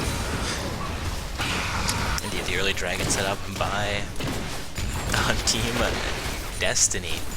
I apologize, guys, the name somehow throwing me off tonight. Again, guys, Team Destiny. No, Dynasty. Dynasty on the purple side, with Abe Nagoon on the blue side. Looks like we do have a request to update the brackets from Twitch chat, so... It seems like ELO has won a round 3 game that will be in the semi-finals, in the secondary event. Again, guys, it's important to report your wins, because I don't see who your opponents would be in that finals matchup. How would you win a finals game? Toodaloo reporting a round 4 win a few minutes before that. Well, half an hour before that, apparently. Somehow I missed that one and did not update the bracket, so it was Toodaloo versus Team ELO Blade in the finals for the secondary tournament. Do apologize for our delay updating that bracket. Thank you guys for being vigilant, verifying those matches, and playing through with the correct opponents. Team ELO Blade is the first place team in the secondary tournament, with Toodaloo as the third place team, which this match is currently at.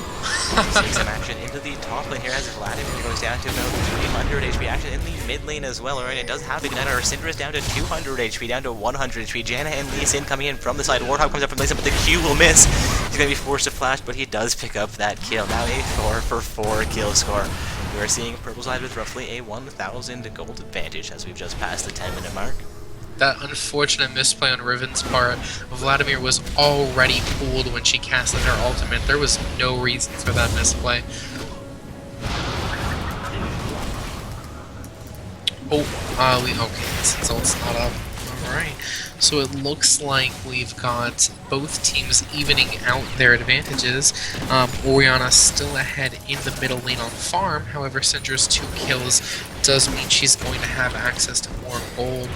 Overall, she's actually ahead by 800 gold due to those kills and assists. We do have... Jinx and Nami is successful taking down that bottom lane outer turret. Tristana maintains her life, but despite being locked down by the bubbles, seeing her play the side to focus on objectives here. We saw them pick up the first dragon and the first turret now of the game. They managed to even out the turret, the kill score as well of about 1,000 gold here. For more active in the ball lane. Syndra looking for a little bit of roam potentially, but Lee Sin will intercept that. Has spotted out. Syndra chooses to engage on that. No, drops the Q but does not follow it up. Uses his vision ward to clear out the sight ward she's recently placed, choosing to maintain vision control in his jungle. Possibly a good choice by Lee Sin. Definitely a good choice by Lee Sin. A little surprised that he put it so deep into his own jungle, but in the end, if he loses control of that red buff, Riven is going to be at a huge advantage come ganking in teamfights. Seeing Riven and Syndra also in the river. Some pings coming out down the river around the dragon pit. Syndra going to throw some damage over the pit. Q comes out from Janna as well as damage from the Orianna. Lee Sin manages the Q. Orianna again. Syndra getting very, very low here. Burns a flash to get away. Also coming out from the connects onto both Lee Sin and Janna. Riven looking back in exhaust coming out onto the Riven though. Coming out as Tristan and then down an ultimate coming through from Sonar. Fight teleporting down in this fight with teleport coming out from the other top laner as well potentially. The 5 versus 5 fight continuing here. Syndra will be first to go down. Blue side getting very low in this fight. Potentially another poorly chosen engagement for Abe Nagoon. Vladimir will go down as well. Janna and Tristan are very low. Have utilized their health potions, taking back up to around the 300 health mark. Orianna will choose to come back into this. We have seen Malachi with us play 2 for 1 trade so far. Orianna is at full health. 4 members of a Team Dynasty are a little bit low in this fight. They could lose one of their items, choosing to engage onto Dragon. The Q comes out from them, does not connect the Dragon under quarter. They were going to have to fall off this fight. Orianna picks up a double kill as Jinx goes down. I guess we saw Syndra go down as well in that fight, which I somehow missed. When they were doing Dragon, Syndra was running away and Orianna caught her. However, it is a little funny. Abe Nagoon actually had a great engage. Purple side threw that team fight extremely hard, and then Blue threw it again, allowing Purple to come back despite having no cooldowns, and then Purple stuck around for the dragon. So all in all, that was just a series of throws by both sides. Indeed, sometimes that's how the game goes.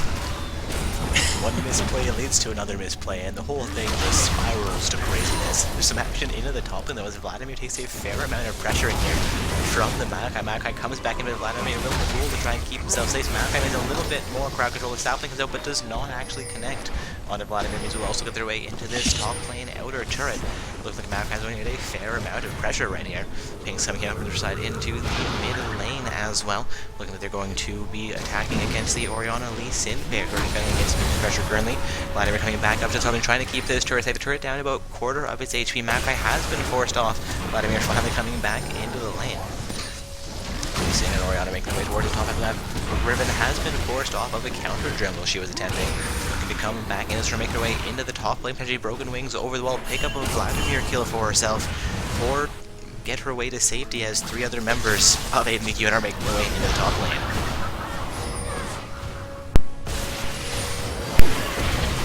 I guess up for the Dragons to go down uncontested this time. Going to be their second dragon of the game.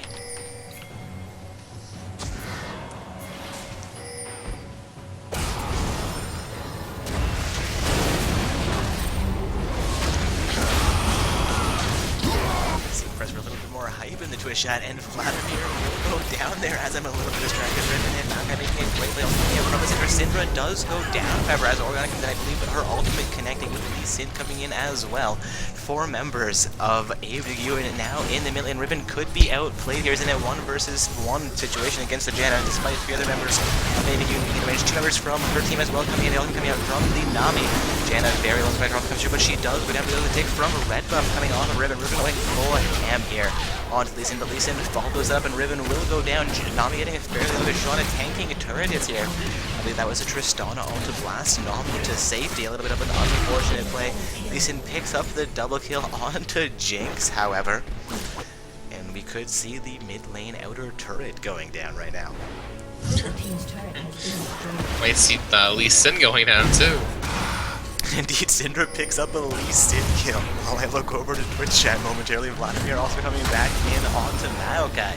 Maokai is fairly low here, but I think he might be able to get us with his life. No, Vladimir gets a huge amount of damage. If he can just catch, yes, Maokai will go down. An 11-4-9 kill score. The advantage is still in favor of Team Dynasty. I apologize, guys. I keep trying to call them Destiny, and it's just not their name, so I can't do it anymore. Team Dynasty on the purple side, AWQ on the blue side. Again, that 11-9 kill score for AWQ and 2-1 turret score, however, for Dynasty. They've also picked up the first and only 2 dragons of the game so far. Syndra sitting with double buffs in the mid lane. We're going to see Janet coming in to respond to this, but Orianna and her may not be enough to take down the double buff empowered Syndra at this point. Syndra, however, sitting 3-3-3 is a little bit behind the Orianna potentially. Indeed, looking at those gold scores, Syndra is actually up about 300 gold right now, despite Orianna sitting 3-0-4 with a slight farm advantage. Yes, earlier the Syndra was actually about 1,200 gold ahead due to the dragons and towers. So it is unfortunate for blue side mid lane. An excellent bubble from Nami coming in though. We do have a small skirmish starting, although I don't believe anything's going to come of it. Sim manages to miss his Q there, will not be able to follow it up because of that, and they will not engage. Seeing some Pokemon from the base, but all the other coming through Nami. Orianna tries to flash, see if it's not quite enough. So you're making death rush coming in. Riven going to pull him, may have her life taken away, but it's going to be a double kill for Jinx as she gets extremely excited, picking up the triple kill onto Lee Sin as well. Tristana looking to come in or make her way to safety potentially is in range for them to try and contest this. Vladimir also in the middle of this mid lane outer turret will be going down right here. Now a 12-11 kill score in favor of Team Dynasty's Imperial side. Lose their advantage a little bit and come back very strong in every team fight so far. Some coming out from the Syndra as well as Roller. Vladimir will quickly go down. Riven taking some turret hits here. No taking huge damage from Tristana. Jinx managed the last hit onto the turret. A Q coming out from the Janet keeps Tristana alive a moment longer. The Tristana will be going down here. Another kill going over onto Jinx. She will once again get excited. 8 health on that Riven, an impressive survival. Now we did see an awesome wombo combo coming out from the Nami, Jinx, and Riven ult. The only unfortunate part is that Riven's ult didn't go off first. Either way, an excellent cleanup from Team Dynasty. They have managed to get 2 towers mid, so we're going to have to wait and see whether they go top or bottom next. I would predict bottom simply because, as we've seen so far, the trend is not to go for early barons in these tournaments, known on NA as a throw magnet. Indeed, Baron is the house of throws. That pit is where we see most games being changed around. Somebody initiating being a little bit too early or a little bit too late. Somebody coming in at the right time, making the right play. It just, things go wrong around Baron.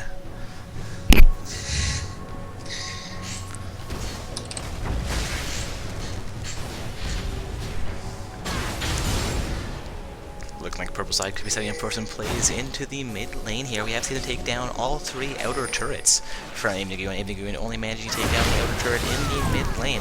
Looks like the mid lane inner turret has also been removed from their side of the map, resulting in a 4-1 turret score at the 20-minute mark in this game. Now, fortunately for the blue side, a 7,000 gold lead at 20 minutes does not necessarily mean the game is over. They do have some comebacks that they need to engage in, but especially with a catch like this on the Maokai, if they can manage to get a turret or 2, they will be back in this game. Indeed, I don't see any way Maokai can get out of this. He will go down to Lee Sin right there. Vladimir Lee Sin making a great play to finish the play, setting it from the pro side into the mid lane. Lojana will go down. Jinx getting excited once again. Tries to chase down Oriana. The ward will go over the wall, but she's not going to be able to pursue for a second kill. A bit of poke coming out onto Tristan. Bashing by Mike Bubbles connecting from the Nami on Tristan. That's not coming through from Syndra. Tristan getting extremely low here. Ultimate comes out from Oriana connecting onto Nami. Tristana just managing to avoid that Nami ultimate. Would have definitely caused her life had that connected just 1 or 2 auto attacks from anybody. But Tristana manages to get out of that fight without dying. Nobody going down. Despite power Lee Sin overextends a tiny bit, and it will quickly cost him his life. Vladimir trying to pull himself to safety. Poke coming in from the Jinx, though looking like she could get excited. Vladimir down to 200 HP. Jinx will flash in for the double kill. We see her run again to safety. Xavier looking for a stun onto Janna, but Janna will make her way once again to safety. Tristana and Oriana also coming back. Despite teleport coming through from Maokai, getting back into the action very quickly. Jinx hammering away on that mid lane here turret. However, she switches over to Tristana as Maokai engages. Tristana gets instantly deleted. Oriana will go down as well. I believe this is going to be the inhibitor turret as Syndra is forced to face tank a little bit of that. Maokai now facing Riven would be the next to tank, but the turret will quickly go down. They're going to change their focus over onto the inhibitor as Lee Sin comes back and fight Jan, looking to assist him in his play here. But purple side will heavy engage on this, and Lee Sin out of having Lee Sin will go down, so it comes out from the Syndra as well. Vladimir back up, Janna down to half HP. The inhibitor has run. They're going to continue engagement. I believe this is Zanya coming out from somebody, but Vladimir quickly goes down. There's a pool coming out from Vladimir, not as Zanya's. First Nexus turret goes down. It's going to be the second Nexus turret going down. What an advance from Dynasty. I don't think they can be stopped here. No, it looks like it. Dynasty definitely looking to secure their win early, not wanting to drag it out like the other games we've seen. Looks like they are decisive. They might actually be a little bit too low here. There's 2 or 3 defenders coming up from Team Aimnigu, and Jinx choosing to go a little bit too close for her life as opposed to be able to focus down onto the Nexus right here. But in the next push, they should be able to potentially finish these up. Lee Sin coming back in onto Syndra, ultimately blasting her back to safety. Naka coming back in with Nami as well. Nami trying to keep Syndra alive in this fight. 3 members of Aimnigu coming in trying to finish off the Syndra. Lee Sin now at 300 HP. Maokai engaging onto Janna. Janna's ultimately coming out, keeping her team a little bit more healthy. Despite Maokai continuing to engage, being assisted here from the Nami. Looking like Lee Sin could go down. He will make his way back into safety. Maokai, however, does get taken down by the Oriana. Oriana with about 200 HP remaining. Vladimir is going to chase down Nami. Nami beginning to recall, will get caught out. Nami will be going down here. Oh, that is too bad. Just misses Janna in the mid lane. Riven picks up a double kill as Lee Sin and Oriana potentially overextend a little bit there. Riven looking for more kills in the mid lane. If she can catch Tristana, she might have enough damage to finish that off, but it seems like she may go for Janna, which of course could be a mistake with Tristana hammering away onto her. Exhaust has come out onto the Riven. Tristana is still almost full HP here. Tristana hammering way back. Another Q coming out from the Janna, and Rivens will go down to Tristana. A little bit of an overextension, a little bit overzealous play by that Riven right there. Well, you know, you have to give Blue a chance to come back, and now they've got it. securing those kills without losing much, even though it was inside of their base. I mean, wait for the inhibitor to go up and then just push right through. You gotta make your comeback now or never. Looking like Jinx could solo Dragon, but Nami gets there in time to assist her. Malachi also making his way into range here. I think we're going to see Broside setting up back into the mid lane once again here. Cinder comes out from the Cinder. They will connect on Lee Sin down almost half HP after one burst from the Cinder, not coming into his beyond. They will come up next on to 3 members from AWN. Huge damage coming in from Jinx, while Oriana will get shut down. Jinx has been excited. Seeing Lee Sin ward hop almost as they poke coming up from the Jinx as well. We're going to see Janna and Vladimir both get locked down, or I believe Syndra. Janna down to 200 HP here. Purpleside making their way back into Abe Naguin's base. Now keep in mind, all the Purpleside's cooldowns are down now. Blue team just has to heal up and get them off the Nexus, but it does not look like it's going to happen. It looks like they're actually going to end this out right now. They're going to ignore the team fight and just go. And the game is over. Indeed, that is the game, guys, going over in favor of Team Dynasty on the purple side. A very impressive performance into this finals matchup. Congratulations, Dynasty. You guys are our first place team this evening. Abe Nguyen going home second place. Our third place team was UIC, and we had, unfortunately, no fourth placed team in our main event this evening. Looking like the finals matchup in the secondary event has concluded with ELO Blade emerging victorious over Toodaloo. I'm still waiting for a match report to come in between Finding Summoner's Wrist and Ganked by Cocker, the bronze match in the semi-finals game. Sorry, the bronze match in the secondary tournament. Anyways, guys, a huge thank you to all of our participants. Congratulations to all of our winners, as well as a thank you to all of our viewers for coming out this evening. It was great to have you all. I hope you all enjoyed tonight's event. This is Dark Corp saying goodnight, and I'm going to give Enzo a moment to do so as well. Yes, it definitely was my pleasure being here tonight for the first time. I hope to do it again. I do hope everyone has a great night and enjoyed the broadcast. Alright guys, this is a good night from Not So Stock Gaming. We will see you all hopefully tomorrow for our amateur tournament.